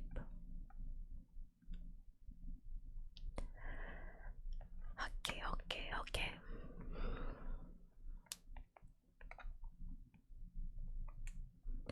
And I, on the other hand, will get back to reading this book. Because it's about to get really juicy. Alright, much love. I'll try to catch next scene. Thank you. Short stack. It's crazy. You don't even know how tall I am. You don't even know how tall I am, but you know what? Wow, that's crazy. We've been going for like 4 hours. Okay. I know it's 4 hours because the rain just stopped. Okay. That's crazy. That was my podcast. Am I wrong if I tell you how tall I am? Like, what is considered like short? Because I'm of the firm belief that I'm of average height. I'm an average height individual. I'm not gonna say I'm tall unless you put me in Japan, then I'm tall. Short is 5'3" and lower, I'm tall. I'm taller than that. I'm a strong 5'6", baby. I'm a strong 5'6". 5'6". 5'6". I am just tall enough to not be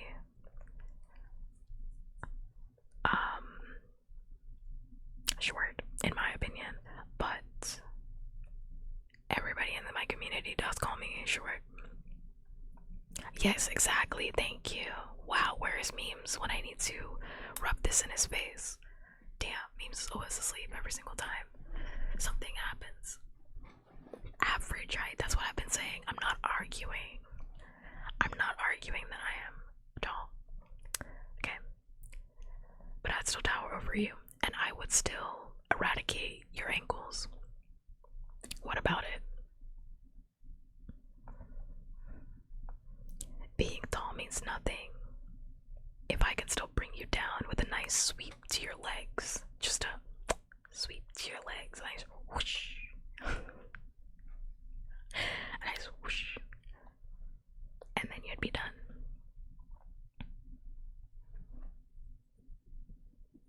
That's all I'm saying. The extra height doesn't do anything. If I can just whoosh. Do a quick whoosh.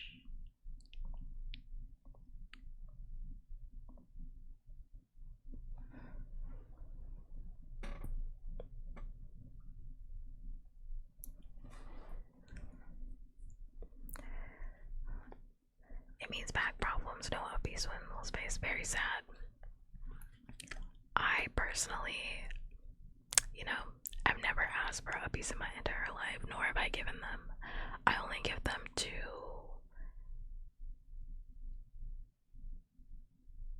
children. I was hesitating because I forgot the word. I was gonna say minors, but I was like, that's not it. I was like, I need something stronger. I was like, need a word that means smaller.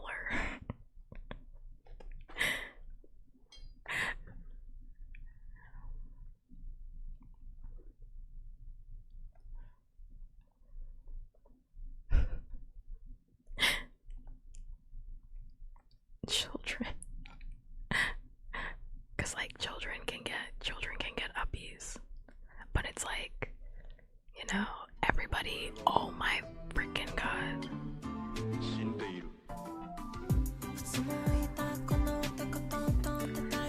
Wow, wow, wow, wow, wow, wow, wow. Wow, wow, wow, wow. Thank you so much for the raid. Thank you, thank you. Thank you so much for the raid. Thank you, Ira is watching. Thank you so much. What did I do to deserve such a raid? Wow, thank you so much for the follow, by the way. My gosh. Thank you so much for the follow, Iro Star. Thank you. Hi, how are you? Brought some company up. That's okay. It's always okay. It's always okay. Thank you so much for the follow, Abraman 5418. Thank you, thank you. I very much appreciate it. Hi. How was stream? How are you? How was stream? I hope it was good. I hope you're feeling good. I hope everybody is having a good day night wherever you are. Hi, my name is Puppkats. I am an asexual, non-binary sex demon after nothing but your heart. Let's get it out for me, won't you? I use they, them pronouns, they, them, theirs. And right now we were reading The Hunger Games. And then we got off track. I'm good, you have a cute model. Thank you. It's my semi-chibi model. I am gonna get a full body model at some point. I mean, it's already done. It's already done, but I still need it to be rigged. A sex demon, non-binary, asexual, sex demon. That's who I am. Welcome. Also, everybody gets hearts in their honor for following. Thank you so much. I very much appreciate it. I very, very much appreciate it. That's me. I also, if you're not 18, leave. If you're not 18, you need you to leave. I need you to leave right now. Come back when you have your ID card, alright? I'm an 18 plus streamer. I'm not lewd most of the time. I'm not lewd, promise. Kinda. I'm just uncomfortable with chatting to minors, so just back up, exit out the room if you're not 18, and I'll see you later, okay? Promise. Okay, let me start adding these hearts because I'm like very much behind. How many do I have to add? I feel like a lot. 4 more. I need to add 4 more. 5 more. 1. I'm very slow. I have to do these all manually.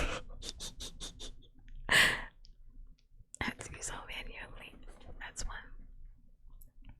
Lewd tuber and lose some tags because I say things like sex and fuck and come and sex and fuck and come, and people interpret that as being lewd. And sometimes I talk about monster fucking and ads, whatever. All those things. Yeah. It's easier. It's easier that way. Actually, we just talked about this last stream. If you are a minor, like you're in the mines, you can definitely hang out here. I would love to get to know you.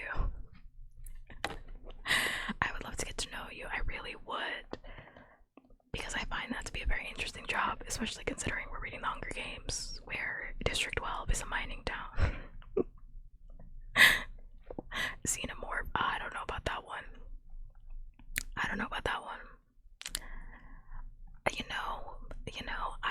I'm doesn't mean I want to fuck every single monster, you know? Also, I wanted to say, if anybody's, come on, I'm sorry, I can't follow you down that pathway. I mean, I had to think about it. No, I can't follow you down that pathway. I had to think about it. Also, if anybody is hungry, tired, and or sleepy, please feel free to exit. Feel free to like leave and like head out. You know, immediately I thought about the one from Dead by Daylight. I really did. I really did. My mind already went there. If you're hungry, tired, or sleepy, feel free to leave, head out, take care of yourself, and whatever resonates for you. Because we really care about physical and mental health here. We really do, and that's way more important than talking about whether or not I would fuck a xenomorph. So, like, if you need to, feel free to leave. And that's not just the streamer, that's literally the streamer that raided. That's anybody that was already here, anybody that's, you know, coming in for the raid, because the raid is so important, and the raiders are just as important, because like watching a stream can be really tiring too, and sometimes we forget to take care of ourselves. So feel free to like go to sleep, go get some water, do whatever you need to do, or just leave. If like I'm not your cup of tea, you can also do that. You're not required to stay here, and I want that to be known too.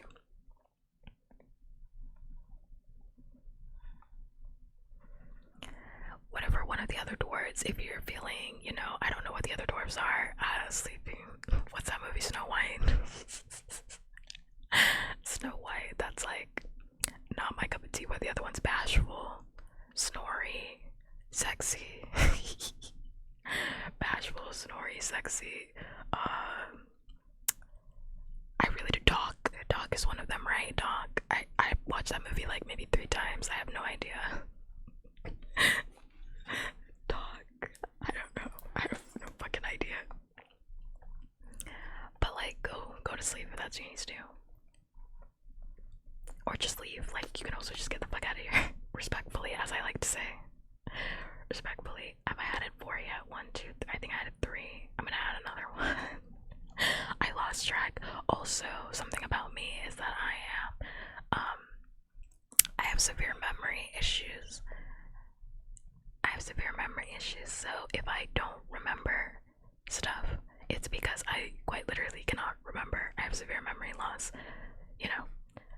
So I can't remember at times what I'm doing, and I might be like, oh, I don't remember what that is. It's because I literally cannot remember, not because I'm being funny. I'm having genuine loss of time. Okay. If I missed a heart, let me know. But I feel like I added them. I just kept adding hearts. Can't remember what. Everything. It's not like I choose to misremember stuff. I just don't remember. I just don't remember. I don't think when you have severe memory loss issues, you're like, damn, I'm gonna start forgetting dates. I'm gonna start forgetting dates. That would be really cool.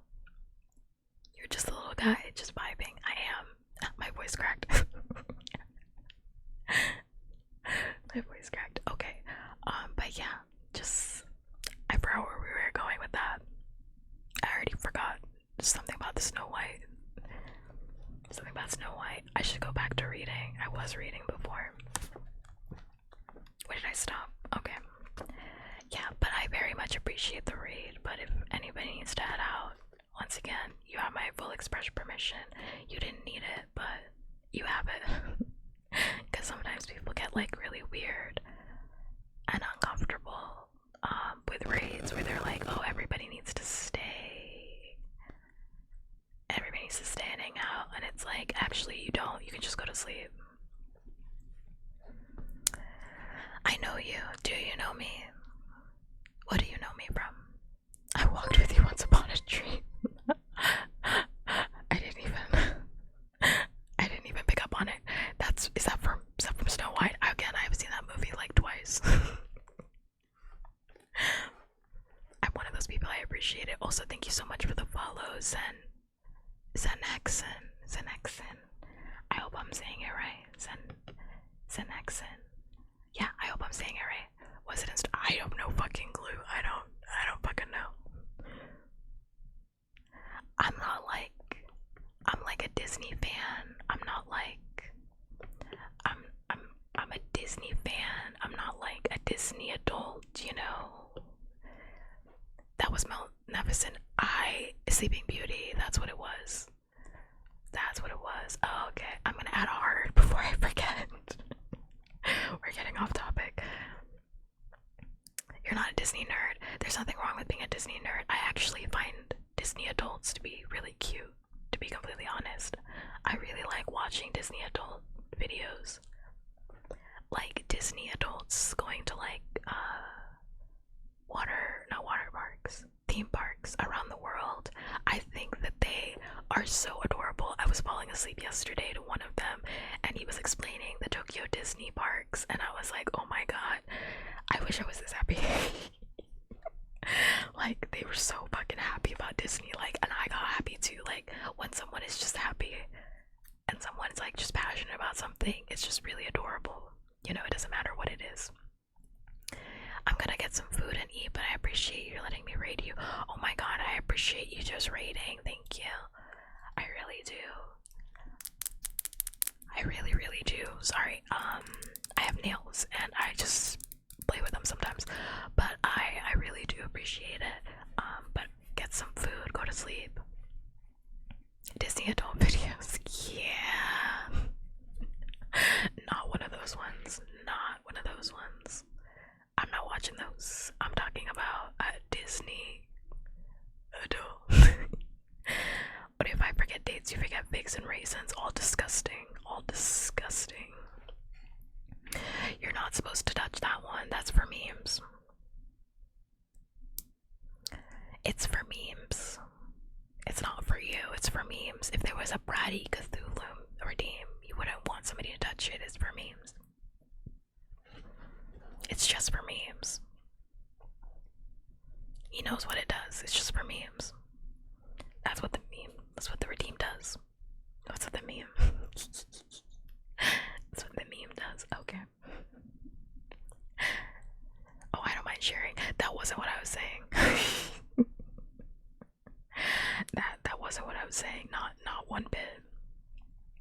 I actually think raisins are gross. I mean, maybe one day, Brady, you can have your own redeem.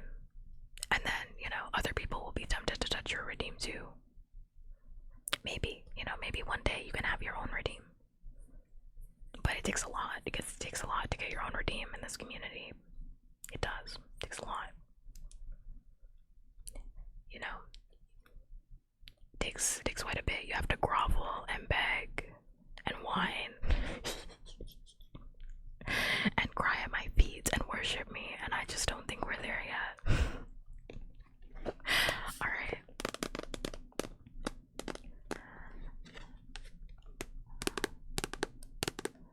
Well, you know, Lewis got his redeem, I think after a year, and I think Memes also got his redeem after a year too. So maybe in a year, you know, check back in. Alright. I gotta get back to this book. It's the way I haven't read in like forever. I'm gonna lose the plot. I was like logged the fuck in. I was logged the hell in and now I'm like hella distracted. I was actually supposed to end stream like forever ago. Probably like an hour ago, and now here we are again. Alright. Alright.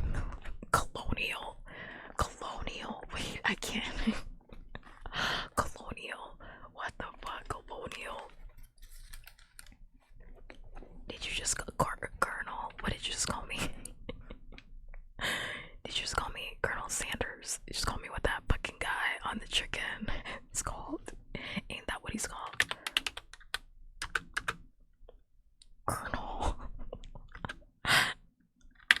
That man that sells chicken.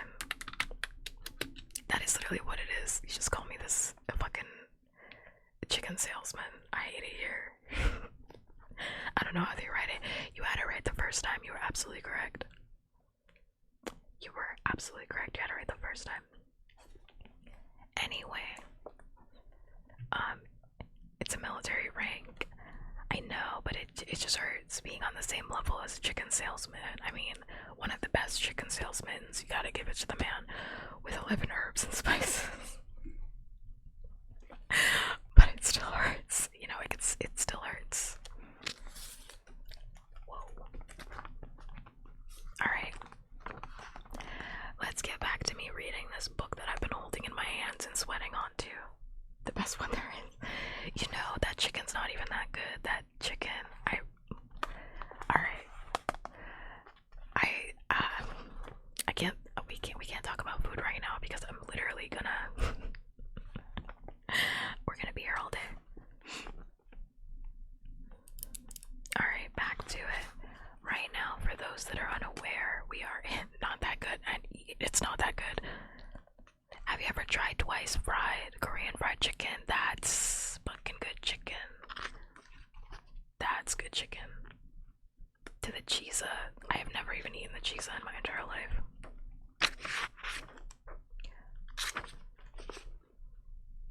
I have never even eaten the cheesa in my entire life. I just mean in terms of like chicken. It's not that good. Just chicken spots. It's not that good. Okay. Let me get a grip. Let's lock the fuck in. Let's just lock. Oh my god, I lost my place. I know where we are. I know where we are. It's okay. It's okay. Whataburger. I would not be going to Whataburger.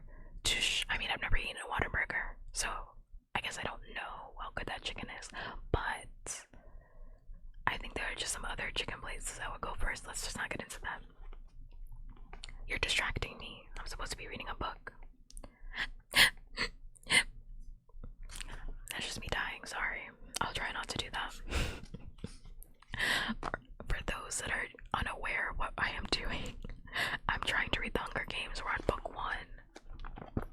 Chapter 12. I don't know why I flipped it over, like everybody can see the cover. I flipped the shit over like you guys can see it, like yeah, the cover of the book. We're on The Hunger Games. Written by Suzanne Collins, New York Times bestseller. Chapter 12, Part 2. Page 164. For anybody that's not keeping track, because who the fuck is also reading the book a long time with, sorry for taking half of your attention. I don't care, I'm being facetious. I'll give it back. It really doesn't matter. Either way, I'm gonna lose track. It's just because, like, when I get on one tangent, I just can't help myself from, like, getting on another, you know? That's why my streams end up being, like, 5 hours. Because I'll always be like, yeah, it's gonna be a really quick stream. And then we're here suddenly for 5 hours, and I'm like, how'd I fill up the time? It's tangents. Maybe we need to put track on a leash. As long as I'm not the one on the leash, excuse me. I don't do that. I mean, all right. Let's lock the fuck in. Okay, page 164.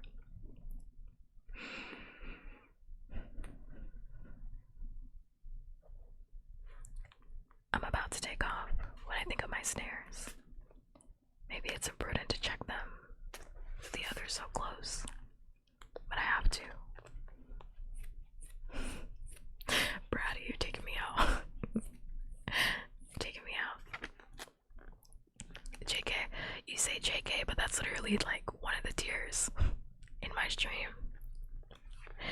You know, when you're good, you get collared, and then you become leashed when you're even better. That means I really like you if I put a leash on you. That means I really, really, really, really, really like you. And then I put a diamond encrusted leash on you. Just kidding, just kidding. Or am I? Not really. Usually everybody just fights to be the favorite. The favorite pet. Alright, and for the uninitiated, I might might say pets, it's because everybody in my community is their pets. Anyway, let's get back on track. I'm laughing because I've said that like 6 times. Alright. I promise I'll log the fuck in. I was doing it earlier. I can do this again. I can do it. Too many years of hunting, I guess. And the lure of possible meat. I'm rewarded with one fine rabbit. In no time, I've cleaned and gutted the animal, leaving the head, feet, tail, skin, and innards under a pile of leaves. I'm wishing for a buyer. Eating raw rabbit can give you rabbit fever, a lesson I learned the hard way. When I think of the dead tribute, I hurry back to her camp. Sure enough, the coals of her dying fire are still hot. I cut up the rabbit, fashion a spit out of branches, and set it over the coals. I'm glad for the cameras now. I want the sponsors to see I can hunt, that I'm a good bet, because I won't be lured into traps as easily as the others will by hunger. While the rabbit cooks, I grind up a part of the charred branch and set about camouflaging my orange bag. The black tones it down, but I feel a layer of mud would definitely help. Of course. To have mud, I'd need water. I pull on my gear, grab my spit, kick some dirt over the coals, and take off in the opposite direction the careers went. I eat half the rabbit as I go, then wrap up the leftovers in my plastic for later. The meat stops the grumbling in my stomach, but does little to quench my thirst. Water is my top priority now. As I hike along, I feel certain I am holding the screen in the Capitol, but I am so careful to continue to hide my emotions. But what a good time Claudius Temple-Smith must be having with his guest commentators dissecting Peeta's behavior, my reaction, what to make of it all. Has Peeta revealed his true colors? How does this affect the betting odds? Will we lose sponsors? Do we even have sponsors? Yes. I feel certain we do, or at least did. Certainly Peeta has thrown a wrench into our star-crossed lover dynamic. Or has he? Maybe since he hasn't spoken much about me, we can still get some mileage out of it. Maybe people will think it's something we plotted together, if I seem like it amuses me now. The sun rises in the sky, and even through the canopy it seems overly bright. I coat my lips in some grease from the rabbit, and try to keep from panting, but it's no use. It's only the end of the day, and I'm dehydrating fast. I try to think of everything I know about finding water. It runs downhill, so, in fact, continuing down into this valley isn't a bad thing. If I could just locate a game trail or spot a particularly green patch of vegetation, these might help me along. But nothing seems to change. There's just the slight gradual slope, the birds, the sameness to the trees. As the day wears on, I know I'm headed for trouble. What little urine I've been able to pass is dark brown. My head is aching, and there's a dry patch on my tongue that refuses to moisten. The sun hurts my eyes, so I dig out my sunglasses. But when I put them on, they do something funny to my vision, so I just stuff them back in my bag. It's late afternoon when I think I've found help. I spot a cluster of berry bushes and hurry to strip the fruit to suck the sweet juices from the skins. But just as I'm holding them to my lips, I get a hard look at them. What I thought were blueberries have a slightly different shape, and when I break open, the insides are blood red. I don't recognize these berries. Perhaps they're edible, but I'm guessing this is some evil trick on the part of the game makers. Even the plant instructor in the training center made a point of telling us to avoid berries unless you were 100% sure they weren't toxic. Something I already knew. But I'm so thirsty, it makes a reminder to give me the strength to fling them away.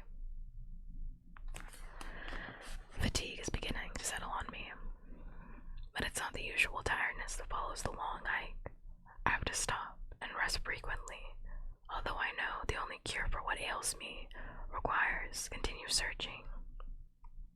I try a new tactic, climbing a tree as high as I dare in my shaky state to look for any signs of water. But as far as I see in any direction, there's the same unrelenting stretch of forest. I'm determined to go on until nightfall. I walk until I'm stumbling over my own feet. Exhausted, I haul myself up to a tree and belt myself in. I have no appetite, but I suck on a rabbit bone just to give myself and my mouth something to do.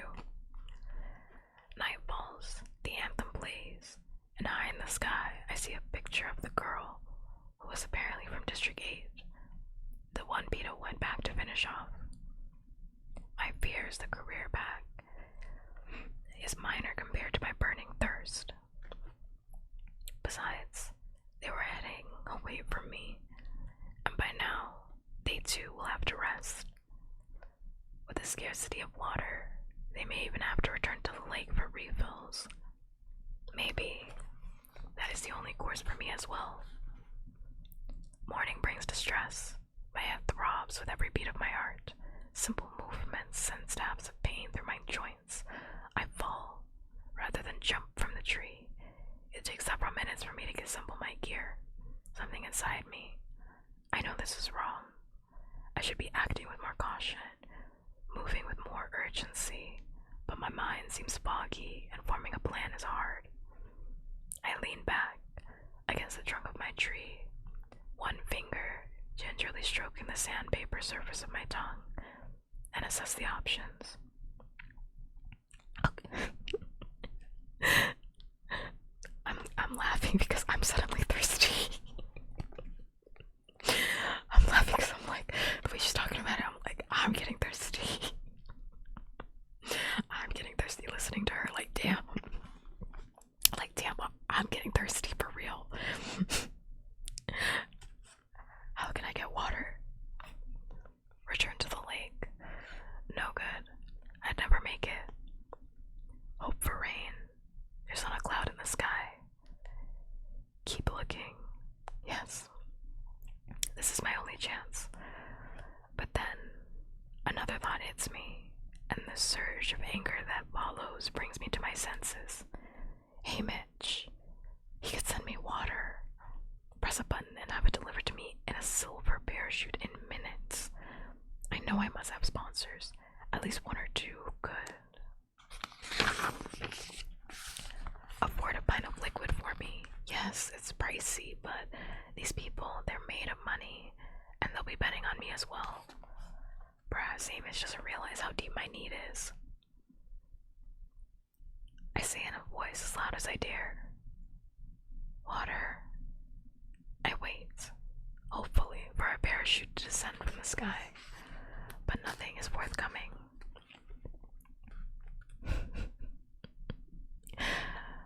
Something is wrong. Am I deluded about having sponsors, or has Vita's behavior made them all hang back? No, I don't believe it. There's someone out there who wants to buy me water, only Mitch is refusing to let it go through. As my mentor, he gets to control the flow of gifts from sponsors. I know he hates me. He's made that clear enough. But enough to let me die. From this. He can't do that, can he? If a mentor mistreats his tributes, he'll be held accountable by the viewers. By the people back in District 12. Even Amish wouldn't risk that, would he? Say what you will about my fellow traders in the hub, but I don't think they'd welcome him back. There, if he let me die this way. And then where would he get his liquor? So what? Is he trying to make me suffer for defying him? Is he directing all the sponsors toward Vita? Is he just too drunk to even notice what's going on at the moment? Somehow I don't believe that. And I don't believe he's trying to kill me off by neglect either. He has, in fact, his own unpleasant way, genuinely been trying to prepare me for this. Then what is going on? I bury my face in my hands. There is no danger of tears now. I couldn't produce one to save my life. What is Amish doing?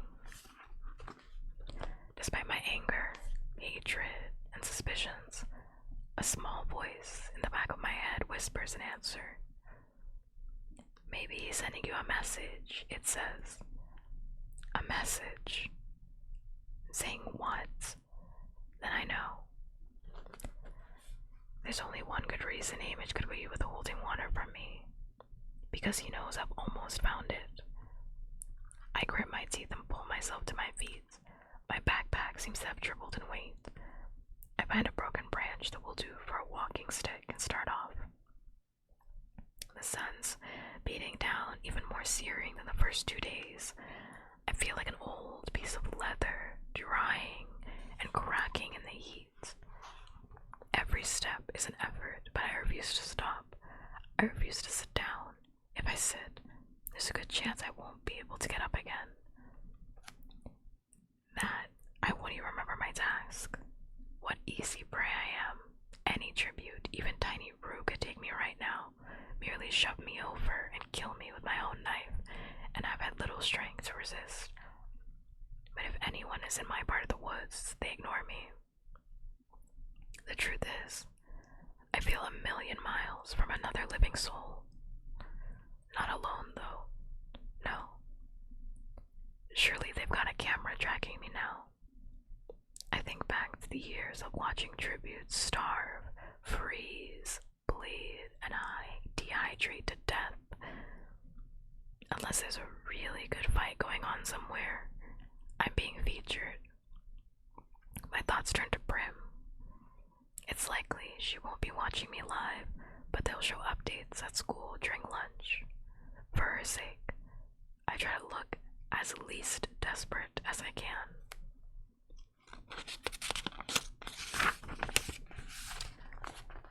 But by afternoon, I know the end is coming. My legs are shaking, and my heart is too quick. I keep forgetting exactly what I'm doing. I've stumbled repeatedly and managed to regain my feet. But when the stick slides from out under me, I finally tumble to the ground, unable to get up. I let my eyes close. I've misjudged Hamish. He has no intention of helping me at all. This is alright, I think. This is not so bad here. The air is less hot, signifying evening's approach. There's a slight sweet scent that reminds me of lilies.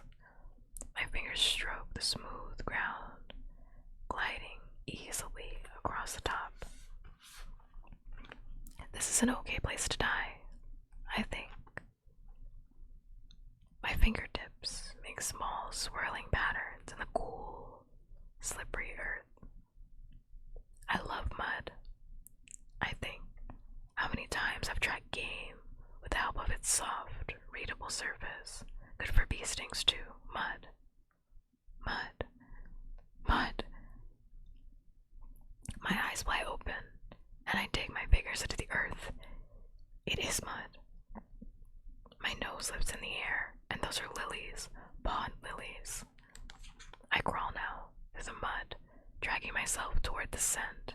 5 yards from where I fell, I crawl through a tangle of plants into a pond. Floating on the top, yellow flowers in bloom are my beautiful lilies. It's all I cannot do to plunge my face into the water and gulp down as much as I can hold. But I have just enough sense to abstain. With trembling hands, I get out my flask and fill it with water. I add what I remember to be the right number of drops of iodine for purifying it. The half an hour of waiting is agony, but I do it. At least, I think it's half an hour. But it's certainly as long as I can stand. Slowly, easy now, I tell myself. I take one swallow, and then make myself wait, and then another. Over the next couple of hours, I drink the entire half-gallon, and then a second. I prepare another before I retire to a tree where I continue sipping, eating rapid, and even indulge in one of my precious crackers. By the time the anthem plays, I feel remarkably better. There are no faces tonight. No tributes died today. Tomorrow, stay here, resting, camouflaging my backpack with mud, catching some of those little fish I saw as I sipped, digging up roots of the pond lilies to make a nice meal. I snuggle down in my sleeping bag, hanging on to my water bottle for dear life, which of course it is. A few hours later, the stampede of feet shakes me from my slumber. I look around in bewilderment. It's not yet dawn, but my stinging eyes can see it. It would be hard to miss the wall of fire descending upon me.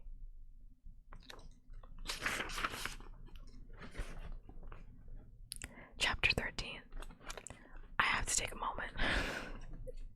I have to take a moment because I'm sitting so terribly right now. Whoa.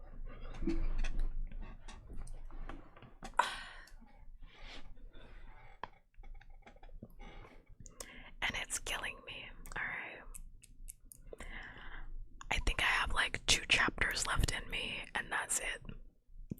I have 2 chapters, and that's it. I need to go to sleep. 2 chapters, and I'm done. Maybe 2, maybe 1, depending on how long this next chapter is, because some of them are shorter than others, but yeah. I think we're gonna have to take a pause, because I don't know when the next part ends. It doesn't end in like 2 chapters, I know that much. And oh shit, I actually forgot, I'm really thirsty. I'm actually thirsty.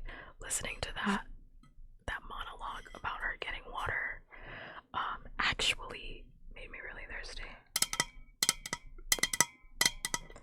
So I'm gonna drink from my water bottle that I love so much and means so much to me.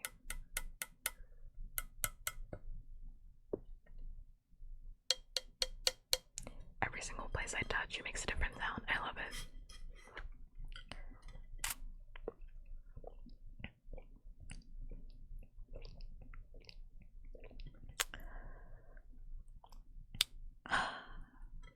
This water is still fucking crisp. I love this water bottle. It's my favorite thing. Alright, now I can breathe. I was seriously getting thirsty there. I was like, damn. She's having a hard time getting that water. It's the Hunger Games. I'm like, damn, no water, crazy. Alright. Ooh, chapter 13's got a long. Ooh, okay. Chapter 13. Page 172. My first impulse is to scramble from the tree, but I'm belted in. Somehow, my fumbling fingers release the bucket, and I fall to the ground in a heap, still snarled by my sleeping bag. There's no time for any kind of packing. Fortunately, my backpack and water bottle are already in the bag. I shove the belt, hoist the bag over my shoulder, and flee. The world is transformed to flame and smoke. Burning branches crack from trees and fall in showers of sparks at my feet. All I can do is follow the others. The rabbits and the deer. I even spot a wild dog pack shooting through the woods.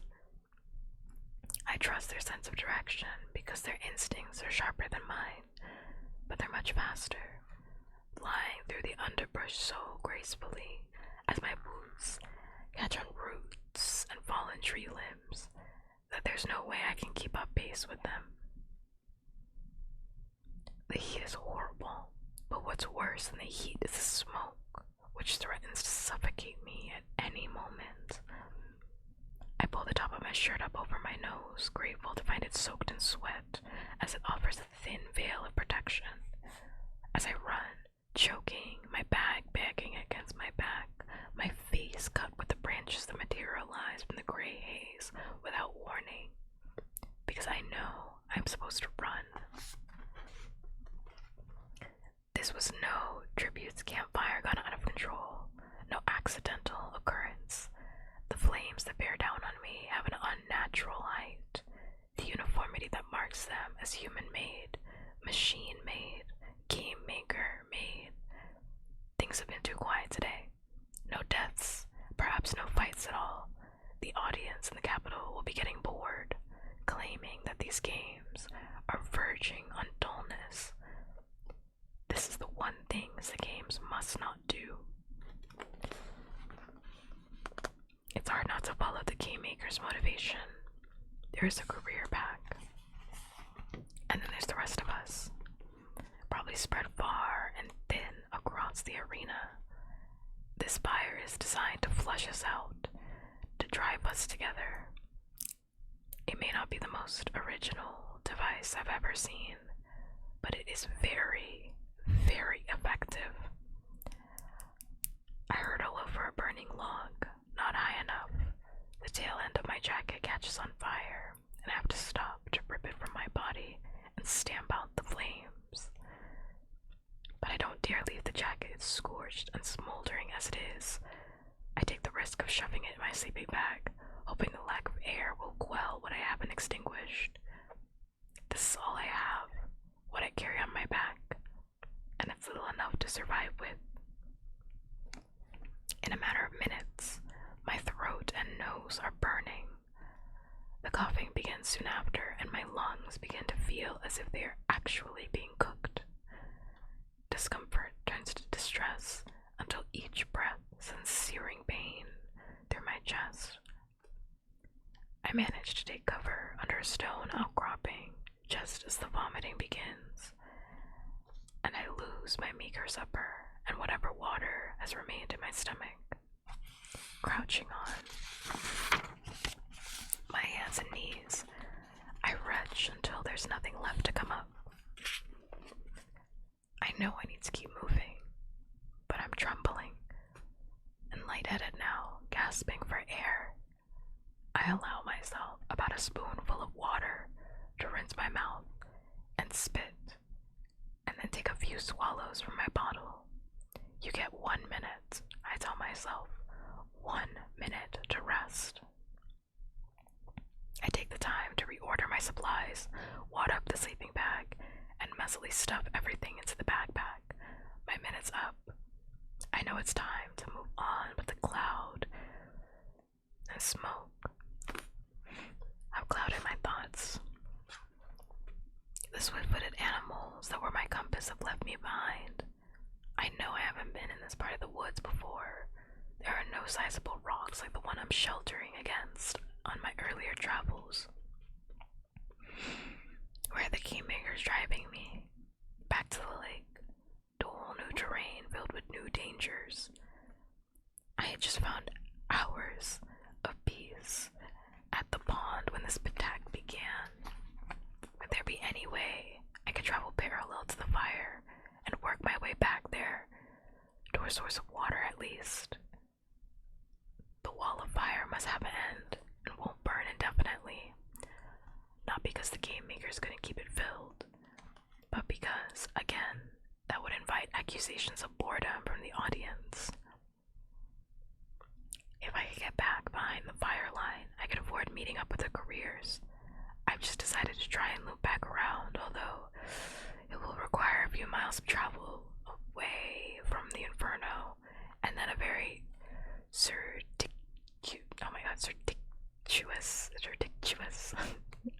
route back. When the first fireball blasts into the rock about 2 feet from my head, I spring out from under my ledge, energized by renewed fear. The game has taken a twist. The fire was just to get us moving. Now the audience will get to see some real fun. When I hear the next hiss, I flatten on the ground, not taking time to look around. Psst. The fireball hits a tree off to my left, engulfing it in flames. To remain still is death. I'm barely on my feet before the third fireball hits the ground, where I was lying, seeing a pillar of fire up behind me. Time loses meaning now, as I frantically try and dodge the attacks. I can't see where they're being launched from, but it's not a hovercraft. The angles are not extreme enough. Probably Probably this whole segment of woods has been armed with precision launchers that are concealed in trees or rocks. Somewhere in a cool, spotless room, a game maker sits at a set of controls, fingers on triggers that could end my life in an instant. All that is needed is a direct hit. Whatever vague plan I had conceived regarding returning to my pond is wiped from my mind as I zigzag and dive and leap to avoid the fireballs. Each one is only the size of an apple, but packs tremendous power on contact. Every sense I have goes into overdrive as the need to survive takes over. There's no time to judge if a move is the correct one. When there's a hiss, I act or die. Something keeps me moving forward though. A lifetime of watching the Hunger Games lets me know that certain areas of the arena are rigged for certain attacks, and that if I can just get away from this section, I might be able to move out of reach of the launchers. I might also then fall straight into a pit of vipers, but can't worry about that right now. How long I scramble along, dodging the fireballs, I can't say, but when the attacks finally begin to abate, which is good because I'm retching again. This time it's an acidic substance that scalds my throat and makes its way into my nose as well. I'm forced to stop as my body convulses, trying to desperately rid itself of the poisons I've been sucking in during the attack. I wait for the next hiss, the next signal to bolt. It doesn't come. The force of my retching has squeezed tears out of my stinging eyes. My clothes are drenched in sweat. Somehow through smoke and vomit, I pick up the scent of singed hair. My hand fumbles to my braid and I see a fireball. I seared off at least 6 inches of it. Strands of my blackened hair crumple in my fingers. I stare at them, fascinated by the transformation. When the hissing registers, my muscles react, only not fast enough this time. A fireball crashes into the ground at my side, but not before it skids across my right calf. Seeing my pants leg on fire sends me over the edge. I twist and scuttle backwards on my hands and feet, shrieking, trying to remove myself from the horror. And when I finally regain enough sense, I roll the leg back and forth on the ground, which stifles the worst of it. But then, without thinking, I rip away the remaining fabric with my bare hands. I sit on the ground, a few yards from the blaze set off by the fireball. My calf is screaming. My hands are covered in red welts. I'm shaking too hard to move. If the game makers want to finish me off, now is the time. I hear Senna's voice, carrying images of rich fabric and sparkling gems. Katniss, the girl who was on fire. What a good laugh the game makers must be having over that one. Perhaps Senna's beautiful costumes have even brought on this particular torture for me. I know he couldn't have foreseen this, because he must be hurting for me. In fact, I believe he cares about me. But all in all, maybe showing up stark naked in that chariot would have been safer for me. The attack is now over. The game makers don't want me dead. Not yet, anyway. Everyone knows they could destroy us within seconds of the opening gong. The real sport of the Hunger Games is watching the tributes kill another. Every so often, they do kill a tribute just to remind the players they can, but mostly, they manipulate us into confronting one another face to face, which means, if I am no longer being fired at, there is at least one other tribute close at hand. I would drag myself into a tree and take cover right now if I could, but the smoke is still thick enough to kill me. I make myself stand and begin to limp away from the wall of flames that lights up the sky. does not seem to be pursuing me any longer, except with its stinking black clouds. Another light, daylight, begins to softly emerge. Swirls of smoke catch the sunbeams. My visibility is poor. I can see maybe 15 yards in any direction. A tribute could easily be concealed from me here. I should draw my knife as a precaution, but I doubt my ability to hold it for long. The pain in my hands can in no way compete with that in my calf. I hate burns. I've always hated them, even a small one gotten from pulling a pan of bread from the oven. It's the worst kind of pain to me, but I have never experienced anything like this. I'm so weary. I don't even notice I'm in a pool until I'm ankle deep. It's spring fed, bubbling up out of a crevice in some rocks and blissfully cool. I plunge my hands into the shallow water and feel instant relief. Isn't that what my mother always says? The first treatment for a burn is cold water, that it draws out the heat. But she means minor burns. Probably should recommend it for my hands, but what of my calf? Although I have not yet had the courage to examine it, I'm guessing it's an injury in a whole different class. And you know what else is in a whole different class? That top of the hour ad break, which is coming right now. So if you're hungry, tired, and are sleepy, please go take care of yourself in whatever way resonates for you, because it will probably be the last top of the hour ad break that we get, because I am losing my mind. I'm hungry myself, and I'm getting EP.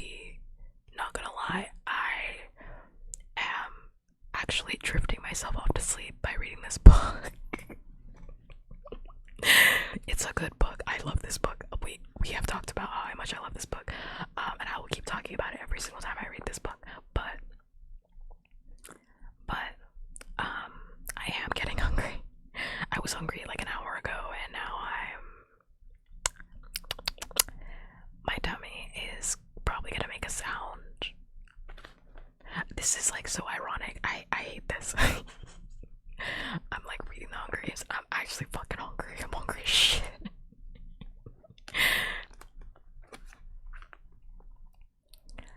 I might get cereal, but I don't want to wake everyone up. Just wake everybody up.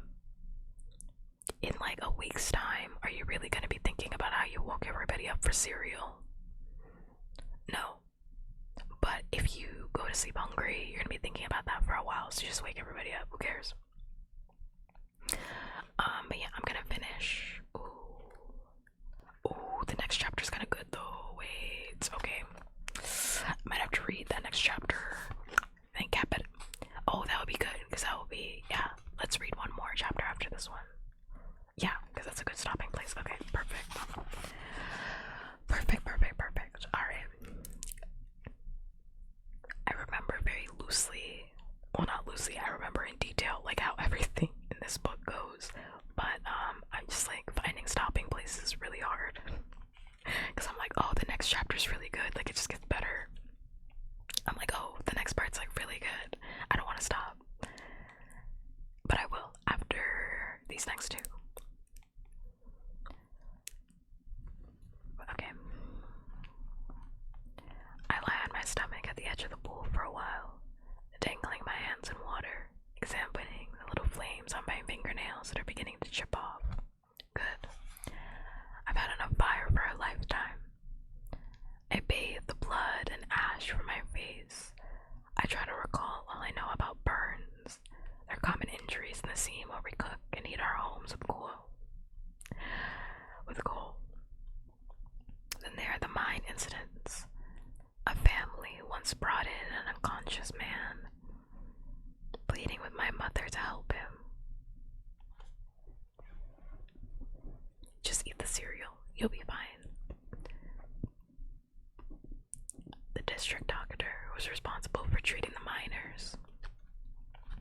I'd written him off, told the family to take him home to die, but they wouldn't accept this. He'd lay on our kitchen table, senseless to the world. I finally got a glimpse of the wound on his thigh, gaping, charred flesh, burned clear down to the bone, before I ran from the house. I went to the woods and hunted the entire day, haunted by the gruesome leg, memories of my father's death.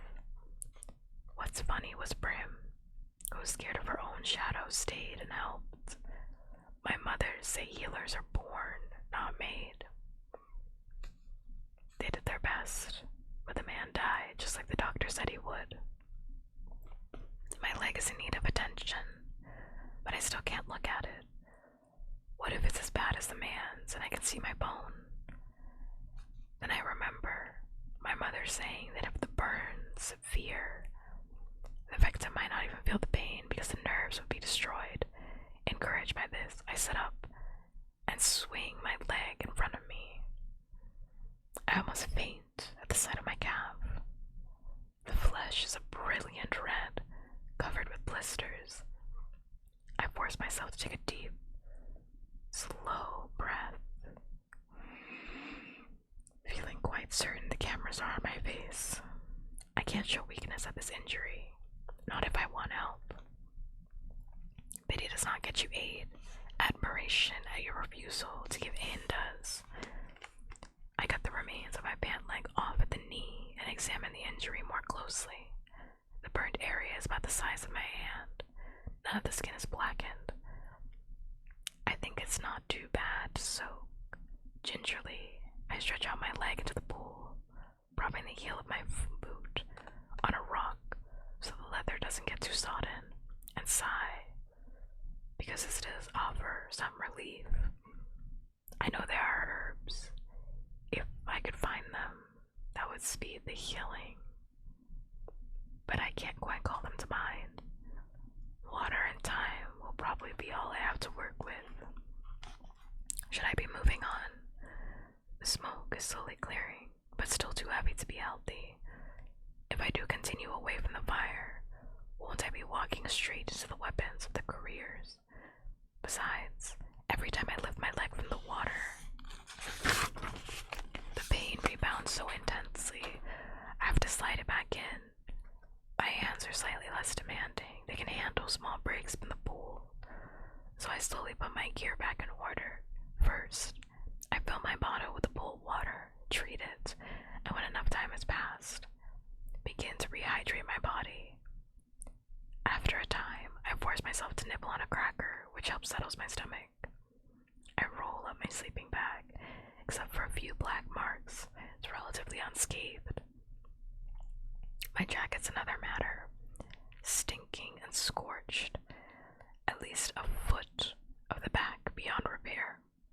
I cut off the damaged area, leaving me with a garment that comes to just the bottom of my ribs, but the hood's intact, and it's far better than nothing. Despite the pain, drowsiness begins to take over. I take to a tree and try and rest, except I'd be too easy to spot. Besides, abandoning my pool seems impossible. I neatly arrange my supplies, even settle my pack on my shoulders, but I can't seem to leave. I spot some water plants with edible roots, and make a small meal with the last piece of rabbit. Sip water, watch the sun, make its slow arc across the sky. Where would I go anyway that's safer than here?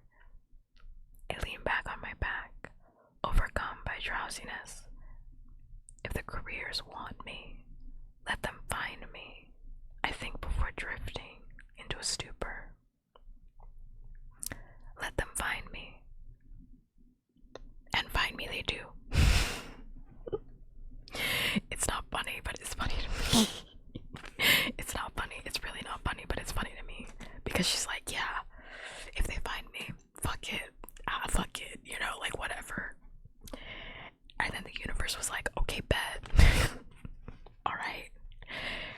And she's like, oh shit, wait.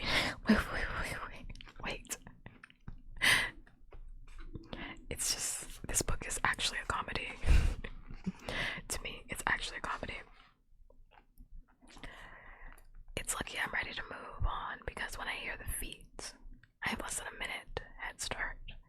Evening has begun to fall.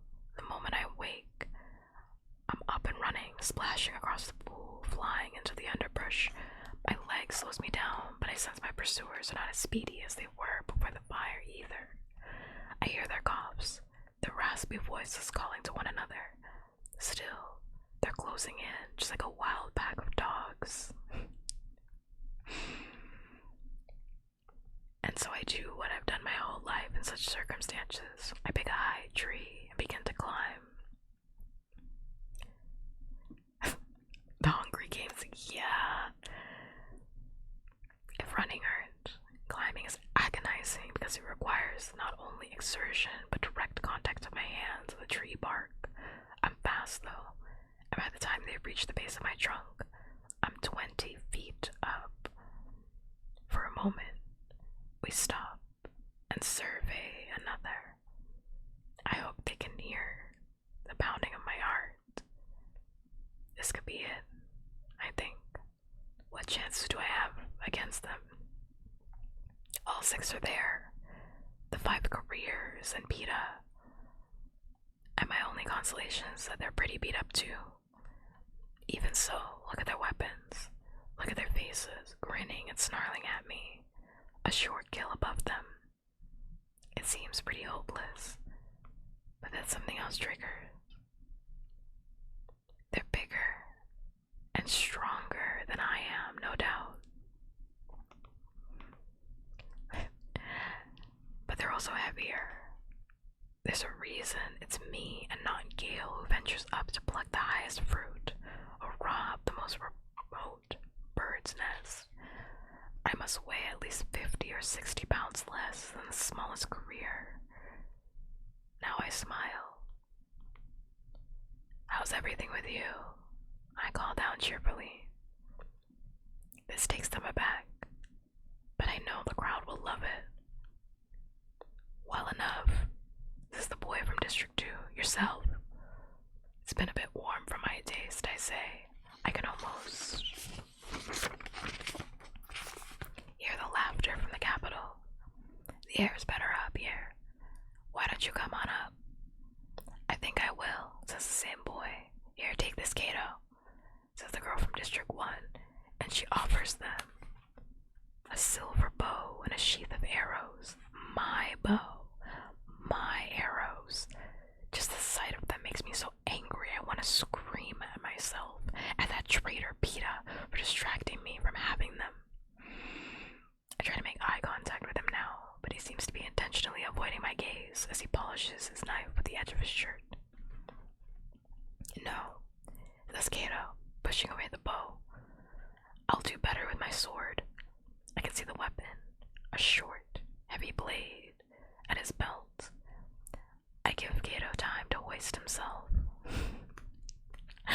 into the tree before I begin climbing. Gail always says I remind him of the squirrel, the way I can scurry up even the slenderest limbs. It's part of my weight, but part of its practice. You have to know where to place your hands and feet. I'm another 30 feet in the air when I hear the crack, and I look down to see Cato flailing as he and the branch go down. He hits the ground hard, and I'm hoping he possibly broke his neck. When he gets back to his feet, he's swearing like a fiend. The girl with the arrows, Glimmer, I hear someone call her. Ugh. The names the people in District 1 give their children are so ridiculous. Anyway, Glimmer scales the tree until the branches begin to crack under her feet, and then she has the good sense to stop. I'm at least 80 feet high now. She tries to shoot me, and it's immediately evident that she's incompetent with a bow. One of the arrows gets lodged in the tree near me, though, and I'm able to seize it. I wave it teasingly above her head, as if this was the sole purpose of retrieving it, when actually I mean to use it if I ever get the chance. I could kill them, every one of them, if those silver weapons were in my hands. others regroup on the ground, and I can hear them growling conspiratorially among themselves, furious. I have made them look foolish. But twilight has arrived, and their window of attack on me is closing. Finally, I hear Beta say harshly, "Oh, let her stay up there. It's not like she's going anywhere. We'll deal with her in the morning." Well, he's right about one thing. I'm going nowhere.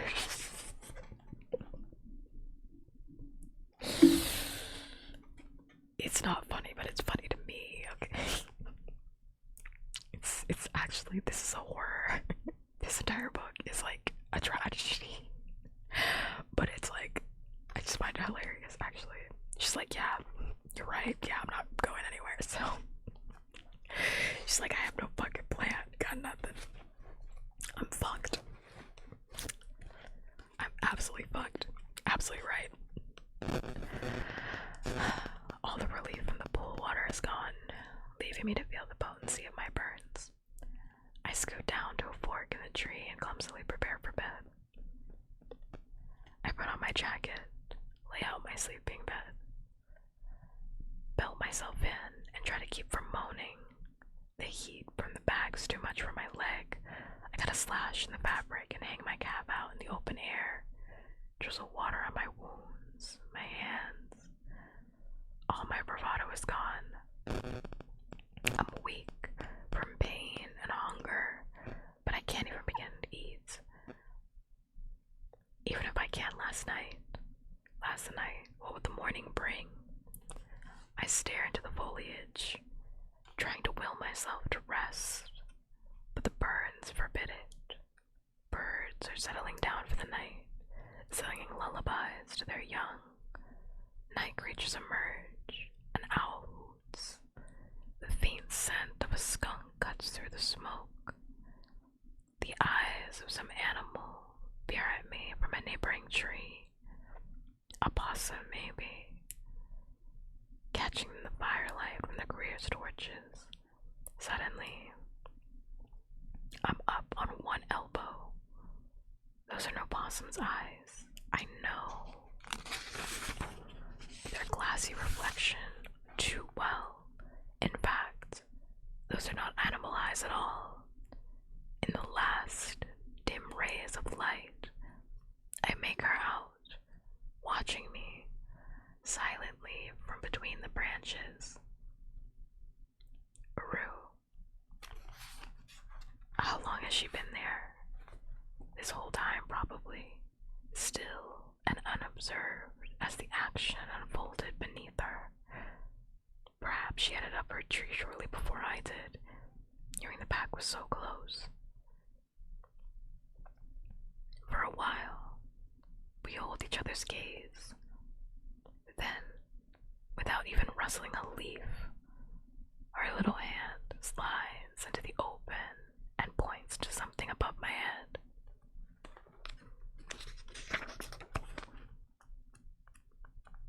Alright. The last chapter I'll read tonight. Chapter 14.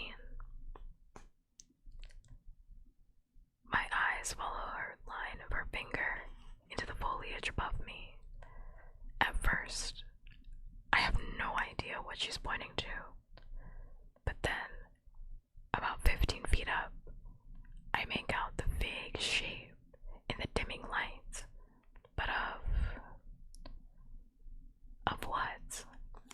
You said that 3 chapters ago. No, I didn't. I said I was gonna end on this chapter. I said chapter 13, and then I checked.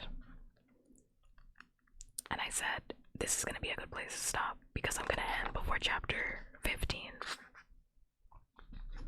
Because I know what's gonna happen next, and I can save that for next stream. Chapter 14 is my last chapter.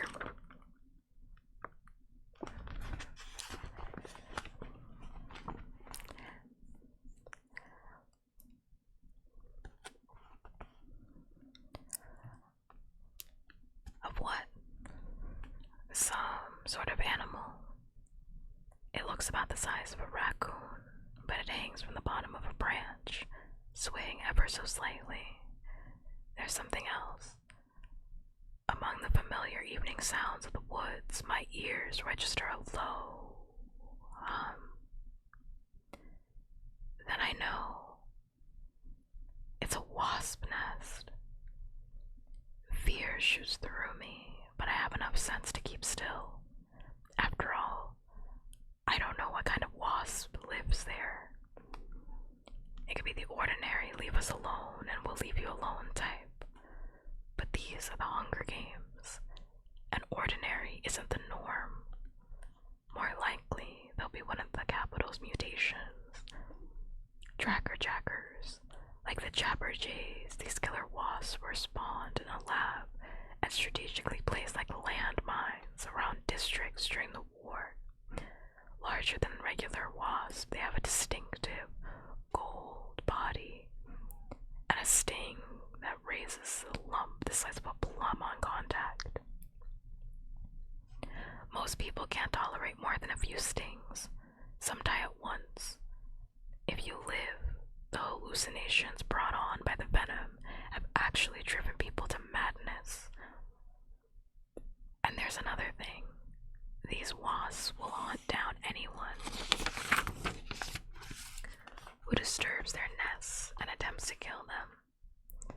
That's where the tracker part name comes from. After the war, the capital destroyed all the nests surrounding their city, but the ones near the districts were left untouched. Another reminder of our weakness, I suppose, just like the Hunger Games. Another reason to keep inside the fence of District 12. When Gail and I come across a tracker nest, we immediately head in the opposite direction. So is that what hangs above me? I look to Rue for help, but she's melted into her tree. Given my circumstances, I guess it doesn't matter what type of wasp nest it is. I'm wounded and trapped. Darkness has given me a bit of reprieve. But by the time the sun rises, the couriers will have formulated a plan to kill me. There's no way they could do otherwise after I've made them look so stupid. That nest may be the sole option I have left. If I can drop it down on them, I may be able to escape, but I'll risk my life in the process. Of course, I'll never be able to get in close enough to the actual nest to cut it free. I'll have to saw off the branch at the trunk and send the whole thing down. The serrated portion of my knife should be able to manage that. But can my hands? Will the vibration from that sawing raise the swarm? And what if the couriers figure out what I'm doing and move the camp? That would defeat the whole purpose. I realize that the best chance I'll have to do the sawing without drawing notice will be during the anthem. I could begin any time. I drag myself out of my bag, make sure my knife is secured in my belt, and begin to make my way up the tree.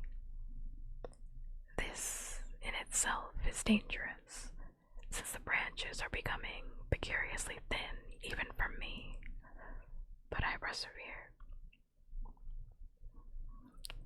When I reach the limb that supports the nest, the humming becomes more distinctive,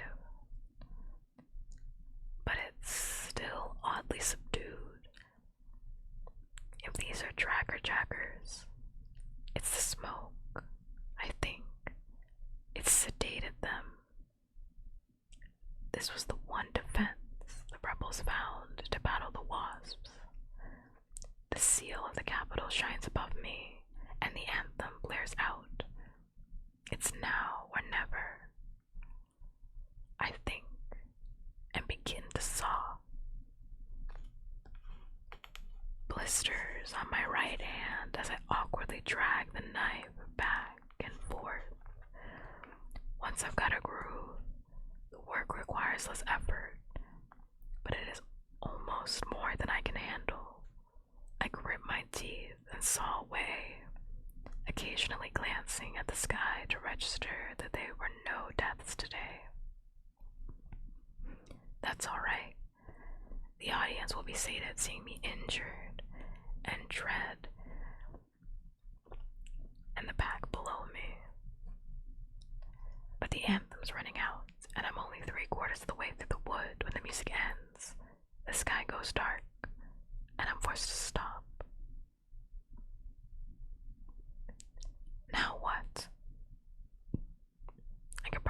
finish off the job by sense of feel, but that may not be the smartest plan.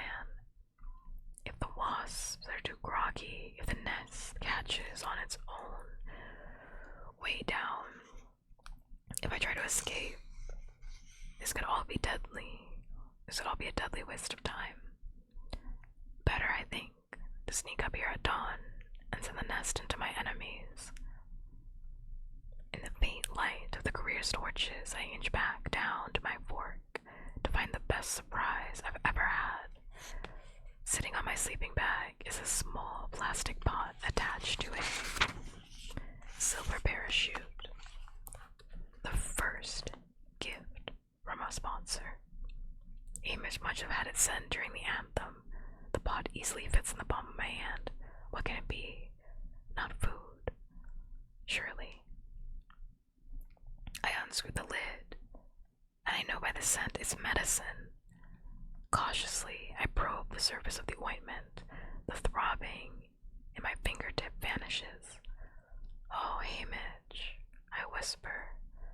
Thank you. He has not abandoned me, not left me to fend entirely for myself. The cost of this medicine must be astronomical. Probably not one, but many sponsors have contributed to buy this one tiny pot. To me, it is priceless. I dip 2 fingers in the jar and gently spread the balm over my cap. The effect is almost magical, erasing the pain on contact, leaving a pleasant, soothing sensation behind. This is no herbal concoction that my mother grinds up out of woodland plants. It's a high-tech medicine brewed up in the capital's labs. When my cap is treated, I rub a thin layer into my hands. After rubbing the pot in the parachute, I nestle it safely away in my pack.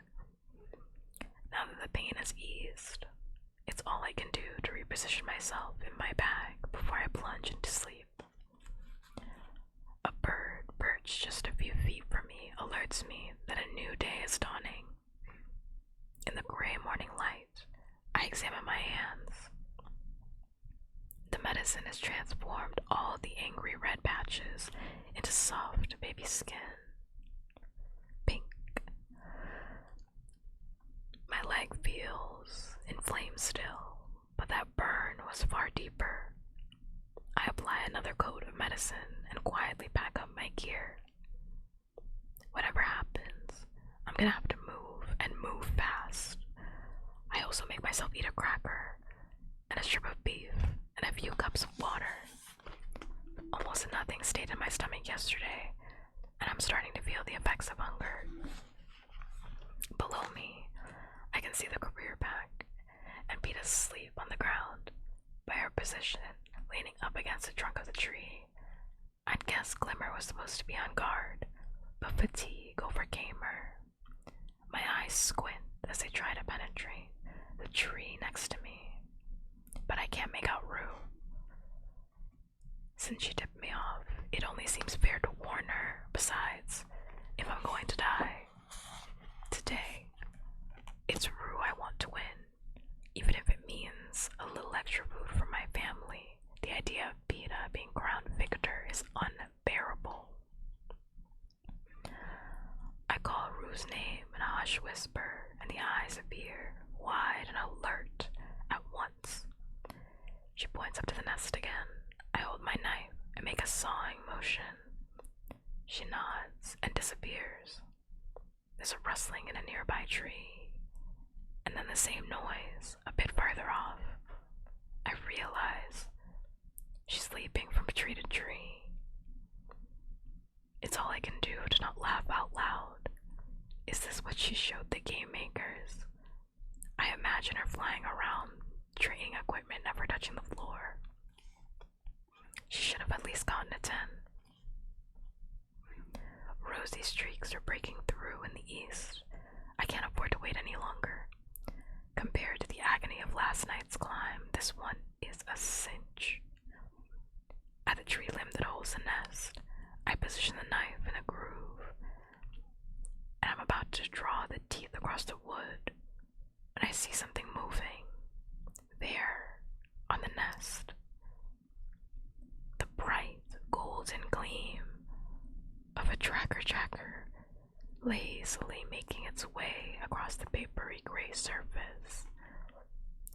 question, it's acting a little subdued, but the wasp is up and moving, and that means the others will be out soon as well. Sweat breaks on my palms, beading up through the ointment, and I do my best to pat them dry on my shirt. If I don't get through this branch in a matter of seconds, the entire swarm could emerge and attack me. There's no sense in putting it off. I take a deep breath, grip the knife handle, and bear down as hard as I can. Back and forth, back and forth. The trackers begin to buzz, and I hear them coming out. Back and forth, back and forth. A stabbing pain shoots through my knee, and I know one has found me, and the others will be honing in. Back, forth, back, forth. And just as the knife cuts through, I shove the end of the branch as far away from me as I can. It crashes down through the lower branches, snagging temporarily on a few, but then twisting free as it smashes with a thud onto the ground.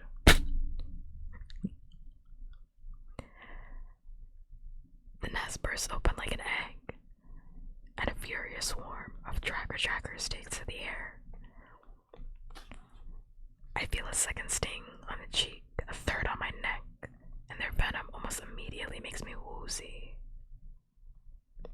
I cling to the tree with one arm, and while I rip the barbed stingers out of my flesh, fortunately, only these 3 trackers that identified me before the nest went down. The rest of the insects have targeted their enemies on the ground. It's mayhem. The careers have woken to a full-scale tracker attack. PETA and a few of the others have a sense to drop everything and bolt. I can hear the cries of to the lake, and I know they hope to evade the wasps by taking to the water. It must be close if they think they can outdistance the furious insects. Glimmer and another girl from the one from District 4 are not so lucky. They receive multiple stings before they're even out of my view. Glimmer appears to go completely mad, shrieking and trying to bat off the wasp with her bow, which is pointless. She calls to the others for help, but of course, no one returns. The girl from District 4 staggers out of sight, although I wouldn't bet on her making it to the lake. I watch Glimmer fall, twitch hysterically around on the ground for a few minutes, and then go still.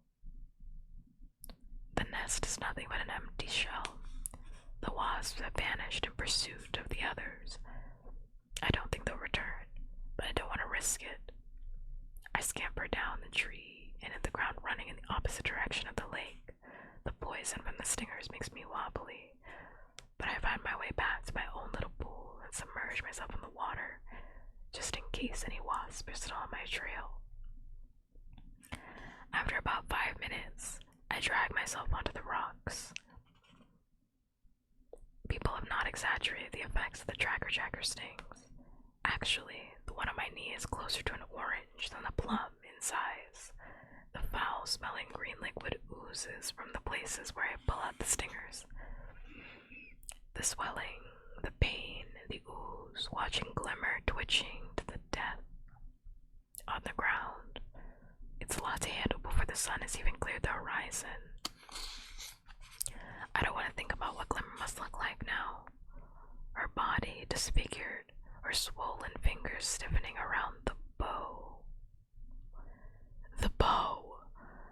Somewhere in my befuddled mind, one thought connects to another and I'm on my feet, teetering.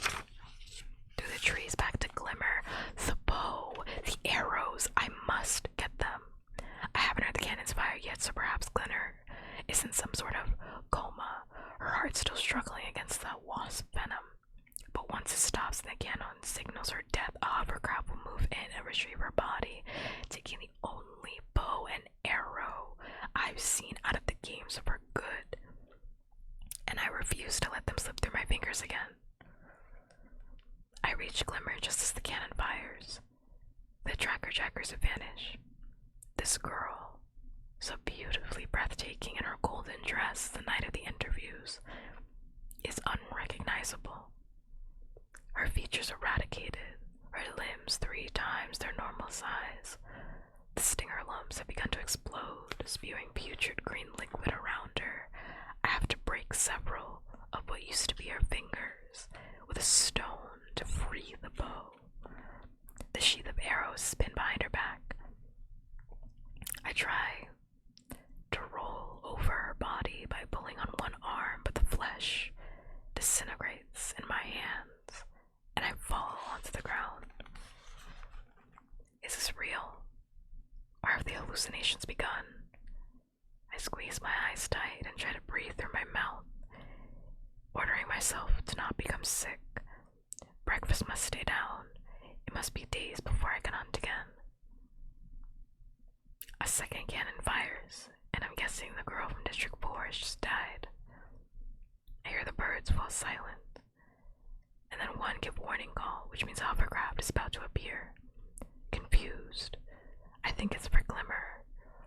Although this doesn't quite make sense because I'm still in the picture, still fighting for the arrows. I lurch back onto my knees, and the trees around me begin to spin in circles. In the middle of the sky, I spot the hovercraft. I throw myself over Glimmer's body as if to protect it, but then I see the girl from District 4 being lifted into the air and vanishing. Do this, I command myself. Clenching my jaw, I dig my hands under Glimmer's body and get a hold of what must be her rib cage and force her onto her stomach. I can't help it. I'm hyperventilating now. This whole thing is just so nightmarish. I'm losing my grasp on what's real.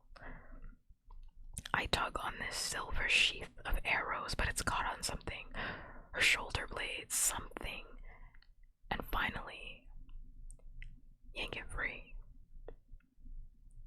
I've just encircled the sheath with my arms when I hear the footsteps, several pairs coming through the underbrush, and I realize the couriers have come back. They've come back to kill me, or get their weapons, or both. But it's too late to run. I pull a slimy arrow from the sheath and try to position it on bowstring, but instead of 1 string, I see 3, and the stench from the stings is so repulsive. I can't do it. I can't do it. I can't do it. I'm helpless as the first hunter crashes through the trees, spear lifted, poised to throw. The shock on Peeta's face makes no sense to me. I wait for the blow. Instead, his arm drops to his side. What are you still doing here? He hisses at me. I stare uncomprehendingly as a trickle of water drips off a sting under his ear. His whole body sparkling as if he's been dipped in dew. Are you mad? He's prodding me with the shaft of his spear now. Get up, get up. I rise, but he's still pushing at me. What? What is going on? He shoves me away from him hard. Run! He screams, run! Behind him, Kato slashes his way through the brush. He's sparkling wet too, and badly stung under one eye. I catch the gleam of sunlight on his sword, and do as Peeta says, holding tightly to my bow and arrows, banging into trees that appear out of nowhere, tripping and falling as I try to keep my balance. Back past my pool, and into unfamiliar woods. The world begins to bend in alarming ways. A butterfly balloons to the size of a house, and then shatters into a million stars. Trees transform into blood and splash down over my boots. Ants begin to crawl out of the blisters of my hands, and I can't shake them free. They're climbing up my arms, my neck. Someone's screaming. A long, high-pitched scream that never breaks for breath. I have a vague idea it must be me. I trip and fall a small pit lined with tiny orange bubbles that hum like the tracker jacker nest. Tucking my knees up to my chin, I wait for death.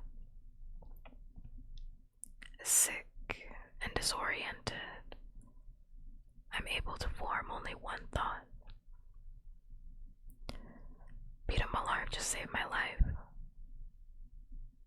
And then the ants pour into my eyes, and I black out. End of chapter 14. And that's where we're pausing for tonight. Yay! Chapter 15 next time. Wow.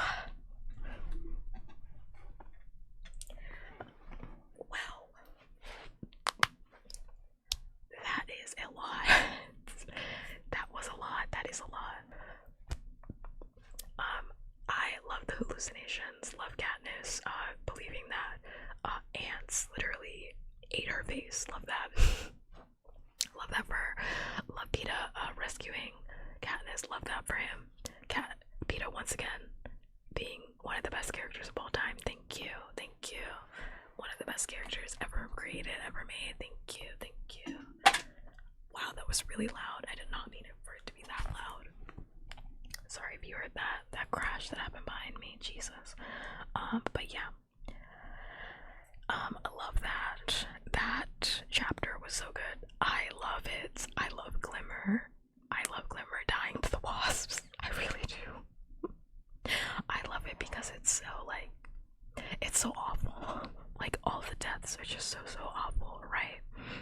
And I just very much love the brief moments, I guess, of humanization that people are given where Katniss reflects back on seeing Glimmer for the first time and thinking that she's stunning, and then seeing like what the games have turned her into again.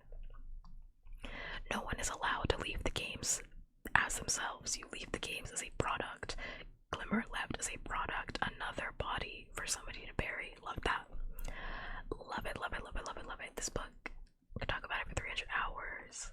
Could talk about it for 300 hours, but unfortunately, I have to go to bed. I have to go to bed. I'm EP. I'm hungry. I'm tired. Surprisingly, I'm probably gonna be awake for another hour or so afterwards. I'm not gonna lie, just because after I eat, I start getting, and if I don't sleep right after I eat, I start getting very strange. And I start wanting to keep up for another hour, so I'm probably gonna be awake for a little bit longer, but I do very much appreciate, I'm not gonna switch over to my ending screen because it can be a little bit loud, and you know, I'm not trying to like scare anybody. If anybody's trying to get some rest, someone's lurking or anything like that, I'm not trying to bother anybody. So I'm going to just raid in from this screen because I think that's the easiest to go about it. And I'm actually going to raid. I don't know who I'm gonna raid. I'm thinking about it. I don't know. I don't even have the screen up. That's how tired. Oh my god, my eyes. I just looked up at my eyes. Holy shit. Wow. It's been a long one. Okay. Yeah, I'm gonna raid into. Oh my god, my eyes. Whoa. I adjusted the screen and my eyes went absolutely numb. I'm going to raid. If it will ever load. Jesus Christ. Thank you. I'm gonna raid into Autumn Nom, who's also doing ASMR, because I usually raid into artists because I'm an artist. But tonight I'll just raid into another someone who's also doing ASMR because that's nice. It's nice to do. It's nice to do. So, and I don't wanna, you know, it's really late, so I'm not trying to fuck up anybody's vibe. As always, I very much appreciate everybody tuning in, hanging out with me as usual. Your time is so valuable, and I really do appreciate that you would spend any moment with me because you are offered such a short time in this life, and any moment that you give me is so valued and appreciated. I'm gonna start the raid. I don't do raid messages. I say use the raid emote if that's what you want to do, but also I'm not the boss of you. I'm not in charge of you. You're the master of your own destiny, and you're allowed to do whatever you want to do. I want to say, if no one has told you today that you are loved, that you're valued, that you're appreciated, you are in fact loved, valued, and appreciated, and that your place in this world is so important and so valued. And if no one told you that they love you today, I will tell you that you are loved, because you deserve to hear it every single day of your life, and you should hear it every single day of your life. And at least one person told you today that you are loved and that your place in this world is important. I'm gonna be back tomorrow. I don't know if I'm gonna be doing ASMR, but yeah, I'll be back tomorrow doing something.